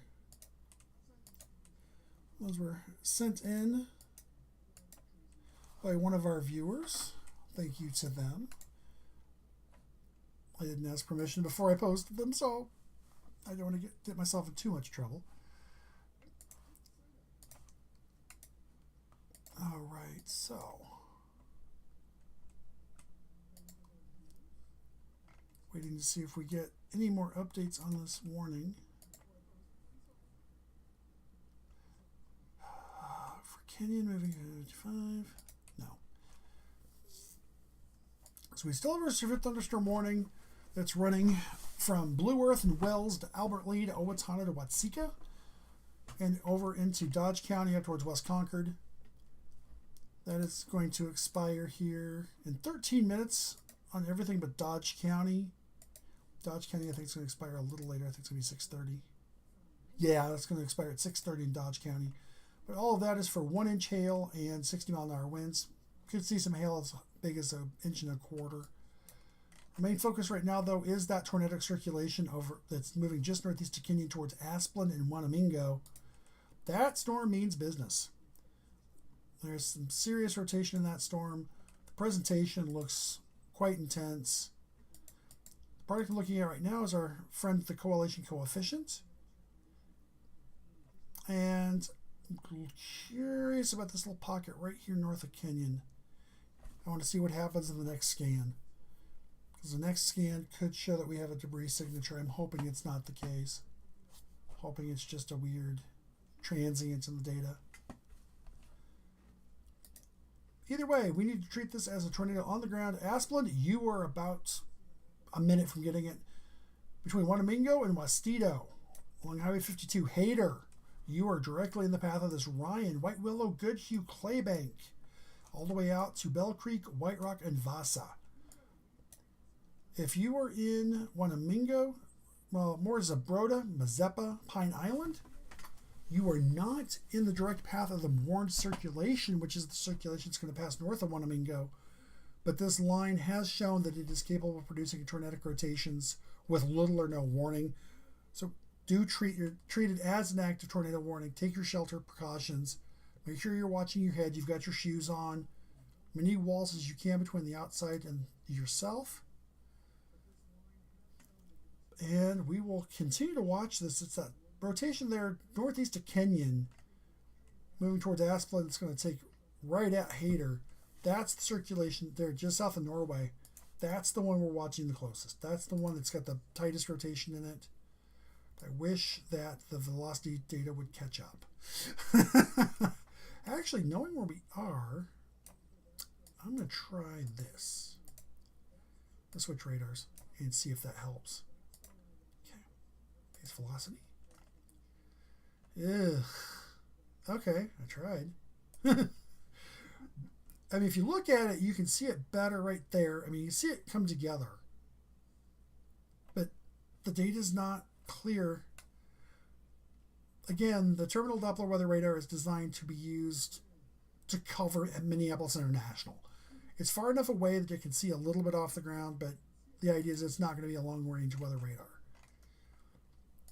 So this is our traditional view. Kenyon, you're getting hail right now. You're getting a lot of hail, probably some large hail too.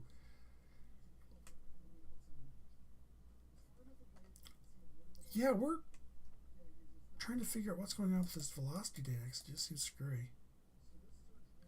Okay, there's the rotation right there. Oh, you see the rotation. Watch the green section right in here as it goes over Kenyon. You see that just kind of spin around and almost like a fish, like it's attached to something and spinning around. That's the rotation that this warning is for. I mean, you can see the original little warning and the big one it's over top of it. So Asplund, Westito, Wanamingo, Bell Creek, Goodhue, you need to be in your safe space now. Vasa, Hay Creek, out towards Wakuta, Red Wing, Bay City, you need to be seeking your shelter here very shortly. Red Wing, you are not in the warning at this point, nor are you, Wakuta or Frontenac. Be prepared. The storm means business, and it will likely hold together as it gets to you. Even if it doesn't, the storm is very capable of producing 1.25 inch hail and 60-mile-an-hour wind gusts, if not stronger. So this is not a storm you want to go out and just kind of lackadaisical stand around it and go, hey, what's it doing? You could wind up in serious trouble, and you don't want to be outside when that happens.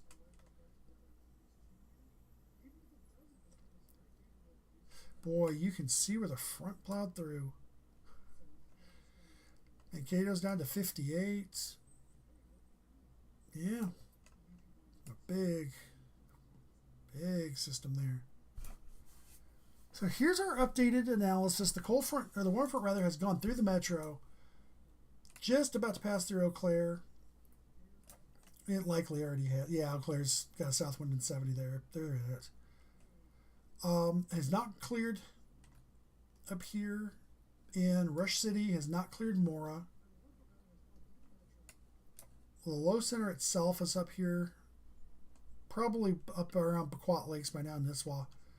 Cold front's back here officially, running down from that low pressure center through Long Prairie to Melrose, back down towards Olivia, Redwood Falls, just west of Windham, which Windham, looking at their winds, the front's gone through, and then back into Iowa.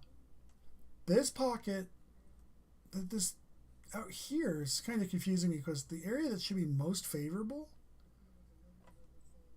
is this area up here, north and west of St. Cloud along 94, right where the fronts all come together in that low pressure center.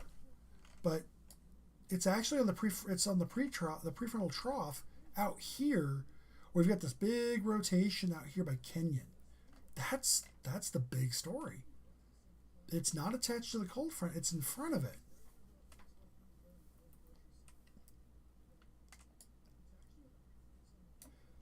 Keeping an eye on this. Unless something else starts to really come together, I think this is going to be our last big storm. May have some severe thunderstorm warnings rolling along through southeast Minnesota the rest of the night, but I think this may be our last big gasp of a possible tornado. at least a big one, which is good.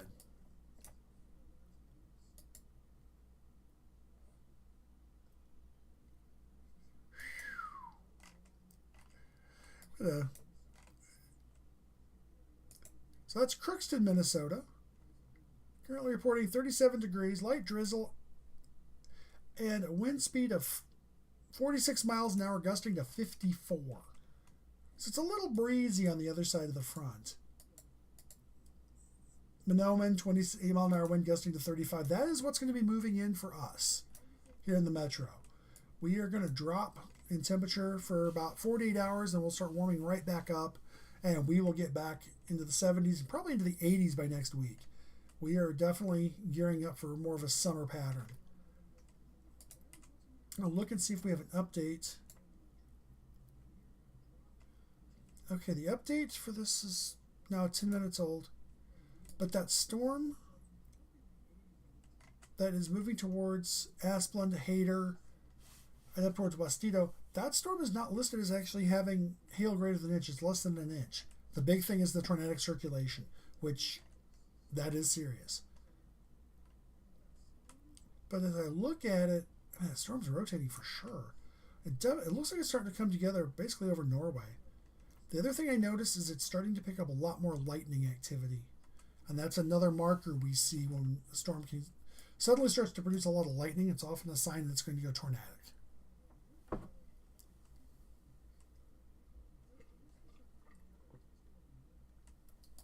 And they just updated that warning. Storm today is located over Wanamingo, or 21 miles southwest of Red Wing, moving east at 55. Pine Island, Zumbrota, Goodhue, Wanamingo, Vasa, Hayter, Wastido, and Bombay in the path of the storm. So that's that rotation here. They say it's moving east. I think it's moving a bit north of east. As it was over Kindy, now it's over Wanamingo. Okay. I'm still, yeah. This is where the Chanhassen Weather Service and I will disagree on where things are. But they issue the warnings, not me. So we are going to go with what they say is gospel. So if you were in that area that I just mentioned out towards Wanamingo, heading up towards the areas north of Zumbrota, towards White Willow, Goodhue, even if you're in Hayter, even if you're in Ryan, Asplund, up towards Bell Creek, White Rock, you want to be seeking shelter. This area is not an area to be messed with. It has shown that it wants to rotate. It shows that it wants to produce a tornado, and it will not take much for it to successfully do so. Now that I got the latest scan, I see why they said Wanamingo. The area I was looking at was this area farther north. It's right over Hayter.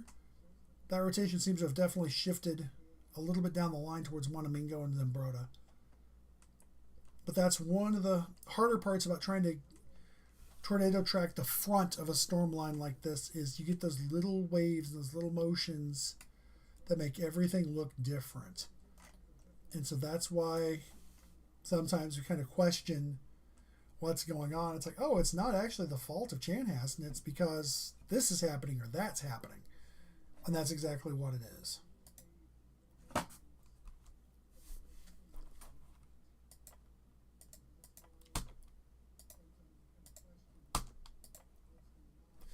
All right.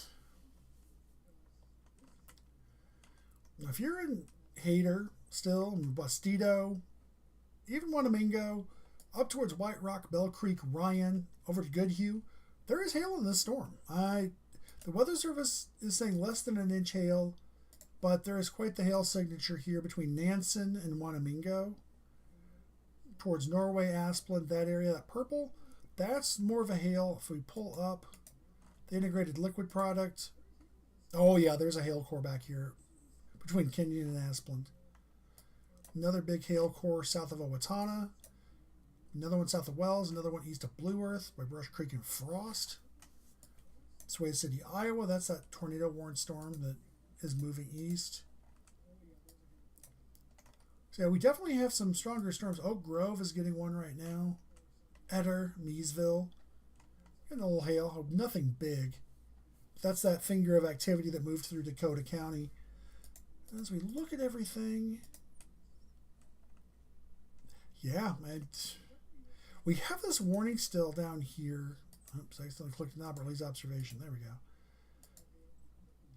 529, they have not updated it in 45 minutes. That's curious. Did they forget they issued it?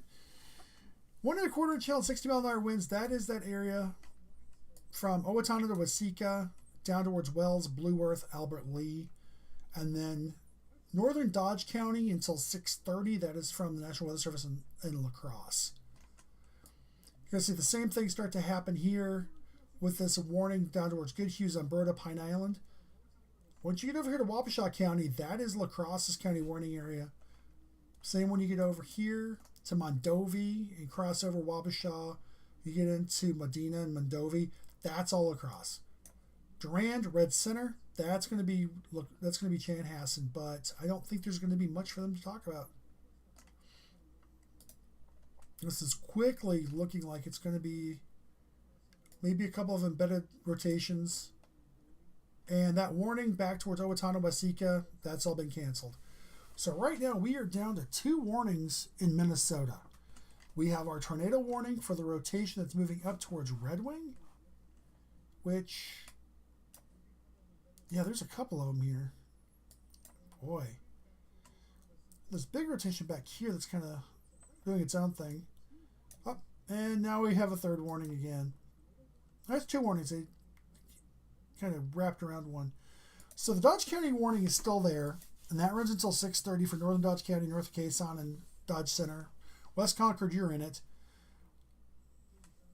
National Weather Service in Chanhassen has just issued a severe thunderstorm warning wrapping around that, including Owatonna, Kenyon, Pine Island, Zumbrota.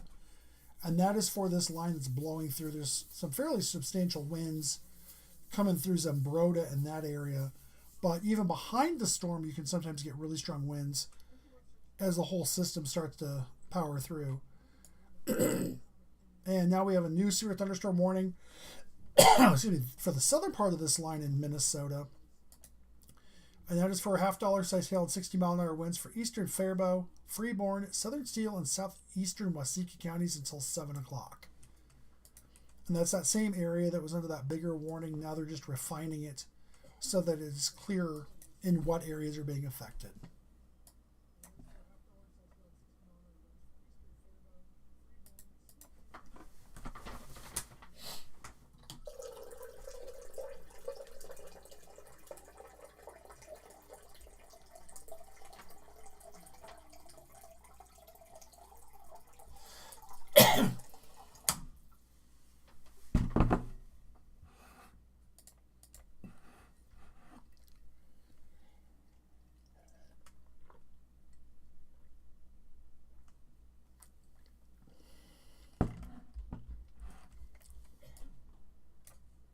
All right, got myself some water. Forgot to hydrate for a little while. My voice was starting to feel it. So right now, that area of rotation just crossed over 52. Yeah, Minneapolis is doing weird things with their warnings right now. That area of rotation has gone past Hader over 52. It's going to go up between Goodhue and White Rock and Bell Creek. And that's going to keep going through there towards Hay Creek. Rotation's fairly broad at this point. There's a tighter area of rotation just north of Zumbrota. Let's see what they're saying about that, if anything, and they're not. Okay. And there's that wraparound warning, finally, for Kenyon, just to Zumbrota, and then back towards Owatonna. It's this little weird angle around Dodge County. Again, this is one of those. This warning keeps popping in and out, and it's making me a little crazy. But it's wrapping around that Dodge County warning. It's just continuity between the 2 offices. Owatonna, Kenyon, Zumbrota. This area, Rice, Steele, and Goodhue counties are given warnings by the National Weather Service in Chanhassen. Dodge County, West Concord, Dodge Center, that's all across. So that's why you're seeing the funny watch box in there, or the warning box in there. Otherwise, I'm going to take a quick peek back up north to see if there's anything worth a hoot. We have still a little bit of slop up there Northern Kennebunk County, some little scattered showers over Pine County. A little tiny shower out by Martin Lake, between Bethel and Martin Lake, moving northeast. Except for the extreme southeastern part of Dakota County, the metro is clear. Wisconsin, we'll talk about you briefly because finally something got to you. You've got some thunderstorms running pretty much from Kinnickinnick and River Falls down towards Oak Grove in Minnesota, Diamond Bluff. Those are moving off to the east. They are not severe. You might see some small hail, like pea-sized hail in there, but nothing severe. We have our tornado warning for the circulation it's approaching Goodhue. And then we have severe thunderstorm warnings in Dodge County. We have the bigger severe thunderstorm warning down here in Blue Earth, Freeborn, Steele County, and Waseca County. And our little oddball warning that goes from Owatonna up to Kenyon, Zumbrota, wrapping around the Dodge County warning. Dodge County warning expires at 6:30. The warning down in Freeborn County, that will expire at 7 o'clock. So that Steele County, Waseca County, Blue Earth County, Freeborn County, that expires at 7. Our tornado warning expires in 10 minutes. The last update on that was issued 10 minutes ago with the rotation over Wanamingo moving east at 55. So if we take that, that's going to be that area. Yep, right over Goodhue. So take a look at that, see if we can zoom in on that, see when you rotate what's going on. It's a mess. And Goodhue. Okay, so the warning for the storm, 6 miles east of Owatonna, moving northeast at 40. Golf ball sized hail and 60-mile-an-hour winds. That is now a considerable damage threat. That is hail up to 1 3/4 inches.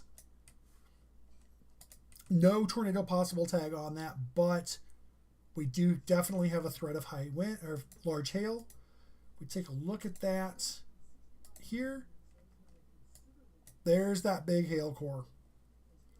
That's what we're talking about with that large hail, and that's why that warning is there, kind of nudging around that Dodge County warning. La Crosse is still saying 1 inch hail and 60-mile-an-hour winds. Don't be surprised if that Dodge County warning gets updated for some larger hail based on what's happening upstream. Got hail core here, just over Hayter. Maybe some small pea-sized hail, maybe a little dime-sized hail west of Ellsworth in Wisconsin, more towards Trimble, Diamond Bluff, Oak Grove, they'll move up towards Kinnickinnick and River Falls. Eventually, if it holds together, that will follow the Kinnickinnick River right up to Roberts, Hammond, that area, and then move up towards Cylon. And if, like I said, if you're north of I-94 US 12, it's done. It's over. There's nothing going on.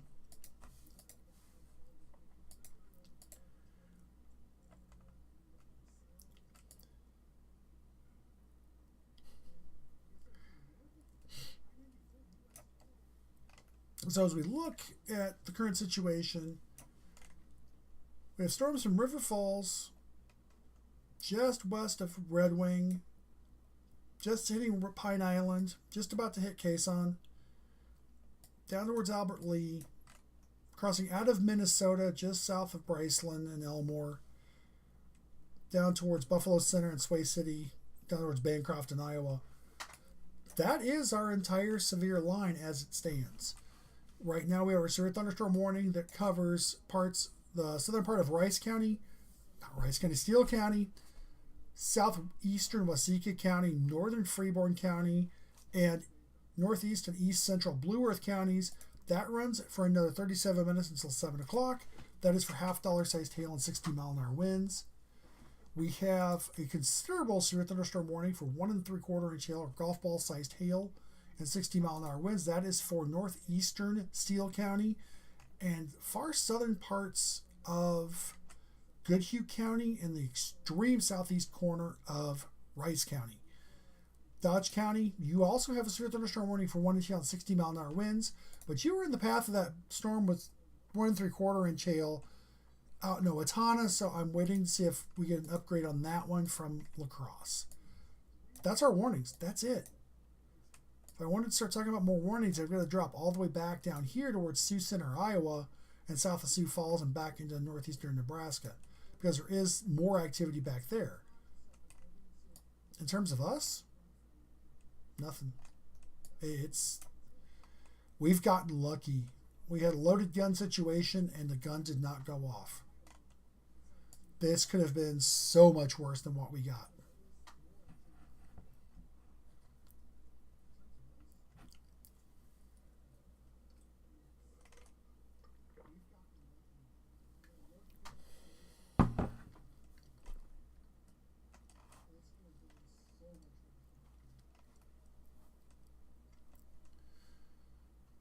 Here at Black Sheep Weather, our kind of core area that we look at is the 7-county Twin Cities Metro. So we're talking about Wright, Carver, Scott, Dakota, Washington, Anoka, Ramsey, and Hennepin counties. And then Pierce, Polk, and St. Croix in Wisconsin. That's kind of our wheelhouse. As it stands now, there's some activity left down here in our far southern Wisconsin area. And as I say that, we have a new tornado warning just got issued. Southeastern Faribault and western Freeborn counties. Tornado-capable thunderstorm located 5 miles west of Mansfield or 17 miles west of Albert Lee, moving northeast at 40. With a tornado and half-dollar-sized hail possible. But as I was saying, once this activity clears out of our Wisconsin area, it's very possible we may wrap up for the night. This was kind of our cutting our teeth literally threw everything together in 2 days before this, knowing this was going to happen. Not fully prepared. But this was kind of our shakedown cruise, and I'm glad that everybody was here for it and watched and hopefully learned something along the way. But yeah, we got lucky. We dodged a bullet with this. I mean, yeah, we've got some tornado warnings. I've not seen any confirmation of touchdowns. That is really amazing considering how we were loaded. There's one other, just saw this. Bear with me for just a moment. Okay. So that line of storms that's running from River Falls down towards Albert Lee, back towards Blue Earth, and then down into Iowa, down towards Emmetsburg. There is a new discussion on that, and of course I just lost it. That new discussion is covering that area, and right now they're still saying, Storm Prediction Center is still saying there is a tornado threat in the area, but right now the biggest thing is it's going to mostly be winds. So northeast southwest band, that's this band we're looking at right here that I'm mousing over, roughly 175 miles in length. Yep. Has developed across southeastern Minnesota and northern Iowa. A few supercells are embedded along the corridor. Yep. But some propensity for an upward evolving linear MCS may be underway. It's a mesoscale convective system. The latest radar trends indicate this developing MCS should trek across much of southeast Minnesota into western Wisconsin later this evening, and a new tornado watch appears to be warranted downstream as this transpires. So what that means is they're looking at this, they're looking at that upscale growth, because remember, we were talking about possible supercells. I was expecting storms like this, down here by Orange City. I'm going to switch radars just so you can see it better. This is what I was expecting to see, is storms like this. They were much more supercellular looking, not a line. And that's what we have, is we have this line. Well, can they still produce tornadoes? Yes. Are there supercells embedded in this? Yes. But with a line, you start getting much more into a high wind threat. You start getting into the risk of bow echoes. And that's what this is starting to transition into. And we have a new severe thunderstorm warning for Goodhue County. That's going to be one of those fun ones that is going to cover Goodhue County, Pepin County, and southeastern Pierce County. And so that keeps it in our area for just a little bit longer. And that's that cell coming out of Goodhue County. And again, you see that little funny dog leg around Lake City. That's because Wabasha is in the La Crosse County warning area, and Chanhassen cannot issue a warning for it. The tornado warning for Goodhue County expires in 2 minutes. And the fact that they've issued a tornado possible severe thunderstorm warning tells me that rotation is let up quite a bit. And then beyond that, we have our tornado warning back down here, way down in southern Minnesota, 5 miles west of Mansfield. So we're over here in this little area, just northeast of Bryceland, north of Keister, and it's going to be hard to get a good clear picture of this. Yeah, it's right in there.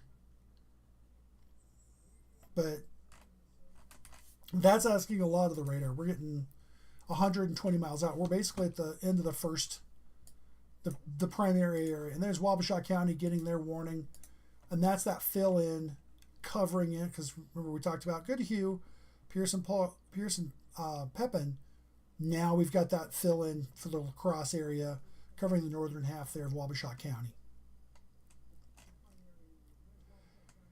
As we watch this, like I said, there's just a tiny little bit of our county warning area covered in terms of what we cover here at Black Sheep Weather.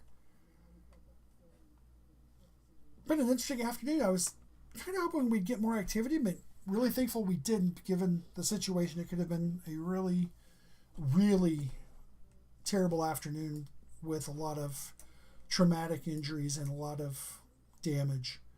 And we've luckily mostly missed it. So we do have the severe thunderstorm warnings here for Goodhue, Wabasha, Pierce, and Pepin counties in Wisconsin. We still have our substantial, considerable thunderstorm warning here for Owatonna, which should be Rice County, Steele County, and southwestern Goodhue counties. With that warning still in effect, but Dodge County and La Crosse, by issue by La Crosse, that was allowed to expire. So we have a little bit of a disconnect there. We have our big severe thunderstorm warning for southeastern Waseca, southern Steele, northern Freeborn, and eastern Blue Earth counties. That will expire here in 29 minutes. That's for $half sized hail and 60-mile-an-hour wind gusts. And in that, we have our tornado warning, which is going to be coming in the area from Bryceland towards Mansfield to Conger to Albert Lee. And that is in effect for another 29 minutes, and that is $half sized hail and 60-mile-an-hour winds. Now, the area they describe looks like it would miss Albert Lee to the north, but boy, I'll tell you right now, if you're in Bancroft or Albert Lee, you want to be definitely putting your action plan into action. You want to make sure you have got yourself covered up, you are protected, you've got walls between you and the outside. Please do not sit out on the porch or look out the window and try to see it. It's the worst thing you can do. As a meteorologist, I can tell you that's one of the dumbest things you can do. Because if something happens and that storm suddenly turns, you may wind up that window blown out in your face. And do you really want your face terribly scarred, or God forbid you go blind because you took glass to the eyes? No. You're going to have more than enough to do in cleanup if that's the case. And so we always talk about we never talked about putting shoes on. Put your shoes on. Have a helmet. Make sure you are in a safe place, or it's the safest place you can get to. Medical science can repair a broken arm. We can repair a broken leg. We cannot repair a broken brain or a shattered head. Doesn't work. So, break an arm, not your head. That's what I'll say. And I don't mean it flippantly like that, but I'm more of a broken arm can be healed. Your head being smashed, you're not coming back from that. Our tornado warning for Goodhue County has now been allowed to expire. So we have the 2 severe thunderstorm warnings straddling into Goodhue, Pierce, Pepin, and Wabasha counties. We still have our severe thunderstorm warning for Albert Lee, back towards Wells into Blue Earth County, most of northern central Freeborn County, southern half of Steele County, and the southeastern corner of Waseca County under a severe thunderstorm warning for another 27 minutes. That is for our standard $half sized hail and 60-mile-an-hour winds. That's 1 1/4 inch hail. We do still have our tornado warning in effect for Albert Lee and parts of Freeborn and Faribault counties. Excuse me. That storm is moving northeast at 40. That storm could also contain half-dollar sized hail. Looking at that, I'm trying to look and see where that rotation is scooted off to. We are so far away from the radar, it's really hard to pick out. I'm going to see if I can see it in La Crosse. No. Yep. Albert Lee is in a radar hole. I will be the first to say it. I hate radar holes with a passion. Des Moines not going to see squat. I'll tell you that. I'm on Des Moines. Oh, you're too close to the controls. There we go. Des Moines sees nothing. Okay. Yeah. So it's given we only have the one tornado warning, not in our area. So it looks like that got updated here. No, it did not. All right, and the Twin Cities Metro is now cleared from the tornado watch. So if you're in Wisconsin, Pierce, Polk, St. Croix, and those counties, you're still in. I feel like I'm missing a county in there.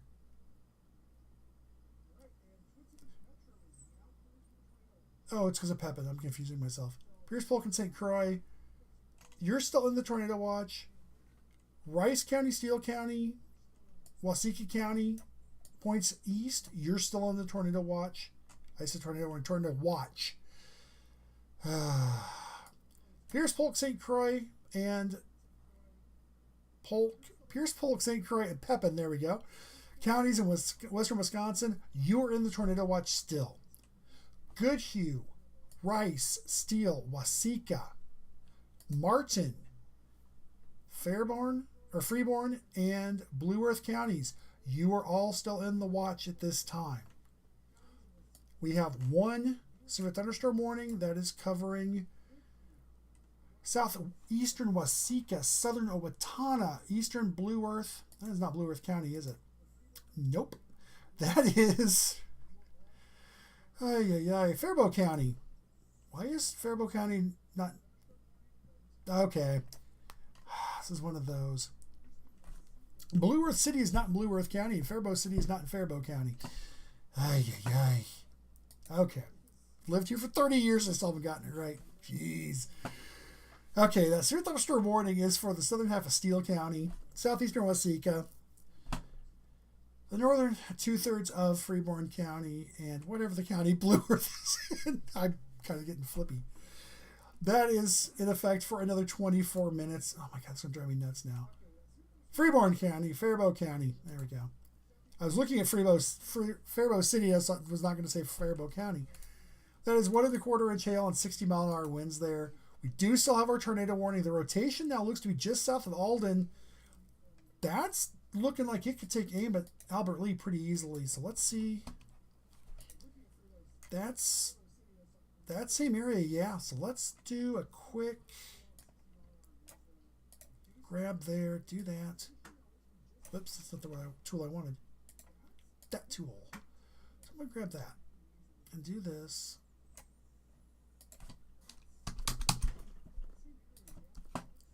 I set that really fast. I may have had the speed wrong. 40. Okay. So I set the speed a little fast just because I want people to get in their safe space and take shelter, because that is starting to look like a concerning rotation. Albert Lee, you've got about 10 minutes from right now. So you should be in your action plan. You should be getting yourself settled into your safe place. Bancroft, 12 minutes. Laerdal, 17. Pitron, 19. Sigsbee, 20. Twin Grove, 21. Hollandale and South Hollandale, 21. And Muckland, 22. So that's where we're at. This little rotation between Alden and Conger, this area right here, is where we would definitely have something if there was a tornado or a funnel down. Yeah, that would be the right place. So let's look. Ew, that's messy. Yeah. We're so far from the radar, the correlation coefficient is not going to be a useful product, unfortunately. That was a touchdown, though, here. Yeah, right here, if you look, watch by Stevens, Iowa. There we go. Right there. Yep, if I run that back a little further. You see that storm? Poof. Yeah. That area got a little tornado. Did some damage, unfortunately. Oh, Pine County, Minnesota. You were still on this tornado watch. You poor guys, you're disconnected from everybody else. All right, so just a quick review. Goodhue, Pierce, Pepin, and Wabasha counties, you are under severe thunderstorm warning. That is for the next 36 minutes. That is for 60-mile-an-hour winds and quarter-sized hail. Same story on the other side. Chanhassen for Goodhue, Pepin, and Pierce counties. They are saying 60-mile-an-hour winds, small hail, and a tornado possible. Otherwise, we still have this weird little warning that's still there that should have been canceled because that storm is long gone. And then we have our storm that we've been talking about for quite a while now, moving up on Albert Lee, and I'm looking at correlation coefficient. That's not helpful. Whoa. Okay, so this little section down here in far eastern Faribault County moving into Freeborn County is actually kind of concerning. That's starting to look interesting. We got this area rotation here, kind of along I-90, going up towards Bancroft and Albert Lee Airport. But the presentation of the storm itself looks different, and so it's kind of one of those, is this area down here starting to develop something? Because there's also this area here, and there's this big, yeah. Unfortunately, this is one of those cases where you're looking so far away with the radar that it's really hard to get those fine details that you need to really be comfortable pulling the trigger on a warning. Okay, so looking over here, back into western Wisconsin, Baldwin, you're out of it. You're going to get some little light rain here for a little while longer, but otherwise you are done. And I'm sure you're quite happy about that. Ellsworth to Red Wing. Ellsworth, you're in it for a while longer. Red Wing, you're about out of it. Once, yeah, we're Woodville, Wilson, Wildwood, Hatchville. It's still coming at you. It's not severe. It's not even got much lightning in it. It's just a good pouring rain. We need the rain. Martell, down towards Ellsworth, Plum City, Rock Elm, Elmwood, Bay City. Ellsworth, Bay City, Martell, you're in it now. Spring Valley, Elmwood, Rock Elm, Plum City, you're about to be in it. And once that happens, I mean, we've got a little bit left up here towards Wilson. That will pretty much end coverage for us because that will cover our counties. You still have that warning out here for southern Pierce, and then Goodhue County. But Pierce is one of our counties, and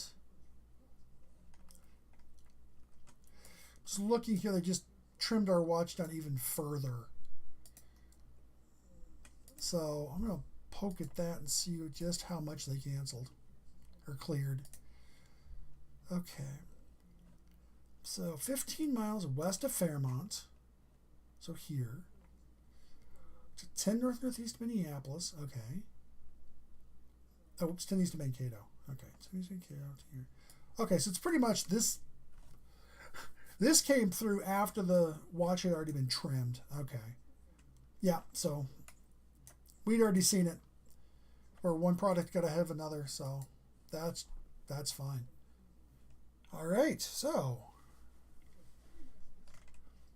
kind of holding on for this severe thunderstorm warning with a tornado possible tag on it in Pierce County for southeastern Goodhue, Pepin, and southeastern Pierce County till 7:15. Wait and see what the update is on that. Wabasha County, I'm not forgetting about you. You're in the same situation. And that is for the northern half of Wabasha County. We still have our severe thunderstorm warning for the southeastern part of Waseca County. For our southeastern corner now just got updated.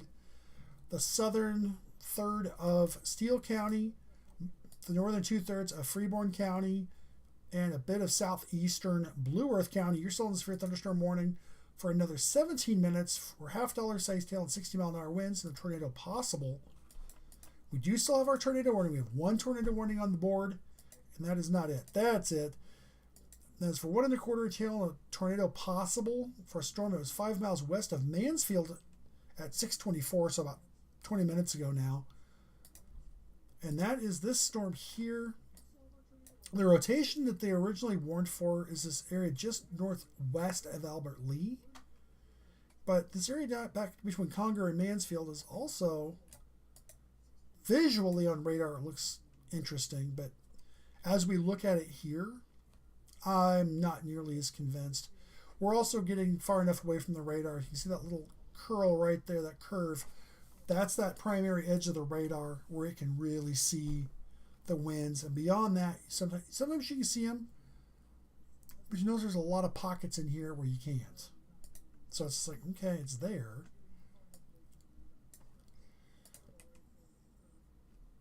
All right. Oh man.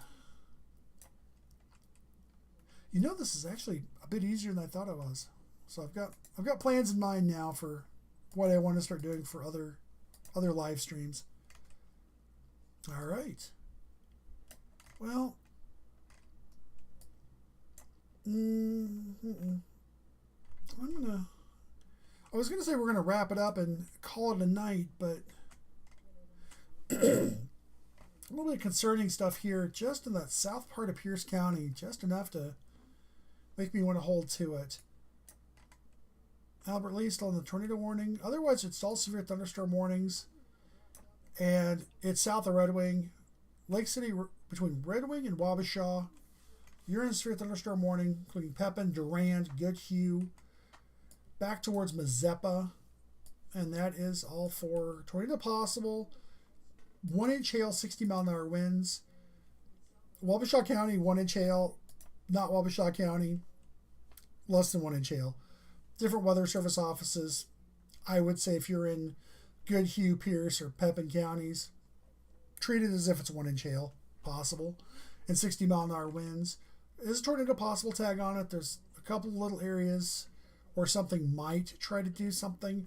They're fairly weak and not terribly alarming at this point.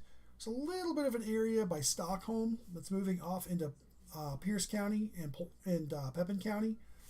That's going to real quick be deeper into Dunn County and Pepin County. So that will be out of our area. Yeah, they're trimming that warning down right now.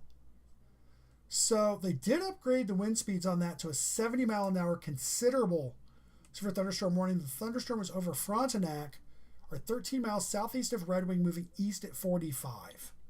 So Durand, Pepin, Plum City, Stockholm, Frontenac, Wakota, Porcupine, Central Point, Ella, and Frontenac State Park, and Arkansas and Wisconsin, you are all in a considerable severe thunderstorm warning for 75-mile-an-hour winds. And they were saying near Frontenac, that's this area right in here, which would be this nice gold area. So that's going to be this. That's going to go into Pierce and Pepin counties here. They can leave Wabasha in, but I would not be surprised if Wabasha was to get dropped by La Crosse. Where are we at with this warning? Continues. Oh, severe thunderstorm near Stockholm, 11th west of Wabasha, moving east at 50. Okay. So they are going to leave that warning intact. I don't blame them. Not at all. It's one of those where it's kind of between all the radar sites, so it's better to have it in there. Yeah, I can see that Boeing segment now. Now that I see that. West of Stockholm, moving east. I'm a little confused because they said Stockholm moving east.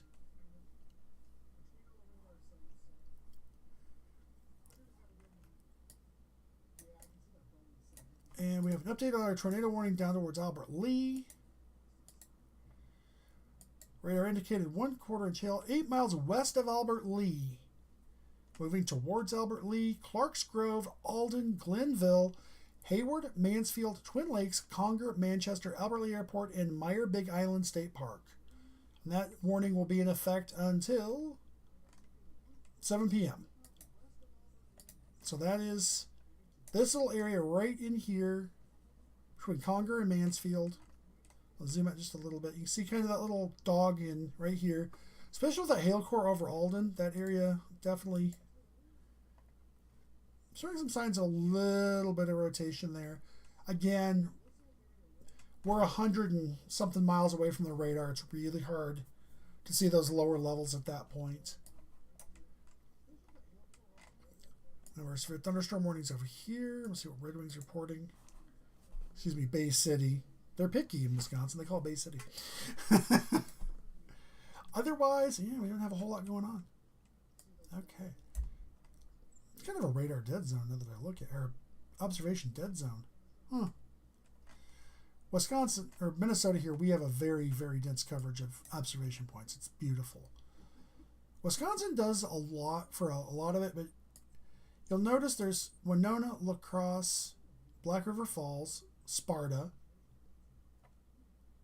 Marshfield, and then Eau Claire, Menominee. So you've got this big area in Black River Falls. So you've got this big area here that doesn't really, I mean, you got Winona, but otherwise there's not really any current weather observations. So you really have to rely on the radar, which thankfully is close enough to La Crosse that you can do it. But it does make it hard. Yeah, we're getting a good bow out here. So those areas, Wabasha, Nelson, Alma, Pepin, Lake City. A little bit farther north towards Stockholm and Lund. If you're in that area and going east, you want to make sure you are ready for high winds. Probably going to see gusts, could even exceed 70 miles an hour, but warned for 60. But with a bow like that, where it starts to push out, you can sometimes see winds gust higher. Otherwise, we have a tiny little sliver of Goodhue left. Wakota and Stockholm, you're in it, that area. Very little bit of Pierce County. Plum City, you're in it. Bay City, you're not. That's how tight it is. And then Pierce County, Pepin County, we've got Durand, Pepin. That's it. And then Wabasha County. Otherwise, it's way down south. We still have that severe thunderstorm warning that is still in effect. Excuse me. They finally updated it. For severe thunderstorms from Geneva to Mansfield, or a line 16 miles south of Owatonna to 14 miles southwest of Albert Lea, moving east at 40. Threats there being a 60-mile-an-hour wind gust and half-dollar-sized hail. And that is this gold area here. We still have our tornado warning in effect as well. That is a radar-indicated tornado warning. 1 1/4 inch hail is possible. Rotation was near Conger, or 8 miles west of Albert Lea, moving northeast at 35. And so that's going to be this area right here, showing up in the brighter blue, right in here. Not terribly strong in the radar. Is this La Crosse? Yes. So I'm going to look at Minneapolis. This is one of those where I can pick 4 radars and look at it and get 4 different answers. Thunk. Okay. Doesn't look as important. It's there. I wonder if I can look through it. Oof. That's going to be a big ask. Yeah. Those are my 2 radars. Because otherwise, I'm going to be reaching for Des Moines to get there, which is even farther than Chanhassen. Or Sioux Falls, which is about as far as Des Moines. La Crosse and Minneapolis are my two choices. Yeah, that area's suspect, but again, kind of far from the radar.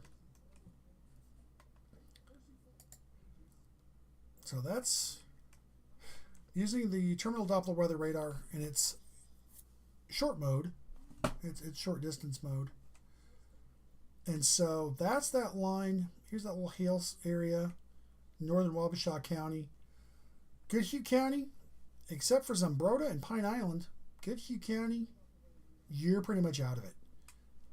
The warning only covers Wakota and that area along 60-63 in Frontenac. Everything else is non-severe. Wabasha County, you've got a pretty good hail core along 60, just east of 63. West Albany to Lake City. And then Pierce and Putnam counties, you got strong thunderstorms there. 70-mile-an-hour winds are possible, along with the warnings for considerable 70-mile-an-hour winds. Less than 1 inch hail and a tornado possible. The update on that was a severe thunderstorm over Frontenac, moving east at 45 with 70-mile-an-hour wind gusts and small hail. And so that's this storm here, which is going to clear out of Pierce County in about 10 minutes or so. And once that does, that is going to be our night here at Black Sheep Weather. It has been an interesting evening and afternoon. Actually, looking at the radar presentation on this, I could probably call it now, but I'm not going to. See what Chanhassen shows. Actually, I like the presentation from the Doppler better, or the terminal Doppler radar better. Yeah, that's the part that I'm looking at here, is this little corner, Pierce County, but still, meh.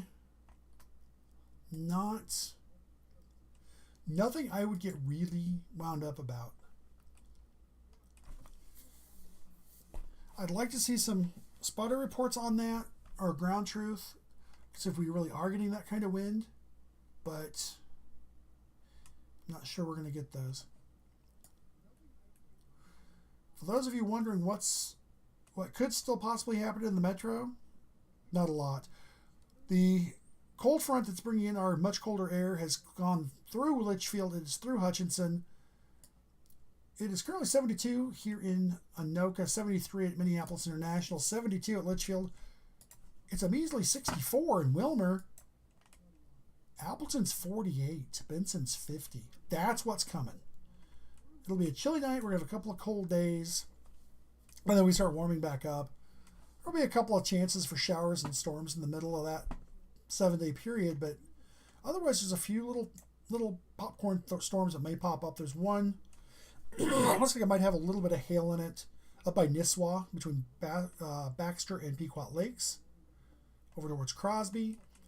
Another one up towards Wolf Lake. We'll move up towards Park Rapids.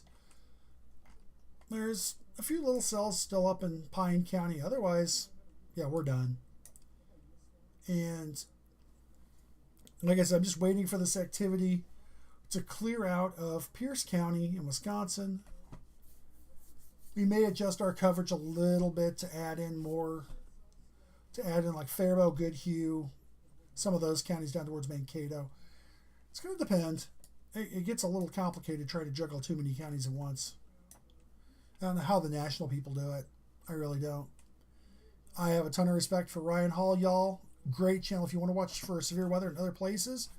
Absolutely recommend Ryan Hall, y'all. His graphic system is the same one I use. He's modified his heavily. I have not, because this is my first attempt with it, but I got it working, so I'm happy. And we have an update on our severe thunderstorm warning down south. So we have severe thunderstorms along a line from 6 miles northeast of Blooming Prairie to near Mansfield, moving east at 45, half dollar sized hail and 60-mile-an-hour wind gusts. That's this little flashing triangle here that you see. Kind of keeping an eye on that. They did clean up that tornado warning just a little bit. That expires in 3 minutes. Not sure they're going to reissue that. I think they may just leave that with a severe thunderstorm warning. Severe thunderstorm warning does carry a tornado possible tag, so it's very possible they will let that stand as is.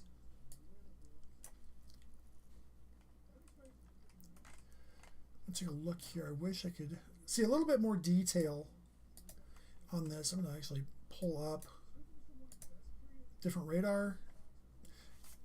Yeah, looking at this warning, if you look down towards Lake City and south and west in Wabasha County, you can see the hail core. Much, much better.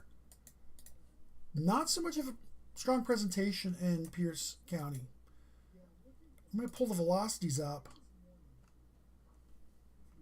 We got some wind here, a little bit in the far southwest. The strongest winds have actually moved into Dunn County now, out of Pierce.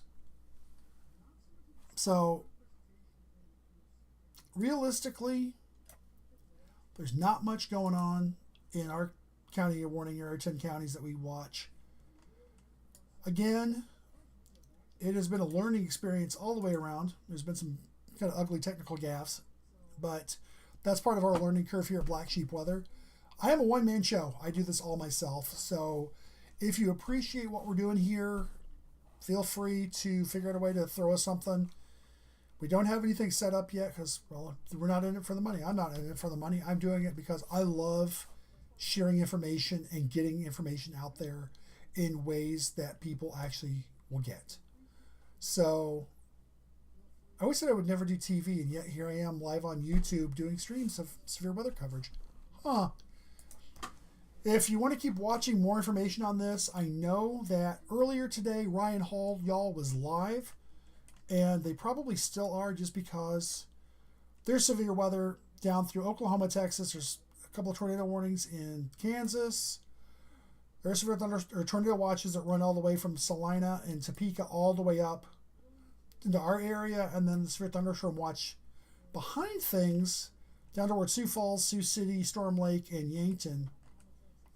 But otherwise, this little line's blowing through from, I mean, really it extends through most of Dunn County, just south of Prairie Farm, just west of Menominee, down through Pierce County. It's almost out of, Pepin County. It's almost out of Pierce County now. Down into Wabasha County, entering into Olmsted. It's in the northwestern part of Olmsted. Back down towards Albert Lee, and that tornado warning did get canceled for Albert Lee. Down to north of Mason City. If you want to watch more on that, I recommend Ryan Hall, y'all. I haven't looked to see if he is still on, so I will do that before I recommend you go over there. Ryan Hall, y'all, is still live, so jump over to Ryan Hall's channel if you enjoy this kind of coverage. We do the same thing. I just hyper-localize on the Twin Cities metro area versus trying to juggle the entire country. I will likely, as I get more comfortable with everything and get my streaming set up more refined, I will likely expand my area so that I'm covering most the southern, like 2/3 of Minnesota and Wisconsin, pretty much west of I-39, US 51. That's my goal, and it depends on how well this all works out in the end. But for now, I thank everyone for putting up with the gaffes and oopses, for tolerating my giggles and missed counties and all of that. And again, thank you for watching us here at Black Sheep Weather. My name is John Lamb. I'm your meteorologist, and I appreciate everyone who watched, and I hope you got through these storms with just some well-needed rain, maybe some small hail, and no damage and no injuries. Until the next severe weather comes around or I start issuing forecasts, thank you very much for watching and have a great night.